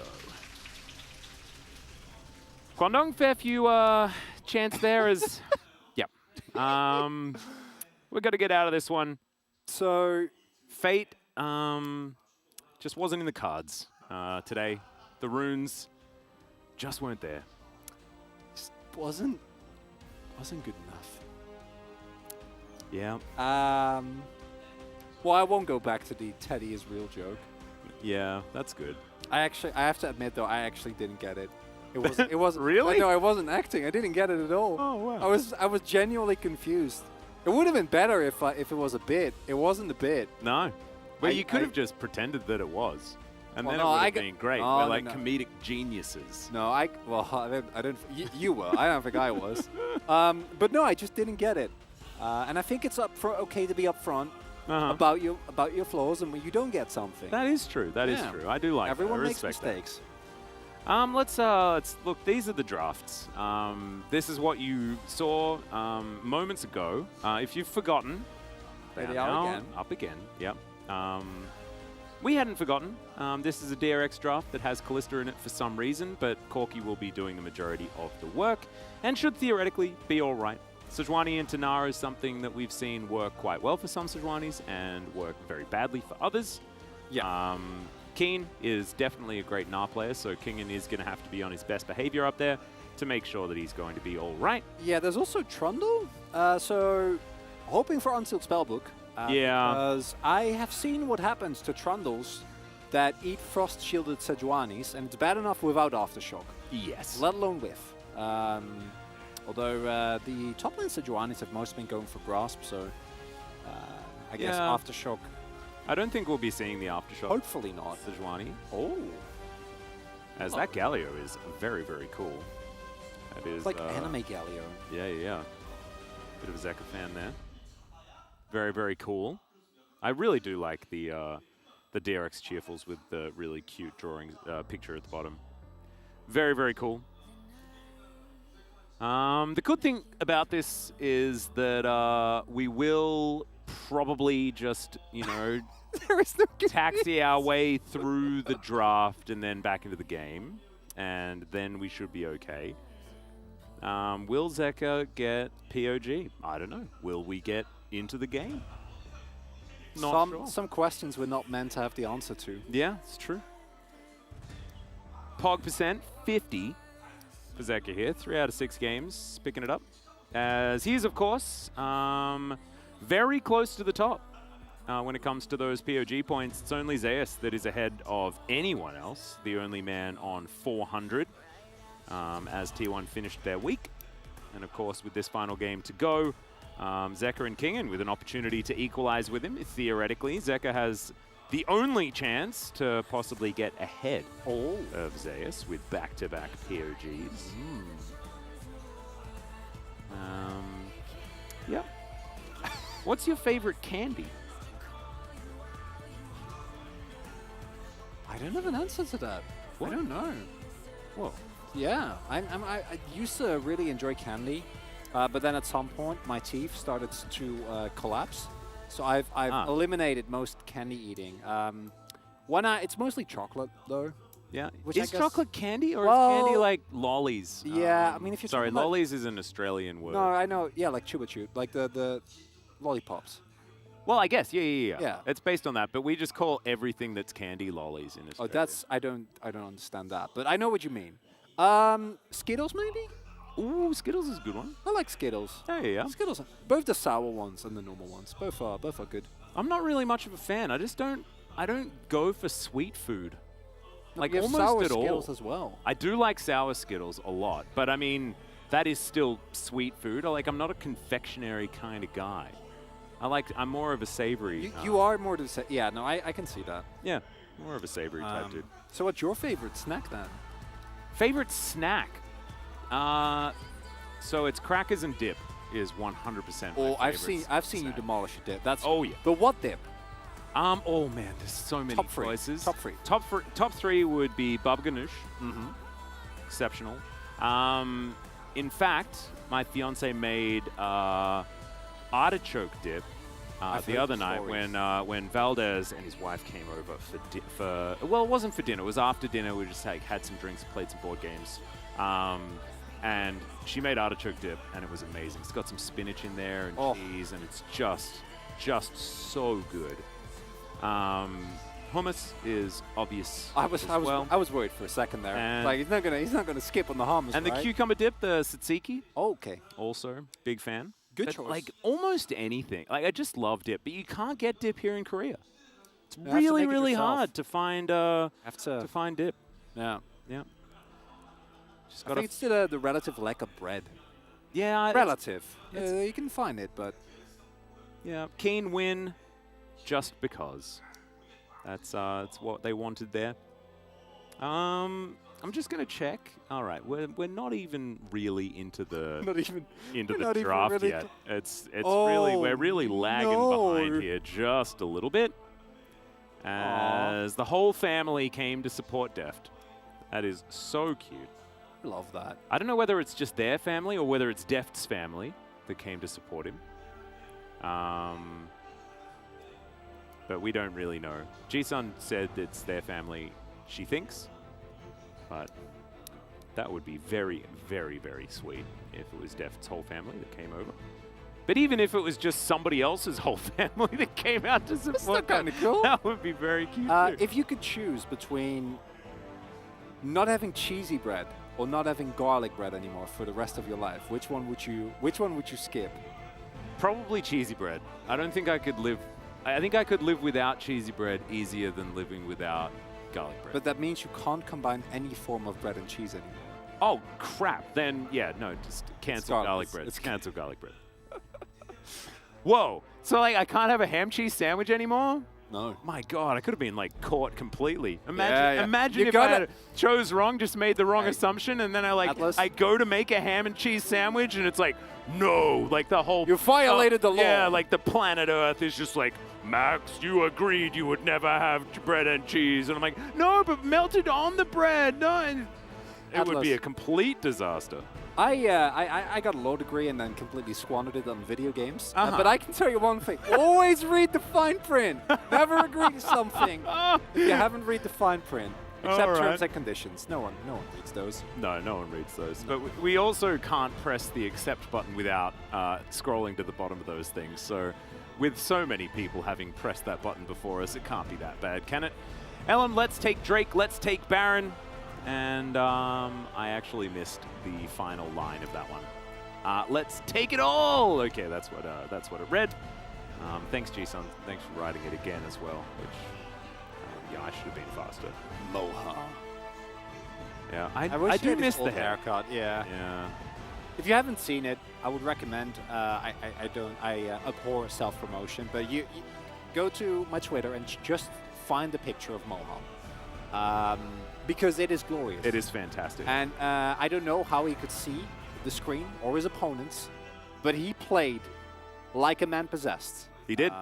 And I actually think that from what I'd seen of Moham before the haircut, I think that maybe he's lost some of his power. It's a Samson situation. Yeah. Yeah.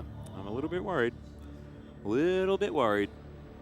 Also worried about the state of not necessarily doing video games, as I think maybe we're about to get back in. Lolpark win rate is 0%. I'll come back until I break my losing. Oh, his Lolpark, yeah, so he's never actually been here for a victory, but he'll keep coming back until they get a win. Kaiser's a great pitcher. Oh, very nice. Oh my goodness. What is this? Whoa! Summoners, what? Rift? Whoa! Oh my goodness. And the poll ended and Cheesy Bread won? All right, so they're living without Cheesy Bread. Thanks, chat. Thanks for participating. What? How was it so close? Yeah. No, well, people just love cheese on bread. And love garlic bread as well, I guess. I don't know if they read the fine print. Yeah, it might have been that that was just it's a difficult question. Live without cheesy bread or garlic bread, and people have said that they are happy to live without cheesy bread. So no one was reading the fine print. 100%. No, they didn't. Guaranteed. There's no way you'd say no to never having not a grilled cheese or a toasty in your life. Yeah. Or a melt. Yeah. Oh my God. Those don't need garlic to be good, whereas bread and cheese together, it's too good. Force to be reckoned with. Yeah, indeed. So, after that, riveting conversation about bread and its possible accompaniments. Let's get into this video game. As Kingen, up here towards the top side, Zoid skin in hand, absolutely love it.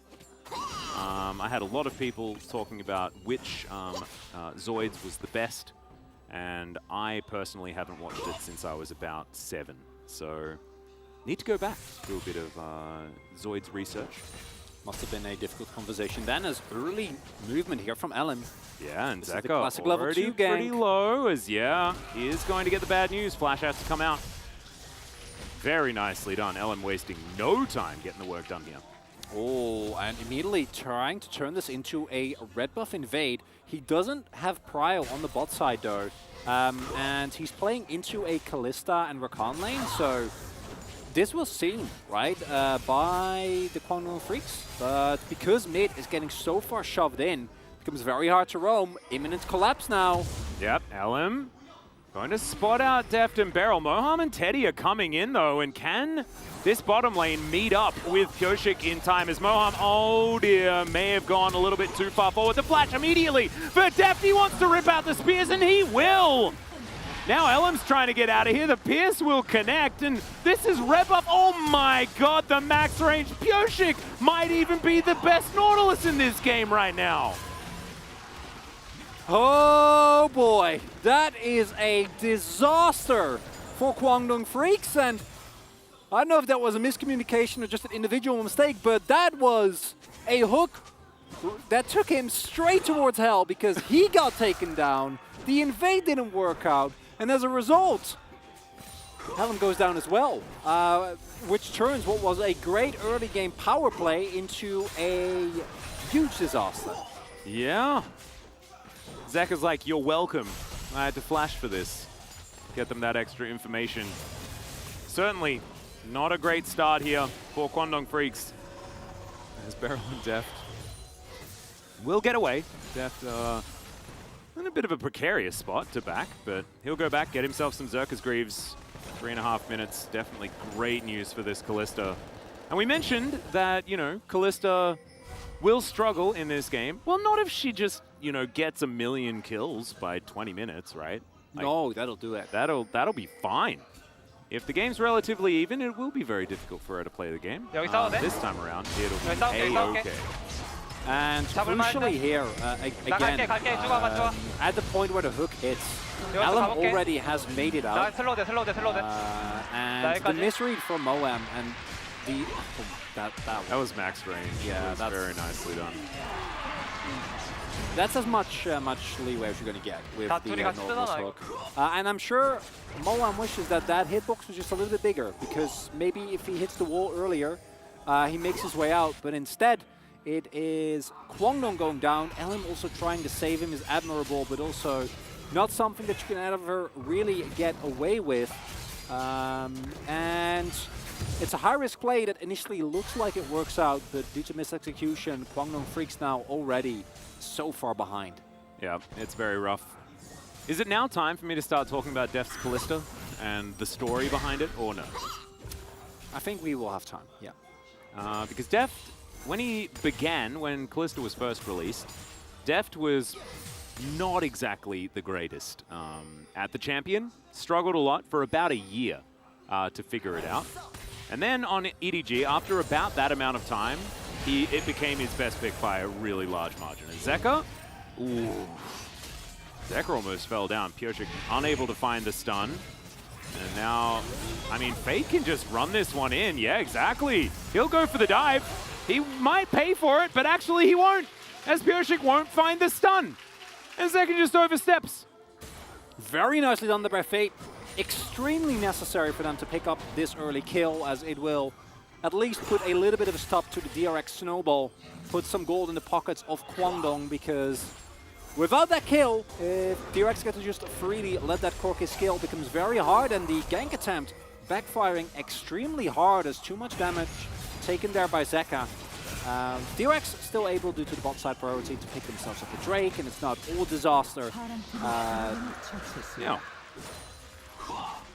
Oh, another thing to talk about as well is that we've got another Barmy Cinder coming through on our Viego. Pyosik's been trying a few different builds out. Went for Frostfire Gauntlet. It was not a great game. Has been playing a bunch of Chem Tank though, and really doing well. So I think we're expecting a Chem Tank.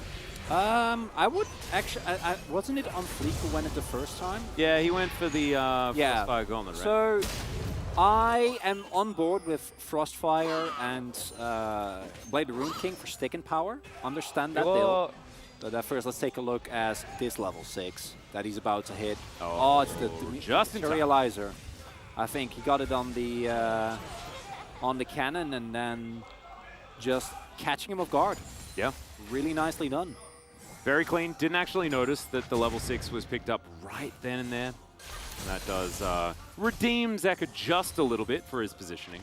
But still, you don't want to just stand in front of an Ahri with 0 health, especially when she had flash available as well. But as I wanted to finish the thought, I don't like going for just Bami Cinder and then building Blade the Rune King when Blade the Rune King first is completely valid. And it's not like Viego's Trundle who really struggles with AoE clear. Because the actual spike is going to wait a really long time. King has ulti available. But the Bami Cinder's on sale. Because its price is reduced. You got to buy the bargain. But you can also finish an item earlier. The bargain. It's cheaper. You're a bargain hunter. Yeah, it may not be that price forever. You know. It's one of those things where they reduced the price after it was actually cranked up silently like 2 weeks beforehand. And Kwangdong, oh, I've seen this one before. Yeah, but Keen does have a Mega Naba. Fate's going to pop over the wall. This is dangerous for DRX. Kalista very far away, but so is Teddy. Kingen is just going to die. Not much of an option, but the same thing can be said for the Nard. True Shot Barrage does so much damage to Beryl, and he's not going to make it out. Heartbreaker for Pyoshik, and that's exactly what this situation was. It is going to be the eye picked up by Fate as well, as Deft is just chilling here in the mid lane. No way that he could have helped because he didn't make it up the river in time. And Kwangdong off the back of Fate with a beautiful find there. Kingen just running into Keen. Yeah, you can tank Keen, but not if you add an Ahri as well. The true damage, even without offensive itemization at this point, is going to be big. 4 stacks on the Magi's for Fate. And also a little bit of a redemption hook there for Moem, who sets up Teddy with the True Shot Barrage, actually dishing out a lot of damage in the fight as well. Yeah. And because of that, continuous resets for Fate, who clearly heard us when we said Teddy's the only one who's looking like himself. No. I got my Ahri. I'm going to make this work. Yeah, Fate definitely having a very good game so far. And we did point out the fact that Ahri has been one of the most successful picks into this Corki that we've seen so far. And Fate's certainly showing us why, especially here in this early game. Certainly a couple of whoopsies here for DRX as Teddy takes a bit of pierce damage. You are right. It is just straight up Chem Tank Viego. He just wants it, man. He likes just bought it. Remember, this is our resident Udyr, and so he's just found a way to play Viego as Udyr. But you can play Udyr right now. He's really good. Yeah, but we're the LCK. No one else has played it yet. And Pyoshik's not ready to change up the meta. Watch him run in very quickly. Alcove Gaming. All right, Keen. Not going to get locked down with the Permafrost just yet, but there's the ulti. And in comes that Chem Tank. And out it goes again. Very whelming gank there. With got the flash. Good bait set up, but Keen very, very within the limits of what he's allowed to do. As Fate lives every mid laner's dream. Oh, yeah. It's actually... being able to claim his own plates. Yeah. Love it. Charm connects here as Elam in the right place at the right time, but Battle Dance onto Beryl will mean that he can get out. Frostbomb's doing about 1 billion damage. Nicely done. Zeka has built his Manamune. Okay, we're just going for a drive-by here. I'm like, what's up? What's up? Yep. Hey, how you doing? As we take another look at this fight, note the lockdown 100-0 on Kingen. Fate also flashing to guarantee that he actually gets it. Beryl gets locked down immediately, and then the fact that Moem gets him ready, and Teddy's True Shot Barrage actually hitting, what, 3 people there? Yeah, it was really strong. Really, really big, especially this early on in the game when the health bars are still relatively low. And then Fate using those resets Really nicely done. And it is just a couple of plates. The gold lead is still in favor of DRX, and they're looking towards the second Drake, and also their scaling is still very good, at least the King and Zeka part of it. The Deft and Pushik part of it, not so much, because while I can see the utility of the Chem Tank, I wonder whether the amount of damage it's going to be able to do later on is going to remain the same, or whether it really is just a tool to help start up fights more and look for the more consistent damage as Teddy hits again. Zeka was just trying to deliver a package. It's not very nice. Hitting him with an arcane blast from the other side of the rift. Teddy's going to finish himself a Trinity Force though. So he's pretty happy with the situation. Very close to that 2-item spike. Deft wants to put together his shield bow. Should have that one relatively soon. LM's here towards the top side as Kingen makes his way back up. And you can see Keen happily farming this one out. Deft might be able to grab this plate though. Certainly going to be good for the bottom side for DRX. You can see Deft close to a 30 CS advantage. Pyosik in position. There's the Winter's Wrath as the Ignite is down. Wallop not going to connect. Nah, also Pyosik playing it beautifully until that moment. Heartbreaker comes in though, and the Arctic Assault will seal the deal. Zeka was here as well. I think his package was about to run out, so he figured he may as well. Hey, and you know what allowed him to dodge all those skill shots? Movement speed! Pyosik! Chem Tank, you were laughing! Stop laughing, it's genius! Oh, dodging everything, making sure the gank works out well, a full wave going into the turret. Keen, unlike last time, not able to actually stay alive, and as a result, the gold lead for DRX extending a little bit further. The only cross-map play, Teddy picking up a consolation plate. And with the current shape of the game, it is feeling like who carry harder, Fate and Teddy, or late game Zeka and Pyosik. And we will not know, but let's check out the power of this Chem Tank. Here, see how speedy he is? So easy. I know. It's just so much movement. Nice. Sorry? Yeah, he didn't hit his stun. Sorry, I said no in Korean. But no, you don't need to worry about that. It's fine. Got the kill. Nailed it. Just invested your ult. That'll be back up. He missed a skill shot, Atlas. It's not what we're about in the LCK. But only the most perfect of gameplay. Keen missed too. No, they were sidestepped. He dodged those. Hey, well, Pyoshik's was also sidestepped there. Checkmate. Through your own logic, I have brought he tried to give the kill to someone a little bit more useful, but hey, he's getting close to that Rune King. True. And that's a win. Oh, Deft is actually here this time around as well. Fate's Call available, so Beryl can go in, out again, and do whatever the heck he wants. Does get Fate's Call back, but once again, the Sejuani is going to fall. Pyosik going to have to flash to get himself out. The smite was used, the stab, as Deft is the one that actually kills this. Beryl picks up the Eye of the Herald, flashes the wall to get out. That was not very good by DRX. Zeka's still alive, might be able to defend this turret. That was not the team fight they were looking for, though. How did everyone ignore Herald? He was sitting on 25 health for like 3 seconds. Yeah, no, that was a long time. Well, the immediate trade very clearly in favor of DRX, and unless they pick themselves up a first turret bot with the Herald, it will remain that way as plates have dropped, and it is everything into Elm here, and that has generally not worked out that well for teams, unfortunately, as also, if he doesn't get the level up, he's dead, guaranteed, but instead, they can't get through the front line, and as a result, Guangdong can pick off one by one. And going for these type of fights as DRX right now is definitely risky because your Corki doesn't really do that much yet, right? You haven't hit your spike yet, and even though your Kalista is strong, that in of itself is not going to be enough to win your fights. And if you try to take down Element and it doesn't work, Guangdong, if they get a kill, you're losing the fight. And it's a second Herald. Like, you just let it go. Yeah. We talked about High School Musical already. Maybe Frozen as well. Yeah. Yeah. I think you could learn a lot. I had a lot of people that were in Glee, and that was similar to High School Musical, wasn't it? I'd say so. I didn't watch that show either. Neither have I. I have not been forced to watch that one yet. But I don't know what will happen in the future. Yeah. Never know. All right. Def down here towards the bottom side. He's getting towards his Ginsu's Rage Blade. Coming through. Shirley is going to...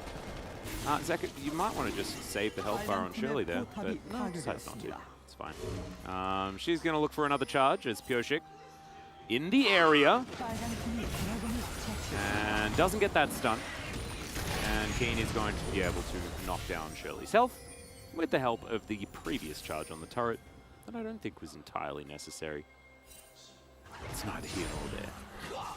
Not getting that much value as we get closer to some crucial spikes. Zeka looking to finish the transformation of his Manamune and hit the Ludens, Aishun into the Kwangdong comp at least, which is going to really help the DRX comp actually come to fruition, where you have Deft and Zeka doing as much damage as they can, enabling Pyoshik to get a reset or two. And once we get into the really late stage of the game, Pyoshik, or Zeka rather, in of himself becomes a full-on win condition. Deft hopping very aggressively forward. Yeah, Deft is like, yeah, bring it, Keen. I'm top laner now. And of course, I think this is one of those picks that has been played top lane to very great effect. Players like the Shy come to mind. But Deft just flexing his muscles there a little bit. There's the Rage Blade completion as he went back home. Definitely some weird gold numbers coming through here at the moment, as we have large leads sort of on either side of the map. 1-0-4 right now for Fate, as the charm is going to mean that Beryl walks away. Halving, am I right? Very, very safe.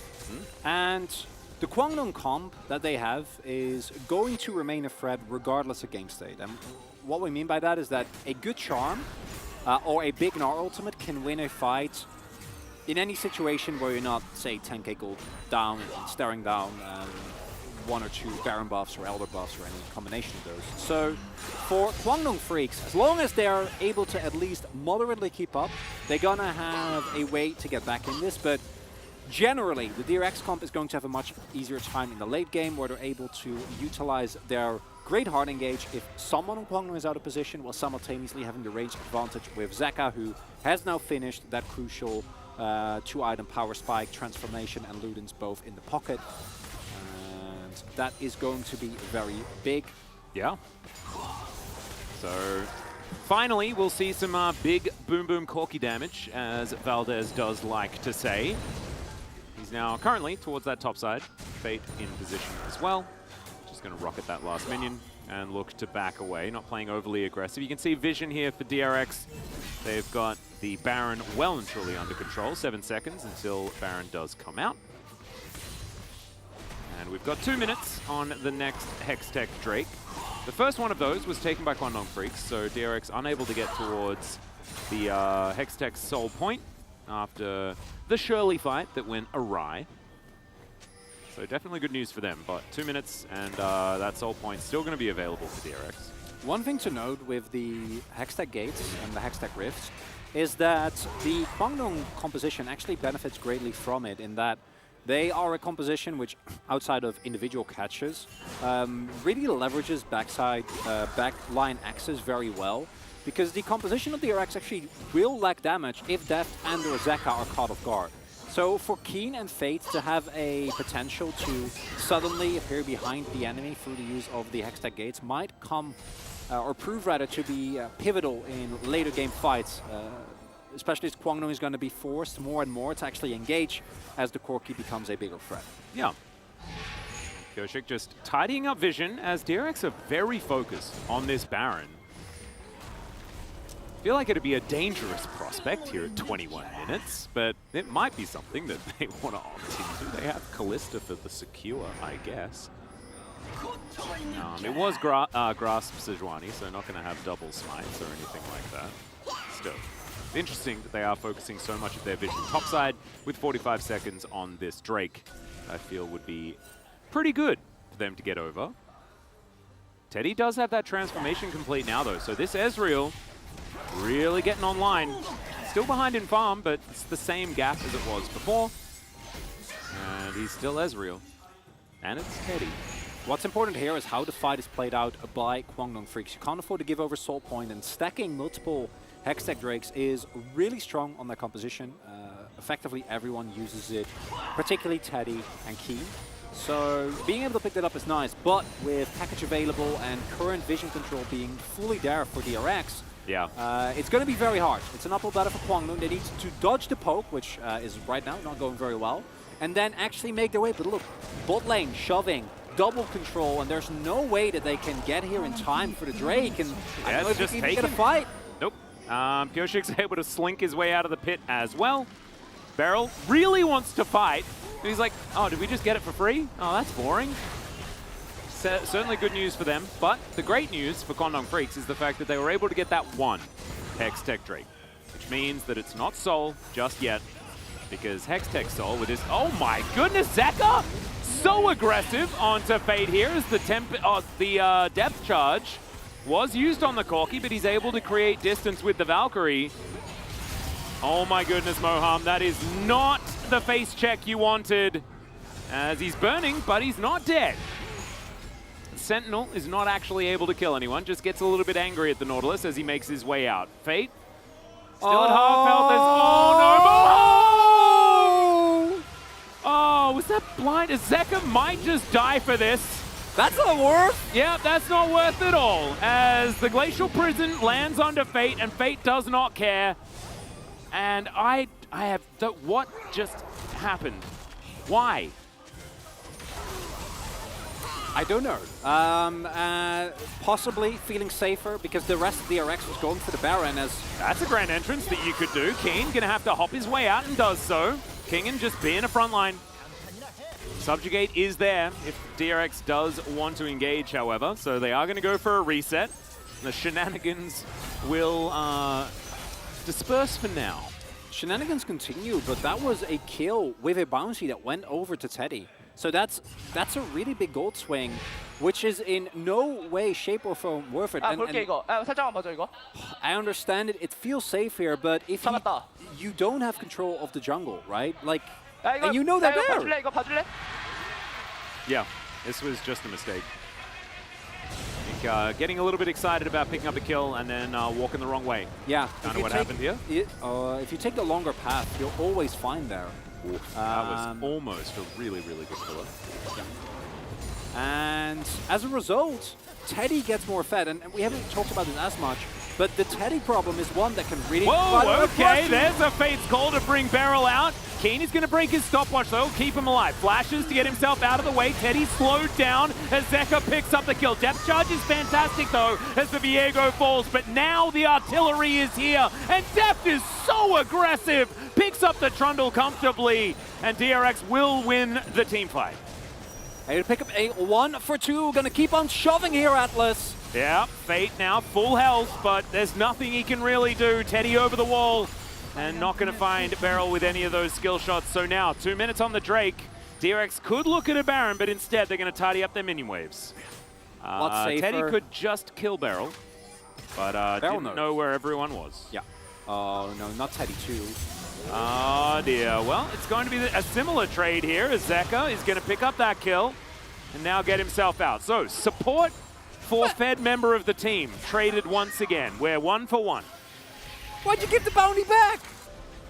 Sharing is caring, Chronicler. Why'd you give the bounty back? There's no need.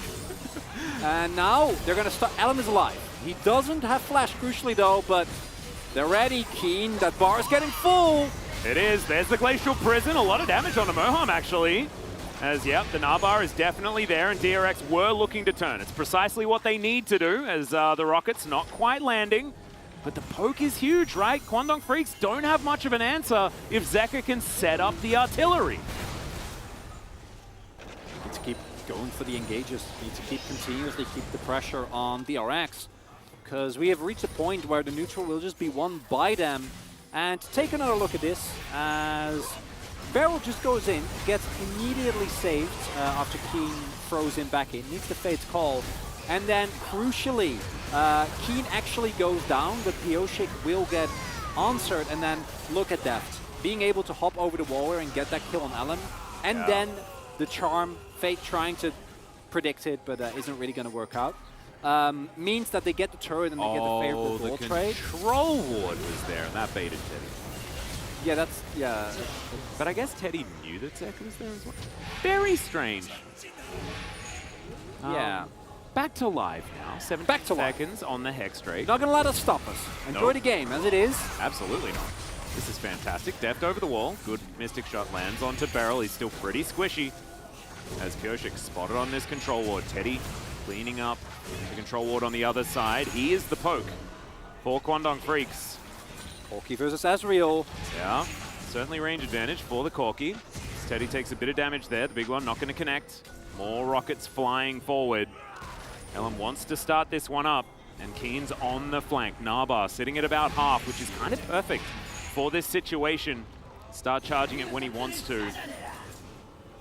As DRX, what is going to be their line of attack is the question. They don't know. Saka backed. But they hear the package sound. They should know that they can fight now. Yeah, well, Pioshik is just going to get in here. They do manage to secure the Drake as the Glacial Prison comes down. Kingen is going to avoid the Gnar. The Trundle's going to fall as well, and Kwangdong Freaks are trying to get out. Oh, the package delivery with the Hex Drake, but it's a fantastic charm. But GA was completed already, and so Zeka will survive. DRX, they get themselves the soul and everything else. Teddy now fighting against Deft. That's a flash to get out of the way of the charm. He probably needed to, but isn't going to be able to secure any more kills as DRX look to the Baron.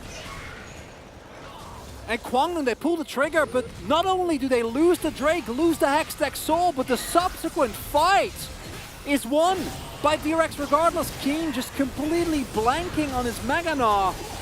And then the rest of the damage doesn't come through. Ellen goes down, Pioshik is able to start his resets, and that should be the nail in the coffin.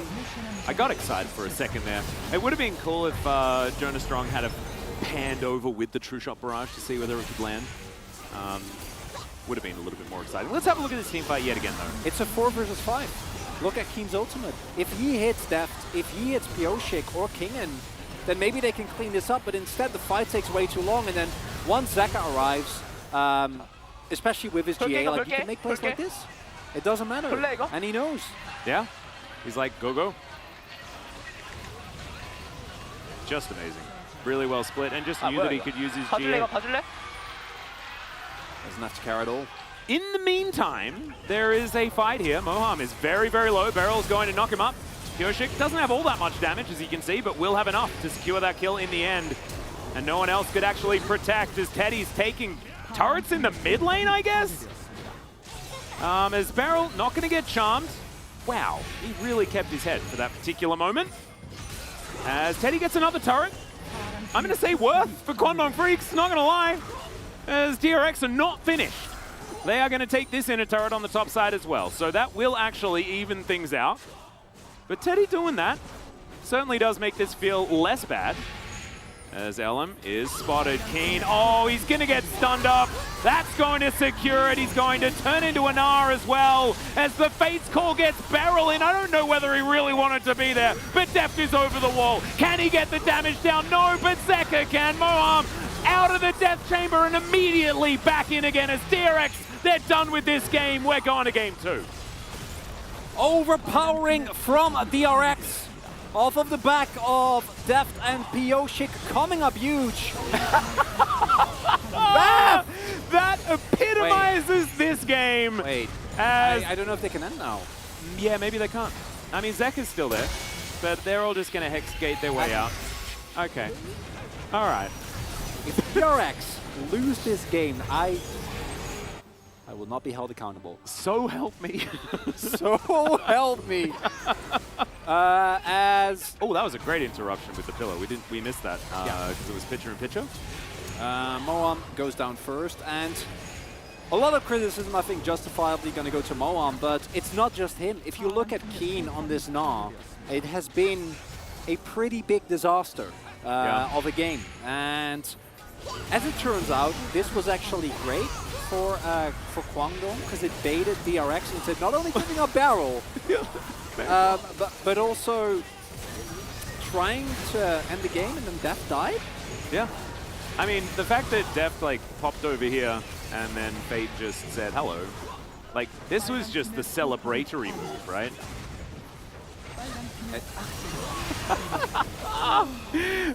Like what?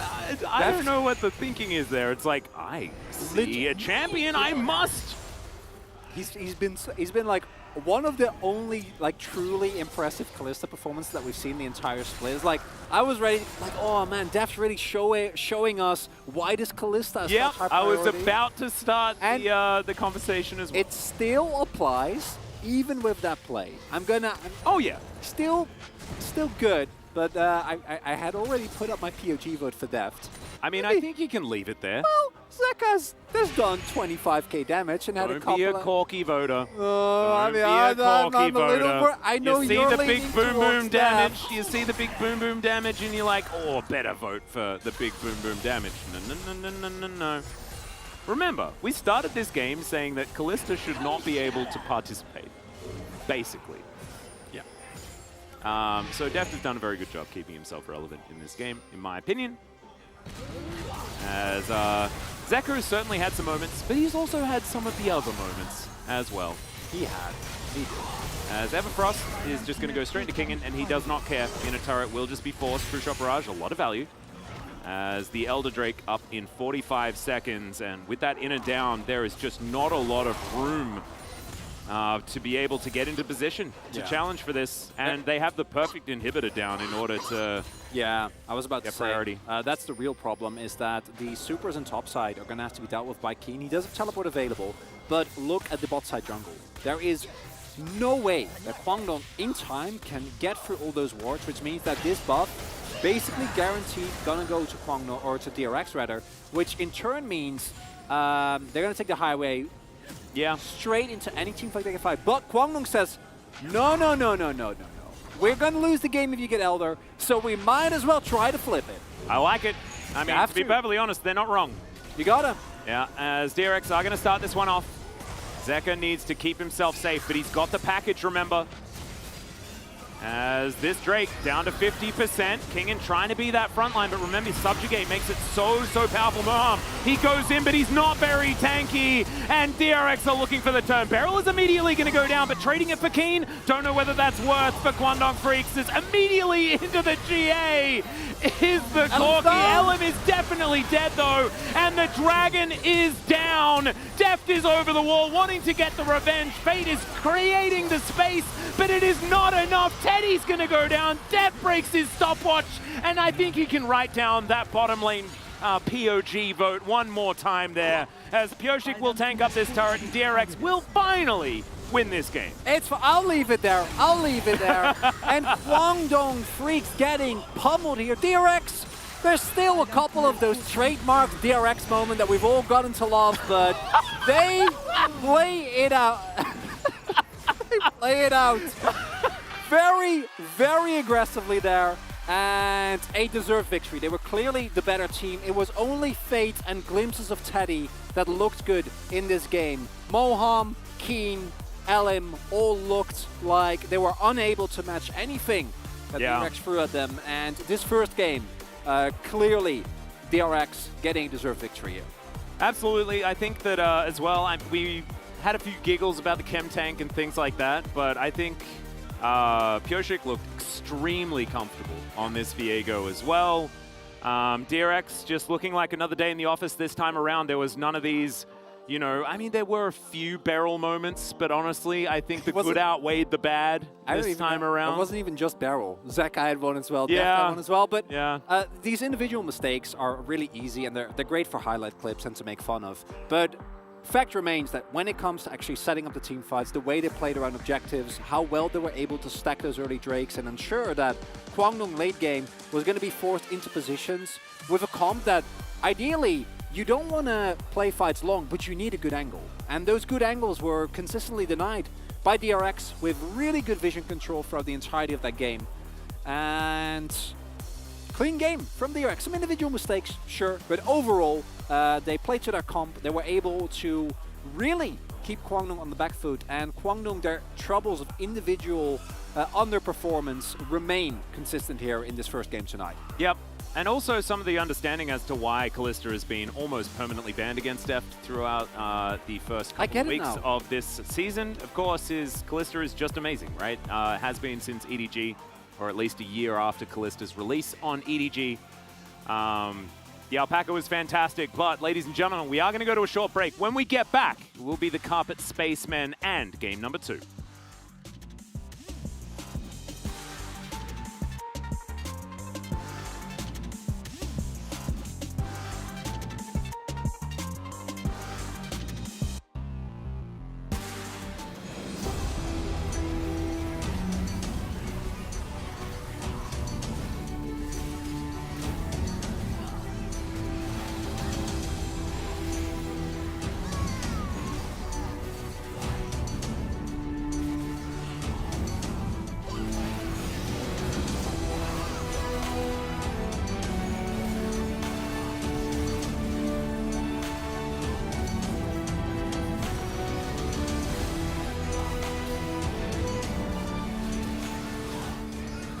나 공 맞을 수 있고 나도.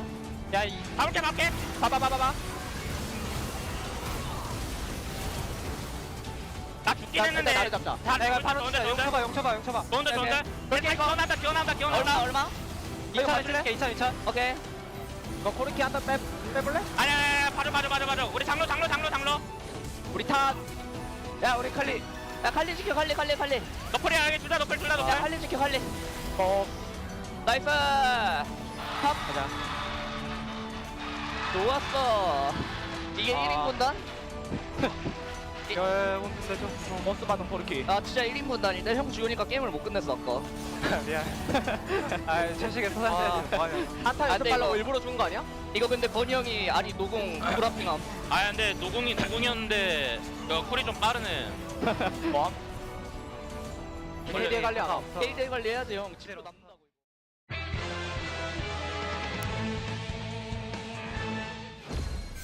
진짜 이거 치면 안 되는데. 이거 이겨야 돼. 잘해봐. 내가 죽여놓을게 내가. 형이랑 나 이제 포지션 바뀌었어. 형이 서포터야. 나 전문이야 상호야 이거. 인정. 그건 맞지.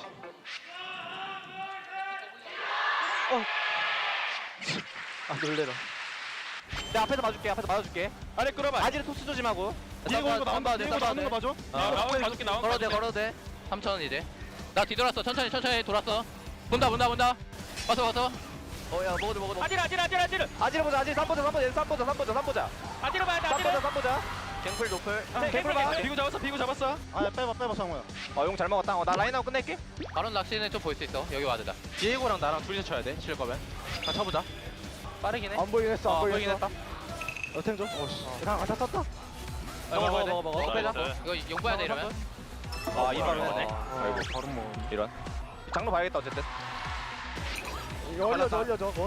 올릴게. 얼릴 거 P3,000. 나 일로 넣어갈게 내가. 야, 용 일로 못 끌어내? 용 일로 끌어내봐. 아지랑 때릴게. 갱 풀어줘. 아지를 때려. 아지를 더블 이렇게 빠졌다. 스마 할래. 스마 해봐. 맞아. 먹어. 위에 봐줄게. 오른쪽으로. 위에 보자. 야, 텔. 빼자. 나 상대가 좋아. 쏠래? 나 궁 7쪽이나 하거든. 와볼래? 나 간만 봐. 애매. 강만 봐. 본다. 나쁘지 않아. 한번 탈게. 좋아. 어깨 빠져. 타자. 잡았어. 좋아. 오른쪽 좋아. 이거 지만해. 나 노플이래. 천천히 볼게. 나 태어나면 텔 가네. 뭐야? 나 죽었다. 뒤로 없는데 얘네. 괜찮아. 얘 뒤로 없어. 야, 잠깐 다 죽여버려. 이거 이길만해. 점프 해봐. 나이스. 괜찮아. 영향 없어. 내가 마무리할게. 비에고 죽이던지. 형 이거 먹자. 오케이, 먹어보자. 까비. 뺄 수 있어? 오케이, 나이스. 장로만 먹으면 이긴다 이제. 잘해보자. 버스한다 이거. 진영아 너 스틸가 봐야 돼 너는. 이제 비전 빠졌어. 야 아래 나를 볼래? 나를. 아래. 못 봐주거든 거기. 아래 안 좋아. 나 버려야 될 듯. 호재 괜찮아? 나 별로야. 갱플. 장로 갈게. 갱플 잡았어. 천천히. 미드가. 나머지 미드가. 끝나지. 비에고 마크 할 수 있어. 마크 무조건 해주라. 사워쳐. 사워쳐. 솔직히 있어. 사워쳐.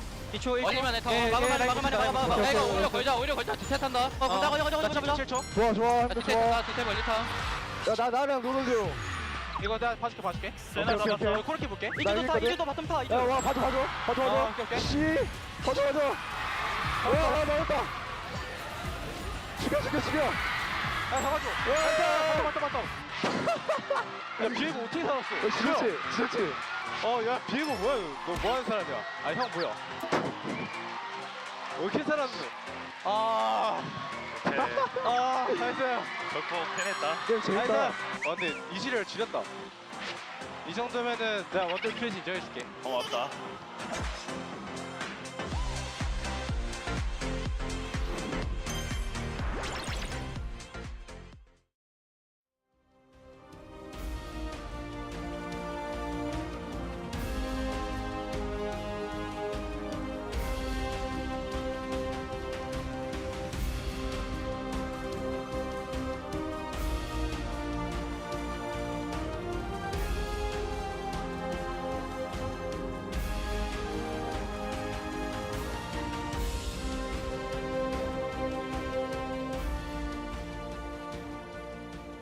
We cannot conquer you here.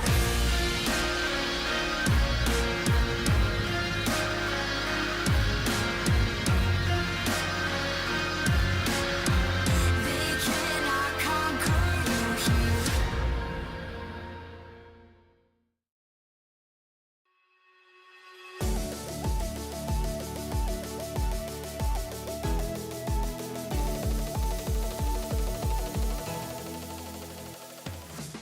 Hello and welcome back to the Carpet Space. It is me, Valdez, with Wolf here. We're going to break down that game number 1, aka the Deft Show. There was a lot of stuff that happened in this, and we also got to see why Callisto was also picked, even though the Corki was first picked. That was the second head scratcher, I guess, in this draft for us. Yeah, because you and I were a little bit concerned about Callisto's ability to get value later on in the game, but it felt like there was a bit of a disjointed draft between late game scaling Corki and the Callista that hasn't been able to find that much success outside of Deft here past 25 minutes in the LCK. Sejuani pick was also something that you and I weren't huge fans of, especially with the Gnar straight into it, because Gnar can get hyper procs. There's a lot of kill pressure in theory, but we haven't seen it really work out here in the LCK. But it did actually find great success once Pioshik found that lead. We did see the chem tank come through, and he was able to pressure that lane quite significantly, get control top side. I thought the drafts here were overall pretty much what you'd expect to see from these two teams, because Deft's a great Kalista player. Teddy is like, all right, we're going for the Ahri first, but also I want to have my Fountain Laser champion later on. At the end of the day, like, he wasn't able to carry the game because he didn't have enough space, but I thought both drafts had their strengths, and it did feel like, even though this is not like technically the most textbook style in our meta right now, it did make sense for both teams' play styles, and I think we'll continue to see this style of drafting in the best of 3.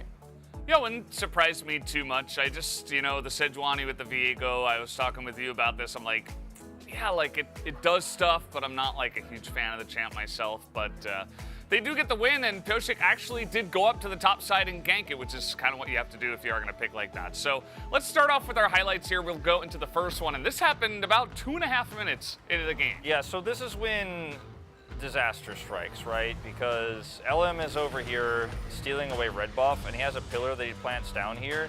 And then they go too far, because Pioshik is nearby, right? And this hook ends up landing around the wall. Very odd interaction there. Forces Moham to flash, and they just follow him over the wall. They take him down, and because Viego actually is able to steal Nautilus, they get a max range hook here onto LM. So 2 crazy hooks, one on the side of Kwangdong that spreads disaster, and then it's the second one from Pioshik as he steals it, ends up getting him a massive lead.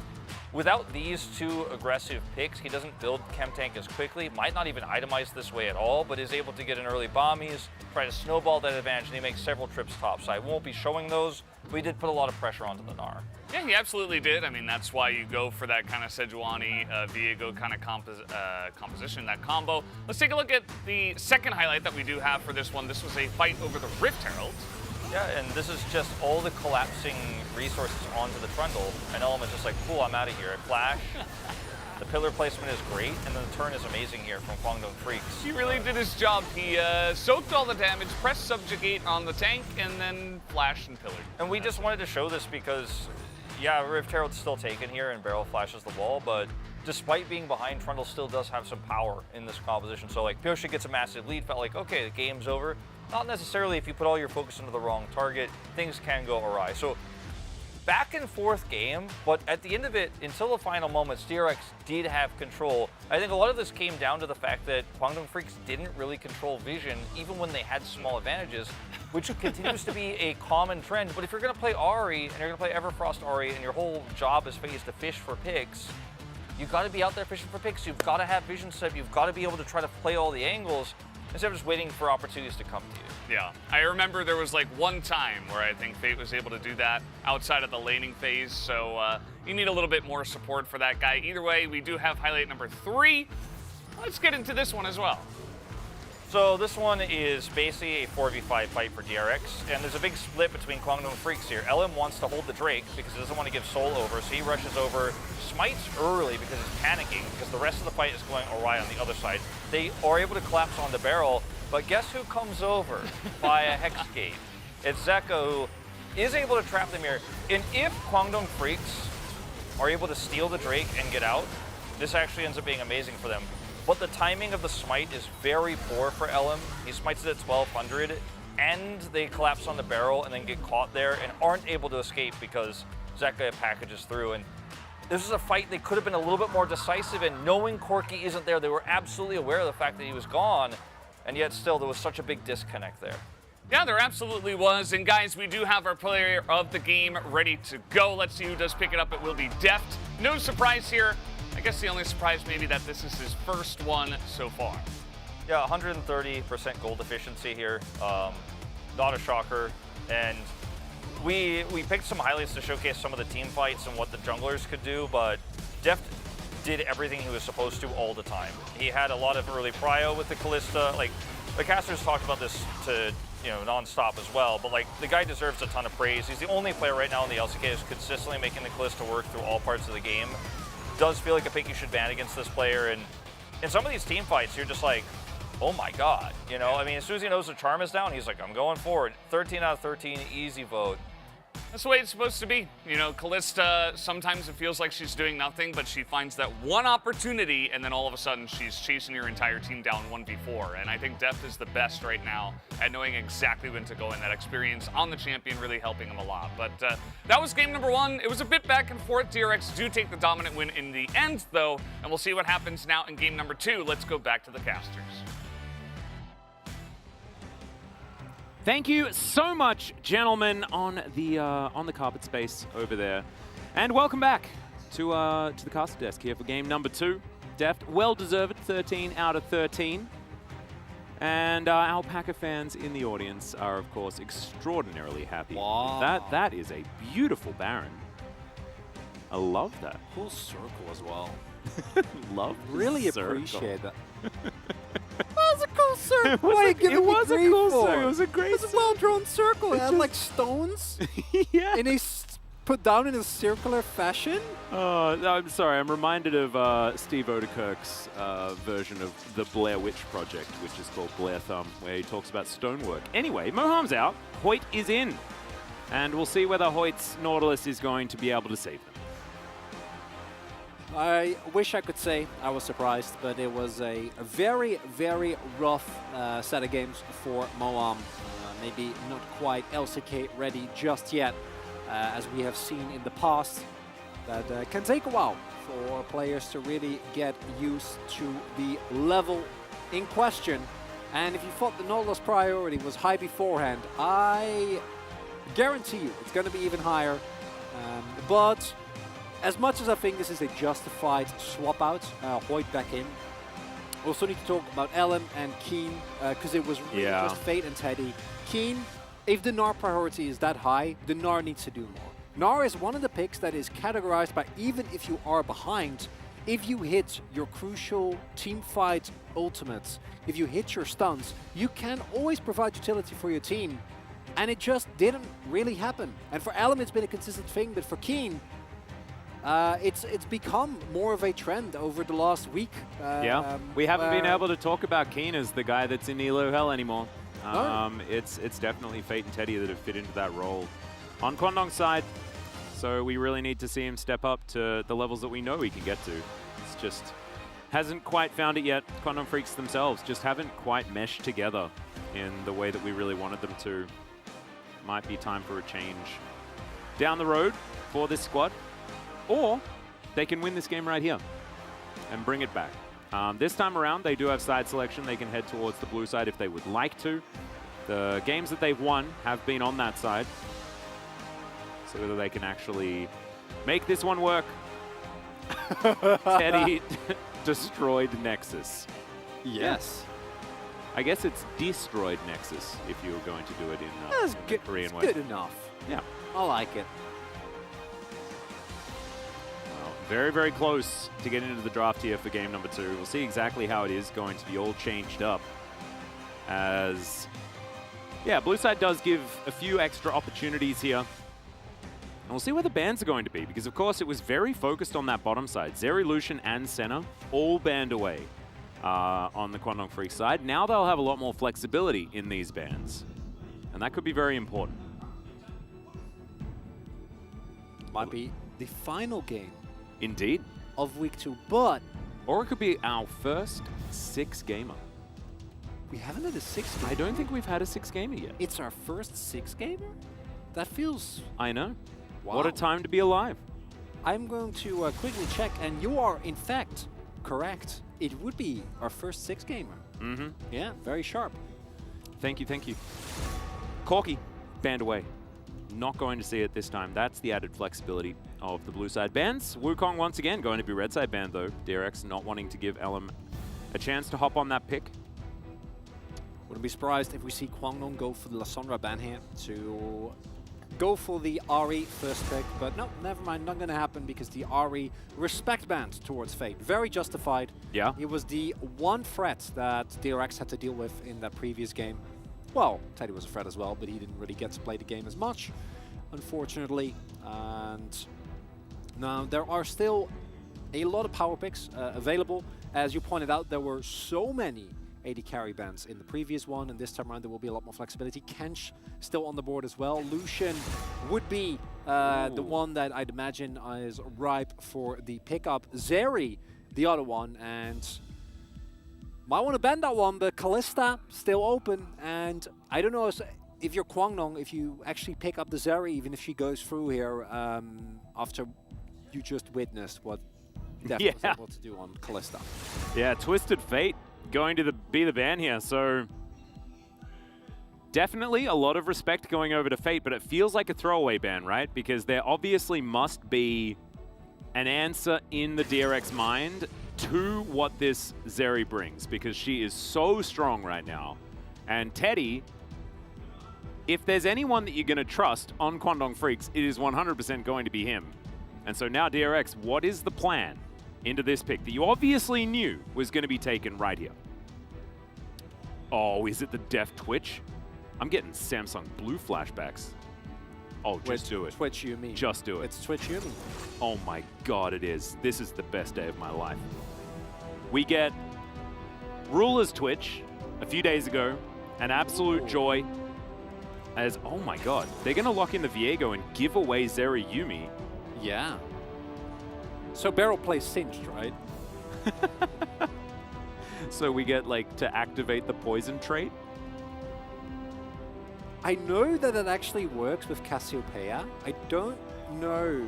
I know that she has some interactions. I am not shocked by this. I made a joke regarding the high priority that's going to be on the Nautilus, but both Renata, in terms of overall composition, as well as the Yumi, which Nautilus doesn't have the best matchup in, because the damage that Zeri Nautilus is going to bring is just not going to be enough. And Yumi does a wee bit of outscaling when it comes to the old Nautilus, although the setup, of course, for Kwangdong still quite strong. It's alright, it's Nautilus in a solo lane. They'll pick Yumi right here to deny the Nautilus counterpick. It's jungle Nautilus. Oh! Yeah. beautiful. Gragas is going to be picked up. Of course, it's a flex pick as well. Keen is one of the better top lane Gragas players, though, so we should assume that it is heading up there. DRX need to take the Yuumi now if they want it, but it's just going to be Rakan. Okay. And Rakan provides very different things. The Yuumi Twitch lane, obviously the stealth synergy is incredible. Can still do that with the Rakan. We've seen Croco most notably help out Kyle with the use of a extension on the Battle Dance. And it's going to provide very consistent engage, which is something that DRX have basically always played with. They have either an Ornn or a Rakan or a Nautilus something, or even a Kench, which in some ways can serve a similar role, just to make sure that they can always start fights. So I like that for them. I would really appreciate a front line. And as Kwangdong, I mean, the Ornn ban is a no-brainer. Maybe just ban Sejuani Ornn here. I actually really like that. Yeah, I wouldn't mind it. Because giving a front line to DRX, allowing Kingen to play Ornn, and then facing like Ornn, Rakan, Twitch, that's a good way for Zeri to still die, despite everything. Yeah. Despite the mobility that she provides. I think DRX just want to add as much CC to their composition as humanly possible. Yeah. Jarvan going to be taken away, of course. An old answer to something like the Twitch, right? Especially when there's no Tahm Kench, and which was still available and not picked for some reason. But when there's no Tahm Kench or Thresh, Jarvan is fantastic into these less mobile AD carries. So Jarvan taken away. Run-on Freaks, one final ban. The Ornn, like you were talking about, I think is a great option. But it's the Gwen. And expectations, again, is going to be the R4 Ornn here and save the counter pick for Zeka until we know where his enemy is going to go, in what direction, what pick. Azir also would be a very safe pickup here, which has been very, very successful in many a comp. This is a no-brainer. I think this is a great choice. Yeah. And I'm sure Kingen's like, why didn't they they ban this? Why did they let me play this? I got POG on this, what, twice? Yeah. I think. No, he had one Gwen, one Ornn. But he got POG on it regardless, and he's looked incredible on it every single time. Checkmate. Trundle. Wildland's Trundle wasn't bad. Yeah, I just think a lot of people do say that as soon as you pick Trundle into a tank, you're like, haha. But we did see that even the Sejuani was able to get things done as the game went on for DRX. So it's not exactly that ace in the hole that you might expect it to be. Can certainly work if things are a little bit more even, as we have a look to see what Fate is going to be doing. What is he going to be doing? There is technically still, yeah, this the is Fate Azir. Yeah. It's alright. I don't think you're ever going to be sad about Azir in this current state. Akali would be an obvious pickup here that has been played a lot. Silas is another one. And as I say that, immediately does get hovered here, which is both good. There is a ton of high-value ultimates. Yeah, everything is good. Outside of maybe Zeri, but I don't really understand how that interaction works. As this would also just be great, and this is one of Zeka's most prominent picks as well, especially from their huge winning streak from spring. It was largely to do with Zeka having just some standout Akali games. DRX and I just get each other. We just get, and looking at the comps overall, provided that Keen is going to go for the AP Gragas build, there is a substantial amount of backline threat. So even with the Ornn being introduced, this is not a Twitch 1v9 style of comp. Deft is just there to do as much damage as he possibly can before he possibly gets taken down. And for DRX, the main question is going to become, in the late game, how well can you get on top of Teddy? Because there is a reasonable amount of CC, but there is no Nautilus, there is no guaranteed lockdown besides possibly Rakan taunt. And with how well Teddy has been playing, there is a possibility. And that's good enough for Kwangdong, because in game number 1, there weren't a lot of possibilities, to be completely honest. Yeah, and the Kwangdong composition as a whole looks pretty good, right? Especially being able to play around Zeri's mobility with things like the pillar, all of the CC provided by Nautilus, and the wall works very, very well Hoping that we are just going to be able to get into the game. We'll see whether CPM mode is going to be able to claim victory over us once we actually get in there. But I'm not even going to check. I can look behind me and check right now, but I'm not going to. I'm going to let it be up to fate. Well, I mean fate, and not just him, the player. I mean fate, as in the future. Oh, never mind. Let's hear from the fans.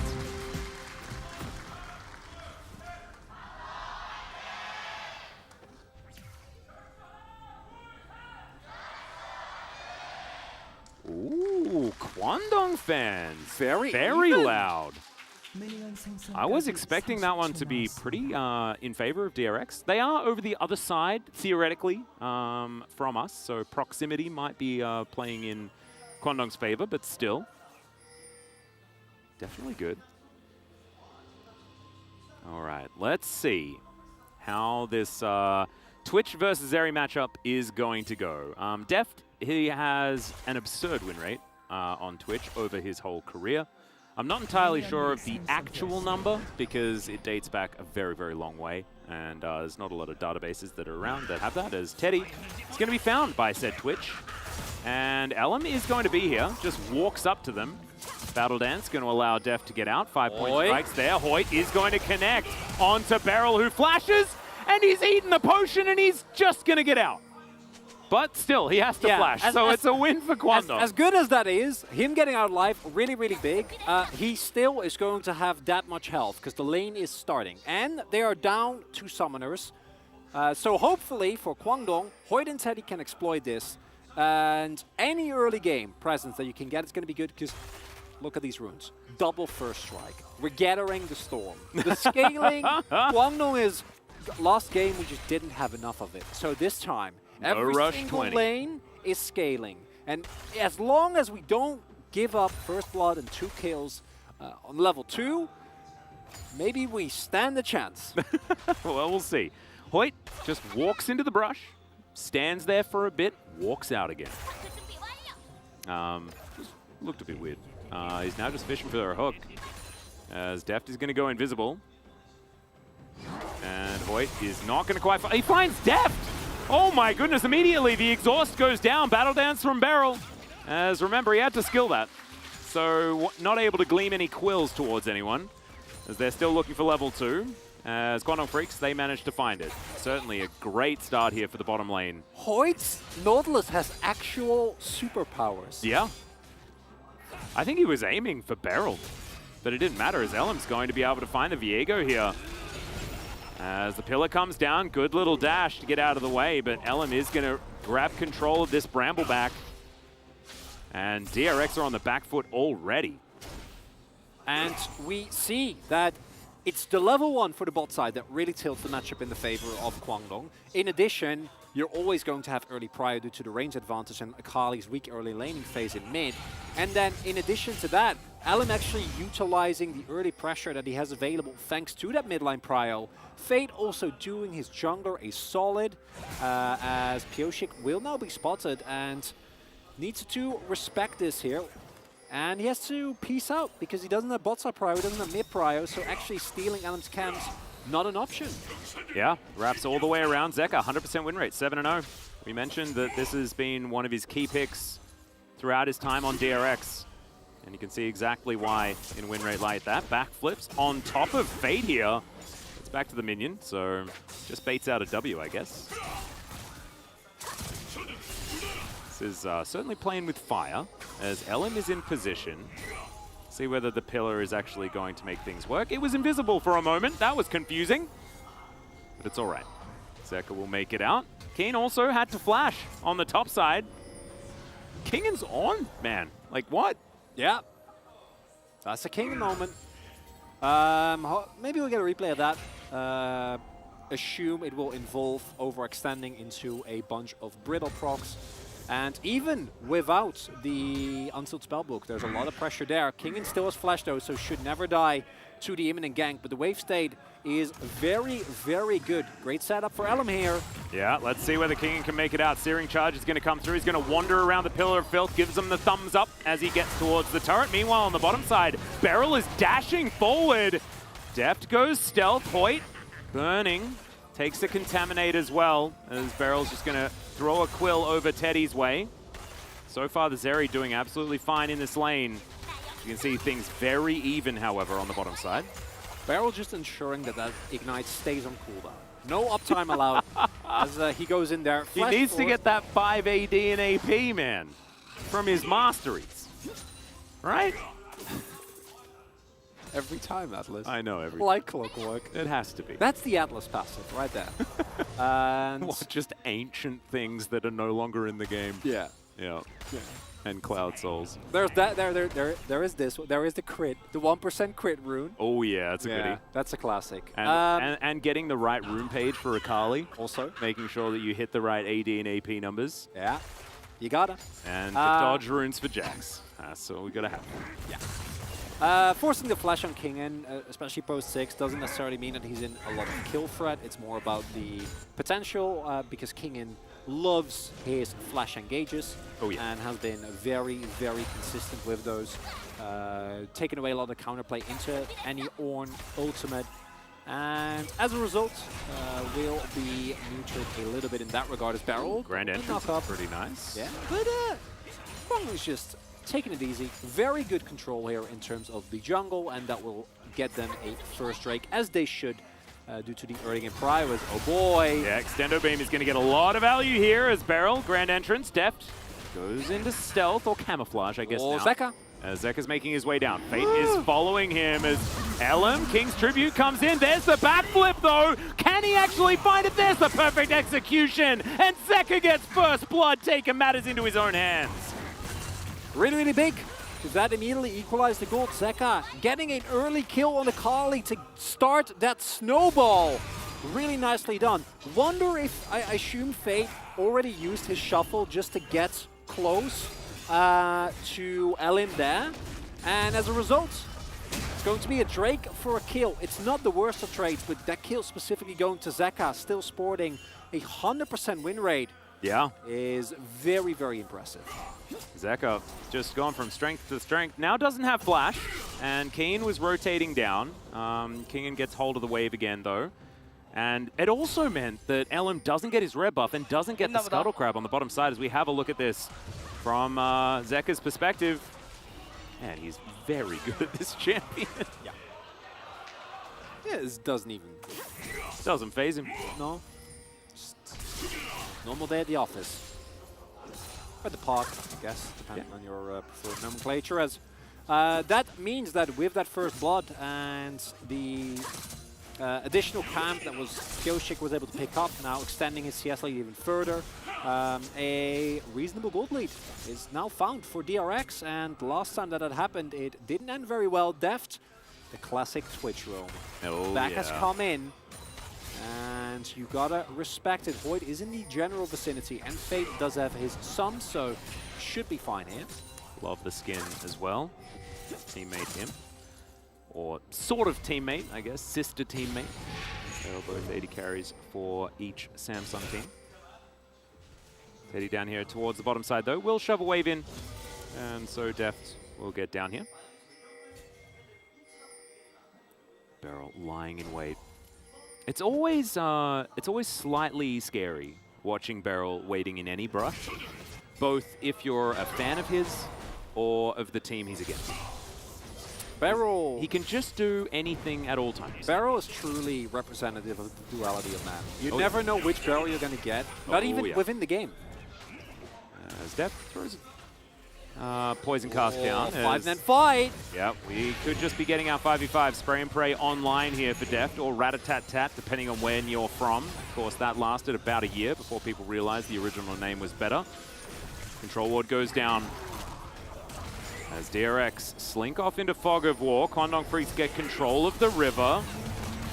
As all right, here's the Ram, gets the double knock up again. Kingen just takes matters into his own hands. Fate is getting the heck out, but it's not going to be enough as Kyoshik is chasing after him, not able to get the kill on the Azir, but it doesn't matter. That's 3 kills for Akali, and I think you can almost say goodnight to the game. But you know who did the most damage that fight? It's Kingen! It's on, and the trigger pulls from DRX have just been exquisite. And At this point, there's no way you can allow that to get through drafts and not ban at second rotation. The Sejuani ban instead, when you see this impact, no. It's he's too good. He is too good at this champion. Lucidity Boots now picked up. He can do it even more often with all of that ability haste. Really impressive stuff. And look, I got a bit overexcited, right? Saying like, the game's over because they won one team fight around a Herald. It's obviously not. However, it's a great start for DRX. the lineup as well. It's 5 Oh my man. god, it is actually a 5-man. It's 5 man into an immediate 2-man. Yeah. Kingen just won the whole fight by himself. He did. He did. My god. 보던지. 내쪽.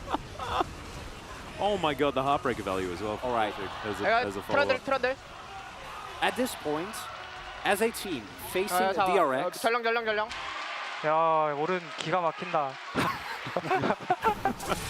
yeah, you gotta know that flash is coming. Kingen does this every single time that he sees an opportunity for it, and man, is it cool to see an Ornn. He's so good. Really earning his POGs. I'm sorry, Zeka, but yeah, I know. This is so rough, right? Because he's like the 3-0-0 Akali. He's like, guys, I've got this. Don't worry. On my back, please. But Kingen's like, no. Hold my horn, my flagon. It was like, you know, Norse for hold my beer, you know? Yeah. That's what I was going for. Isn't it like mead? Mead? Yeah, hold my mead. I was more talking about like they drink it out of like a horn. Yeah. Yeah, no, I see. Yeah. And he also calls the horn. Oh, Deft is just going to throw his Contaminate in a weird position as he flashes out of the hook. That is going to be it. Speaking of Contaminate, that's actually the ability that he uses to kill the Zeri.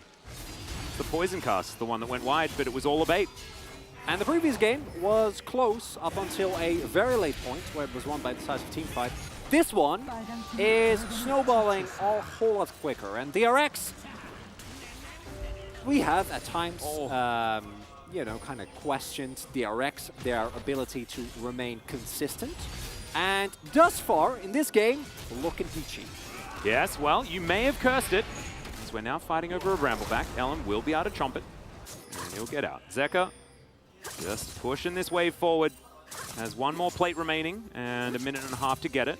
Blade of the Ruin King completed here for Deft. Double blades, actually, are done, as Pyosik went for that item first. As we check out the top lane, a lane that we haven't really been watching all that much, because there's been so much action. That's how you know. When you don't really know what's going on top lane, that's when you know that the early game hasn't been super boring. I like it. Yeah. Yeah, it's a good read on this. Thanks, man. Zeka has finished his Proto Belt, meaning that into the Kwangdong comp that's going to be looking to disengage, kite back, give space to Teddy and Fade to do max DPS. He's going to provide all the value. No! Oh no! The thumbs up immediately comes out too. It's just for the maximum mental damage. Yeah. Success. It did work. Okay, Pyosik looking for Elam here, gets a nice stab. Oh my god, the damage from the Viego. I know there was an Akali there as well, but still, Elam is really not having a great game. Flashes, still dies. And Pyosik here just doing his best Trundle impression. He takes this one down, Teddy trying to get what he can from these little pebbles running around the bottom side. They're gonna get backflipped on. As Keen also, another brutal proc goes down. Man, this Ornn is just battle ready. In the top lane, there's a flash forward from Hoyt. Does find the depth charge, but Deft just goes into camouflage. Beryl finds a quickness as he's just boosting it out of here. Grand exit. And that absolutely is one of those as Pyosik's over the wall and will be over here. Deft almost ate the honey fruit, but I think that Beryl might need that. Beryl didn't even have to flash. No. No, he just ran away. Didn't even have to flash. He just hightailed out of there. Yep, straight up. This game is wacky. It is very in line. Oh no, Pyosik is just hunting Elam. He does miss the stun as he's no, flashing on top of him. Yeah, Zek is also here. He knows that there's someone coming in. And now Fate gonna come on over. There's the Emperor's Dividers. Pyushik may need to ult early, and he does so, gets himself out. Yeah, Zeka just decided that he was dead, and he vacated. He was like, nah, man, I'm not doing it. I just imagine Zeka, like, he's standing there, you know, like the neighbor, he's like his arm on the wall, he's just looking like, oh, doing good, Yeah, go great. get him. And then he gets shuffled over the wall. Good luck with like, that, man. Yeah, I gotta head back up, but you know, good luck with that one. DRX dismantling, even with trading kills, even like they are there, the overall state of the map is getting demolished, right? The trades that DRX find is just so much better. And any jungler has been in this position, and it is partially onto Alan, but it's also, there is a complete lack of pressure, so every single time that you even get close to your own jungle, you're just gonna get killed. And then Pyushik, like, Zeka's just, okay, yeah, no, not going in there, and the moment that shuffle comes through, Pyushik also knows that he's dead. There was even a keen, just in case that his grand escape owner-esque would have worked out, but not going to be the case. But while that was happening, Deft and Barrel got bot side turret, right? So even though you do trade one kill and Fate gets accelerated a little bit, the overall state of the map is so abhorrent for Kwangdong that any even trade that doesn't give up huge bounties is generally they're going to be able to push it further and get a lot more out of it. Yeah, now HLE has been started up. You can see Zeka on the bottom side does have a few friends in the area. As, yeah, there's just full vision control, so there is no contest here, but maybe there's a possible kill onto an Akali. No, there's probably not. Zeka doesn't have flash. This is a Nautilus. Yeah? Oh, Saka's playing it so very respectfully. Oh, he knows. He knows. I mean, Drake's spawning in 20 seconds. It's not... yeah, and also they have vision of literally everywhere else. So by process of elimination, everyone is there looking for him. Yeah, comfortably done. So protects that that bounty, which would be a lot of gold going over to Kwangdong Freaks if he does die. 550 at the moment. As Pyushik's pulled out the Cloud Drake. Earth, Wind, and Fire here as well, which I absolutely love. As Kingen comes on down. Do you remember the 21st of September? I do remember the 21st of September. Just dancing the night away. Cloud will be taken. It's very close to Seth King's wedding, I believe. It's a few days after that, I believe. That's a non sequitur. Yeah. It's September this year. I just needed to... reminding myself. You have more old things? Yeah. All LCK casters getting shout-outs now? Yeah, absolutely. I like it. I think everyone remembers Achilles, right? He casted a Valorant final today. I am sure that they remember Achilles, but I don't know if they'll know his actual name.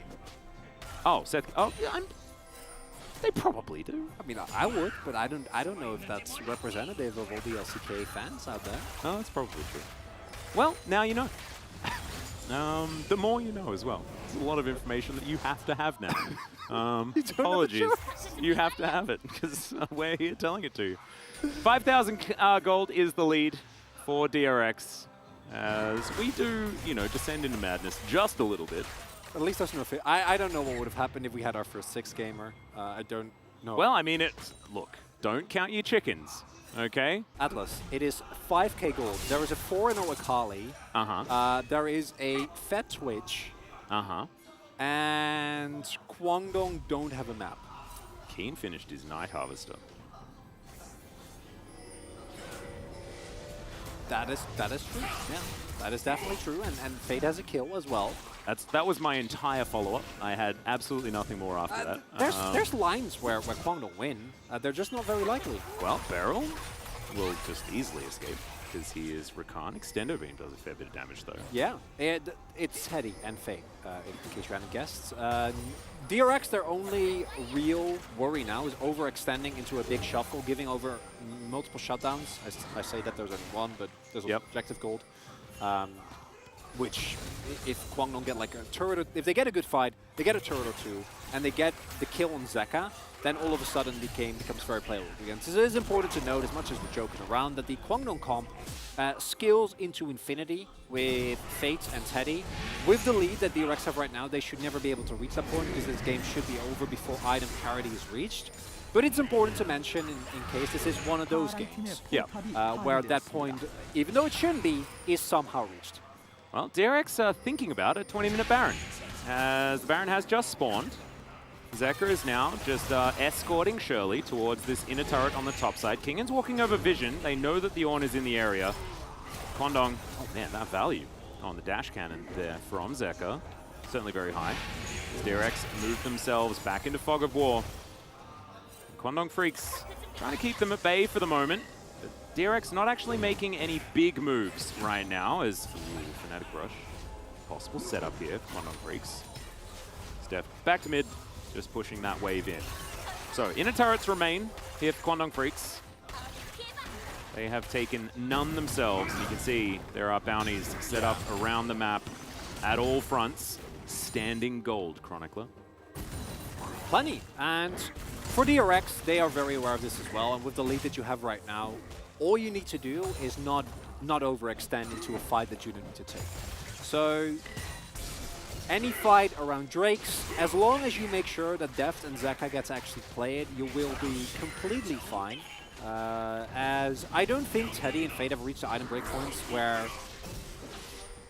if they don't get immediately dealt with, they can 1v9 the fight. The overall tankiness and stat checks that DRX have available right now should be more than enough. So as a result, as long as DRX don't face check without the rest of the team there, right? Make sure that they don't walk, as you pointed out, into any unwarded rushes. Unless it's Beryl, if just Beryl dies, it's not the end of the world. So he will definitely be taking these types of journeys and continuously maintain lane pressure through shoving in those waves. Then make your way over to any of the neutral objectives. Baron is the best one, but also the more risky one, even with the lead that you have. If you don't feel up to that, just get yourself a free soul point and then win the game before Elder ever becomes a reality, because if there's one thing this game doesn't need, it's an Elder. Yeah. And DRX now have access to that soul point in about 20 seconds. They would like to. Right now you can see that the entire map belongs to them in every way, shape, and form. There has been, one Drake and a kill. Outside of that, Kwangdong Freaks have claimed nothing. Yeah. So DRX have a lot of control of this game. I don't know, I guess having fun with his dredge line.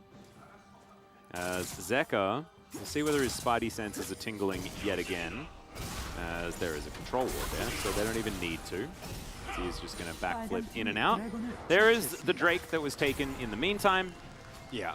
DRX have been playing around Zeka's positioning and pressure very, very well. Always, when we're looking at the fact that Zeka might be getting caught, DRX takes something else. It's very well played so far. They do need to keep themselves in it, though. This is a team that has found advantages in the past and then had some whoopsies. But there are a lot of question mark pings around this Baron. There are question mark pings kind of everywhere because DRX have shut out Kwangdong Freaks from any sort of vision. And this is true LCK gameplay. We're all witnessing right here. Oh yeah. Yeah. Oh no, we're not all in the mid lane enough. As Kingan's just building stuff. As he upgrades Deft's Kraken Slayer that he just purchased. You think Ornn likes Legos? Absolutely. He's definitely one of the people with like a Millennium Falcon in his house, right?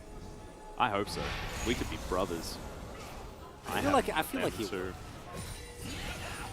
I actually have 3 different Lego Millennium Falcons. Just didn't keep getting more elaborate. Mm-hmm. They do indeed. Some of my favorite possessions that I have. Understandably. As Kwangdong Freaks. Sundisk is not going to survive for very long. I mean, DRX, you could just start the Baron, I reckon. Your turn is pretty strong. Well, they hurt you. Okay, well, we should have said that earlier.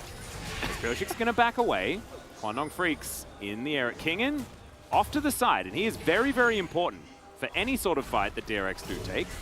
But it looks to me like DRX not really interested in setting up for a fight. They just want this Baron.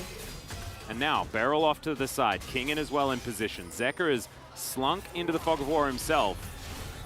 As Beryl gets into the pit, and Zeker, his positioning here on the flank is just fantastic. Fate moving himself in as there's the Ornhorn. The flash is not going to work out as Beryl finds the quickness on everyone. And Zeker, the perfect execution's not exactly the best this time, but no one's died just yet. This turn was exactly what DRX have been fishing for this entire time. Even though the body slam landed onto 3 and was absolutely fantastic, DRX don't lose anyone, and they go back to the Baron. I can't believe the fight was as close as it was. Yeah, Atlas. the Emperor's Divide was pretty close to saving it. And Teddy lives for a split second longer than maybe there is an opportunity, there is a chance, there is a dream, but there is no dream.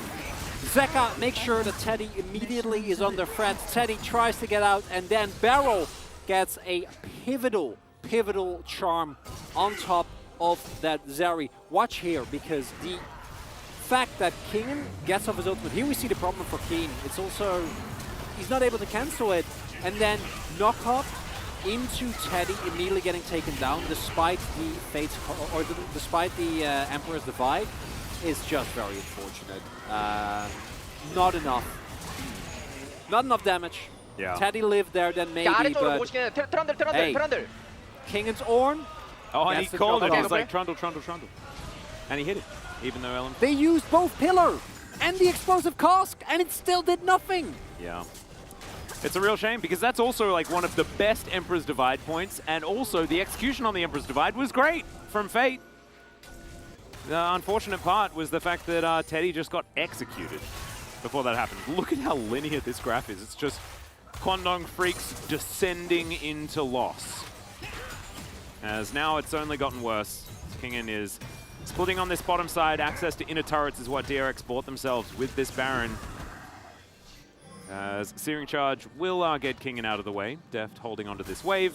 But it's a bit of a 1-3-1 situation.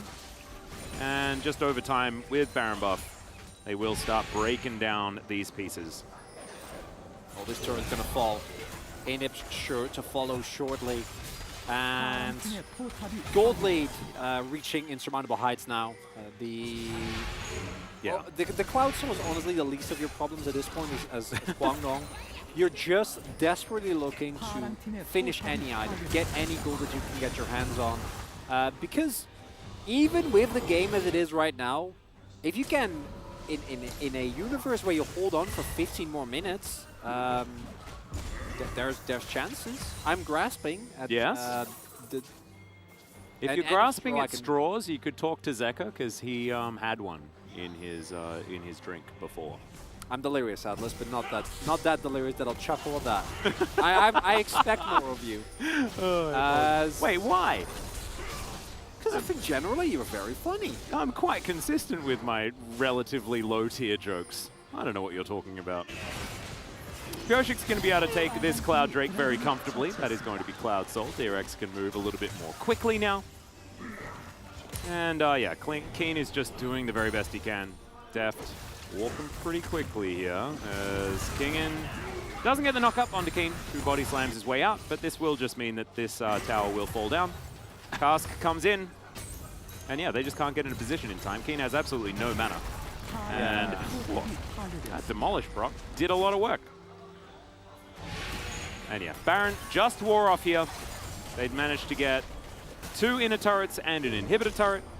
And the thing that's really difficult is that now Kwandong Freaks just need to put like control wards at every point of the entrances of their base, because Deft just slinks his way in, and he's always in position to attack. As Pyoshik now has a buffed up Kentang. I'm actually surprised Fate is able to stay this relatively close in items. Obviously, the items that Zach has are more expensive because he has the death cap finished as well, and is approaching his Zhonya's, but that's something. Yeah. Deft, as you pointed out, just gonna find Keen here. Body slams backwards once again. Fadeaway jump shot on the barrel. Means the Def takes a little bit of a parting gift. The DRX, it looks like they just want to take this inhibitor. Kwangdong Freaks do keep clearing it out. That's definitely good news. As Vision tied it up as well. Hey, Teddy's finished IE. Hey, yeah, that's 3 items. So those are really big breakpoints being hit. Unfortunately, Keen and Alum are extremely far behind. And we haven't even talked about the ornaments yet. Yeah. Because everyone, besides Beryl, has already been given one by generous Forge God Disciple Kingen. Indeed. And the actual lead in terms of stats is way bigger than the number of gold on the top of your screen. And the number at the top of your screen is already very large. Yeah. DRX honestly could just walk into their base and end the game right now. But they choose not to because they are risk averse. And if you don't like that, then you haven't been watching DRX games. I think it's a great call. Yeah. Just wait for just wait for Baron or for Soul, or for Baron or Elder rather, and leave it at that. Just don't flip for it. Just don't flip for it. That wouldn't be good. Just use your best Ornn player in the LCK. Draw your opposition out. Yeah. And then fight them when they come to you. Yes. Or if they don't come out, take the objective for free. Whilst having vision of the enemy. Are we doing another meditation segment? Well, it's sort of feeling a little bit like that, as the game has slowed down somewhat. Zeka looking for a flank, though. So, Kyoshik just going to hard engage. Teddy, oh no, everyone closing in, and Ellum is the one left high and dry. Teddy survives, but the Trundle is not so lucky. The knock-up does connect onto the Pigeon Man. Kingen can basically tank everything forever. Def, not so much, as he's trying to get out. Zeri does manage to pick up the kill, but she immediately falls down, and Zeka's still alive with so much damage. It's a double kill already. Perfect execution comes out, and he gets the backflip onto the Azir. What was that? It's the ace that comes through, and DRX will win this game. DRX seemingly realized they can look angrily at Kwangdong, and Kwangdong is going to fall over for a lack of strength. My Bleed God. 2-0. Nothing to see here. Yeah? That's beautifully played. Zeka as well. I mean, he saw that we were talking about Kingen getting POG, and he's like, nah, man, I got this. 8-0-3 on his 100% win rate Akali. That is another thing that DRX are not allowed to get their hands on.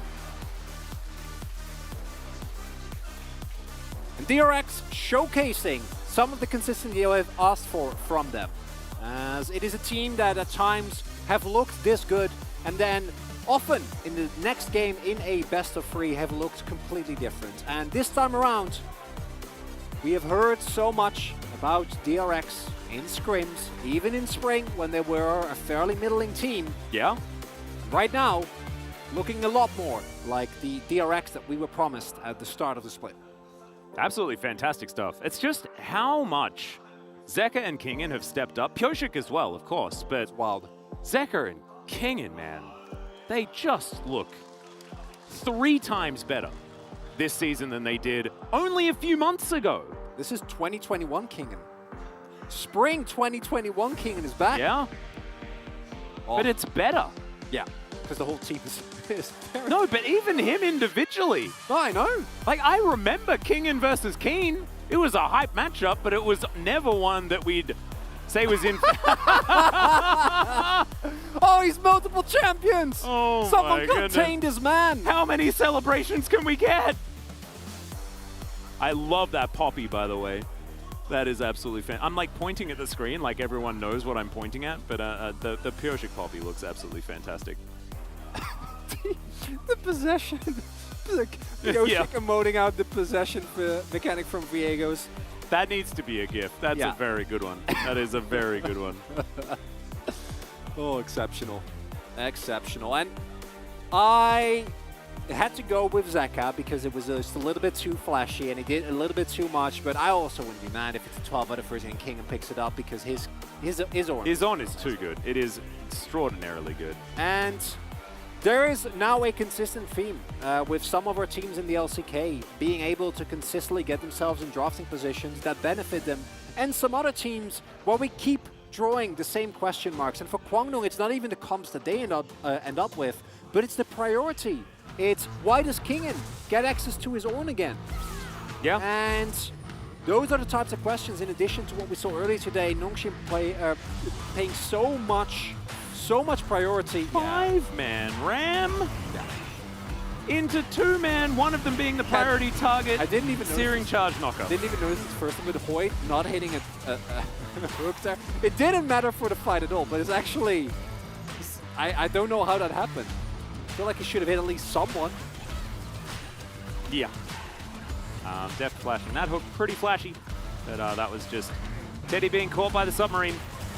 As I've seen this play before.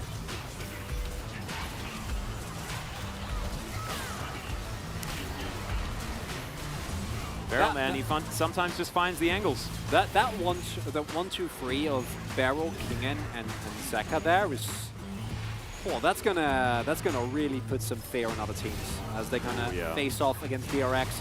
And DRX have passed all their relatively straightforward, not too difficult tests. The real tests, those are coming along. But with the form of the team right now, I wouldn't be surprised if they rose up to the challenge. No, I agree. I think that DRX are definitely proving themselves as, you know, one of our big top 3. Because that's exactly where they are on the standings, right? And sometimes you have to give the benefit of the doubt. The road here has not been as difficult as it has for both Gen G and T1. But DRX do get to test themselves against T1 next. Well, I think the road has been much rougher for Damwon, man. Damwon faced both Gen G and T1 already. That is absolutely true. But if DRX keep playing like this and Damwon keep facing the same issues, I don't think that's a crazy call. With the individual form of the players looking as good as they do here. I also think that DRX versus Damwon is going to be one heck of a matchup. Yes, absolutely. Real keen. As Zeka did the most damage in the game, Fate as well, just trailing behind. Quantum Freak, certainly a lot to think about and a lot to sort out. DRX though, this is just, like, look at how linear that gold graph is. That's precisely what you want to see. And after what was a lot of hiccups in their Home Alive series, this was just brutal. Domination by DRX. It was. DRX looking really good. Kwangdong, it just feels like Fate and Teddy both desperately clinging on to whatever remains of the game, and the rest of the team not able to really carry their weight. And if that's not going to get fixed, it's going to stay that way. It's certainly going to be a difficulty, but to learn more about that series and to break down that final game, let's throw it over to the Carpet Spacemen for the breakdown and the close. Thank you, caster people, for doing a great job on the games today. We're going to break down that game number 2. That was actually a really good look from DRX. I think they came out a little bit sleepy tonight. We weren't so sure. You know, Deft obviously came out to play in game number 1. And then game number 2 was actually what you want to see out of DRX. It was a really cool draft here from DRX. They have 3 champions who can essentially go into stealth. You have the Twitch, the Viego, and obviously the Akali, who in a smaller contained space can be untargetable. And what I loved about this was they picked Twitch into Zeri, and Twitch has the ability to 1v1 Zeri extremely well. If he goes into stealth and finds her in any sort of 1v1 scenario, then he just hits her a few times, presses E, and then as she tries to zoom away, he presses R and kills her. If she doesn't have a wall she can get through or ride on, then that's just it. But beyond that, which didn't end up really being that important, if they get ahead and control vision, Kwangdong Freaks, I feel like they have a broken record on this, but they are the worst team at controlling vision in the LCK. And when they fell super far behind against an Akali assassination opportunity, a Viego pick potential, it just looked disastrous for them. The Twitch is always roaming around, so they had to just sit back and wait, and that's why that gold graph looked like that, because DRX had to sit back and be like, well, I guess we have to go into these objectives with no vision, and, or Kwangdong rather, sit back and go, I guess we have to go into these objectives with no vision, because there's nothing we can do. You were talking about how it was ironic that they had 3 champs that Kwangdong actually could not see in the game because, like, they don't have vision ever. Yeah. And yeah. I mean, anyway, continue. I was just gonna say, like, Kwangdong's draft in general was fine. Otherwise, didn't like the Trundle as much, but the Azir was a good pick here in the final stages of it. The Zeri priority, it makes a lot of sense. It's Teddy, right? But you lose control of the game and it just doesn't operate, unfortunately. And nobody could see the Twitch coming. It's not a common pick.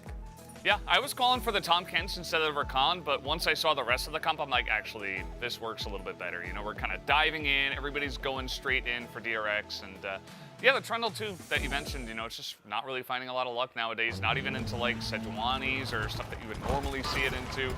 I heard a little bit of an Oran horn, so I think we're gonna have to speed along into the first highlight, Valdez. The 5-man call, the Forge God, coming in clutch. Oh, all 5 of them, then the double knockup. And my man Pioshik is heartbreaking in, and there is just no way out. Fate, look at Fate, he's like on another planet. And that's the end of highlight 1, okay? Yes, very well done. And from that moment on, we were all like, all right, well, it's a King and POG 100%, right? Like, nobody could top this. However. Yeah, however. Zeka from basically minute 1, but it was probably like minute 6 right after the Trundle took that early Drake. He was getting the kills, the perfect shurikens. I like kind of what Chronicler was saying as well. They just gave so many strong picks over to the side of DRX. It was very confusing, and they used it really well. Yeah. Let's go ahead and take a look at highlight number 2 as well, because, you know, we had to get a second one here. Watch this from Kwangdong's vision, or lack thereof. Now, at this stage, they've been pushed in so hard in all 3 lanes and have no vision. They try to engage into a choke point. How are you ever going to get through this choke point against the Ornn? Okay, the follow-up here, the cask is so early here from Keen, and if there is an 80 carry on the side of Kwangdong Freaks, they win this fight if they can actually extend it this long, because the Emperor's Divide is good. Look at the damage here from Keen. Yeah. If actually Teddy survives as Zeri with all these health bars, he actually gets a pentakill, but it's not to be, because you can't actually survive as Teddy in this case without vision. And if you don't walk through that choke, your team can't contest. You're forced into this situation, and it was really well played by DRX playing around vision there. And yeah, that's the end of the game. There's one more fight after that, but who cares? We're not going to watch that. It was a cool fight. I mean, it was also when Zeka did pick up 8-0 for his 8-0 record on Akali, with Legendary in this game, and he's still undefeated on this pick. So I think, well, let's get into the Zeka of the game. You know, a little shout out over to Atlas as, okay, Kingan's going to pick it up. 008, and you know, I'm okay with this actually. I thought it was going to be a ZOG, but hey. I think this it was a cog instead. I think this is a reasonable pick. It was, like I said, the one I thought about voting for at the beginning. Look at his CC score, 23, and honestly, the second half of the game, outside of that, you know, Baron second highlight we showed, he didn't end up doing that much in the game, except side laning extremely well. Yeah, safely. Like, this is probably the best Ornn play I've ever seen. And I've been casting Ornn since he came out, right? And, like, yeah, and like it's almost impossible to get a better Ornn play, so it's totally fine that he picks it up. He also, I mean, this is not his first time having an incredible Ornn game, right? He's been doing that all season, and the fact that this goes through draft is a bit puzzling. This is perfect. Yeah. 8 out of 13, 5 votes for Zeka. That's it, you know? Like, that's all you can say. We do have the interview ready. Let's see what the guys have to say. Let's hand it over to Ji-sun for the translation. Thank you very much, guys. This is Ji-sun for the POG interview translation. Here joined by Deft and Kingan from DRX. Congratulations, guys. Now you guys are on a 4-match winning streak. How does that feel? Well, I'm so glad that we are continuing our winning streak, and I'm also happy that I got the POG after a while. Same. I'm happy that we are undefeated so far. And Deft, you were a 13 out of 13 POG. How was that? Well, I think Kalista pick itself these days was not able to pop off, you know. It was more about the stepping stone for the support to engage, but I'm glad that I was able to kind of make a performance on that pick today. And I want to ask you about the draft we had, because you had Corki, which means the bottom lane has to kind of get ahead early on. And this was the first Corki-Kalista combination of the Summer Split. I don't think those two have a synergy, but Corki is really weak in the early phase. So Kalista does have to kind of perform well in order to compensate all those things. And I want to ask you about your opinion about the Kalista pick because it's not having a good days these days. As a player, you know, as a person who plays that champion, it's definitely fun to play. But the coaching staffs or other people are like, you know, there are many picks that can actually counter Kalista in the late game. So not many teams kind of prefer Kalista these days. However, in game number 1, you were the one kind of closing out the game, leading the charge of DRX. So let's take a look at the replay together. You got the triple kill, you aced out the opponents. I think prior to this play, we were actually able to close out the game, but I kind of messed up with my stopwatch combo. So we were not able to end the game, but because I didn't use my stopwatch then, I was able to use it this time around, and we were able to finally break the enemy nexus. And Pyosik was like, yeah, DRX is indeed a one-man army of Deft. I don't think I deserve that title with that single play, but yeah, I was happy. Moving on to game number 2. Excuse me. So we saw a very early Twitch pick secured by DRX, and last time when Junji was playing the LCK, they went with Twitch Yumi. This time around, it was Twitch and Recon. I think Twitch and Recon together have a lot of synergy. They're really strong in team fights, and also they are pretty good into Zeri's lane. And Kingen, I think game number 2 was all about your Ornn. You actually did more than 3,000 damage in the early team fight. And you were able to secure 4 kills. And that was probably the game-ending team fight. When I casted my ult, I kind of got the memory of the previous Ornn like ult. I was like, yeah, this is the angle. This is the montage angle. And then I was not, you know, expecting 5-man knockup, but I was just aiming for the 3 people in the front line. But somehow I got lucky. I was able to get the 5-man ult. So yeah, it was pretty sick. It was pretty cool. I liked it.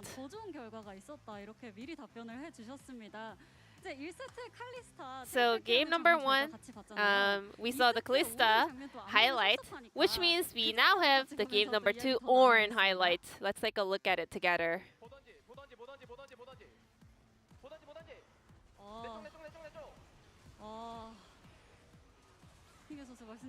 Kingen being super vocal here. Could you break it down for us? The enemy was obviously overextending, so I was like, I'm not sure whether they should actually be this far up. So I was there to punish them. And Deft was like, that Ornn was super sick. Deft, how was that play? I mean, when I was playing remotely, there was a very similar play where Kingen also got a super sick Ornn ult. Whenever he gets those plays, I just can like put my hands off the keyboard and we still win the team fight. So I was just like, wow. Just watching him making those beautiful plays. It's really rare to get a compliment from Deft, so I'll take that. And DRX, the top side players, the 3 players on the top side of the map have been popping off these days. How do you feel about that, Deft? Well, in the previous 3 matches, I don't think I was like playing at my peak performance. So I was like kind of underperforming during the previous victories. So I was not like fully satisfied with the result. But I'm still happy. I'm proud of them. And I think because of the performance of the 3 players, I was able to buy some time to fully recover. Your next opponent will be Leaf Sandbox. What is your mindset for the upcoming match? I think we keep stepping up every day, so I don't see any problem picking up another victory against them, and I'm gonna make sure to pick up a 2-0 victory in that match. What about you, Deft? I think starting from that Leap Sandbox series, we have a very strong opponents coming up like Damakia, T1, Genji. So I will make sure to secure victories in all of those matches. Now back to the carpet space. Thank you. Thank you, Ji-sun, as always, for that awesome translation. As Deft and Kane, very happy to be there on stage. Let's take a look at the standings and see where do we stand after all of this. They have tied T1 and Genji here for first place with +7 at the end of the week. It's a great time to be a DRX fan. Their Valorant team won their grand finals today as well, 3-0. They're on a 21-game winning streak over there. Like, DRX looking to be a strong org right now, a strong team, but as was mentioned on the interview, their toughest opponents are yet to come. Now, they have one easy one in Sandbox to start off the week, but then they hit T1 on Friday, so that one should be an absolute banger. It's not going to end there. I think they have to go up against Damakia. It's not going to be easy for sure. We also have the Genji versus Nongshim matchup. Nongshim able to pick up the win tonight. We'll see how that one goes. And yeah, should be a fun week ahead of us. That will be week 3. Also, we do have challengers on Monday and Tuesday. That's tomorrow and the next day. As always, you can check out Chronicler's stream because he does do some coverage there. But that's going to do it for us tonight. It was a pretty fun day of games. Thank you once again for watching us here at the LCK, and we'll see you next time and next week.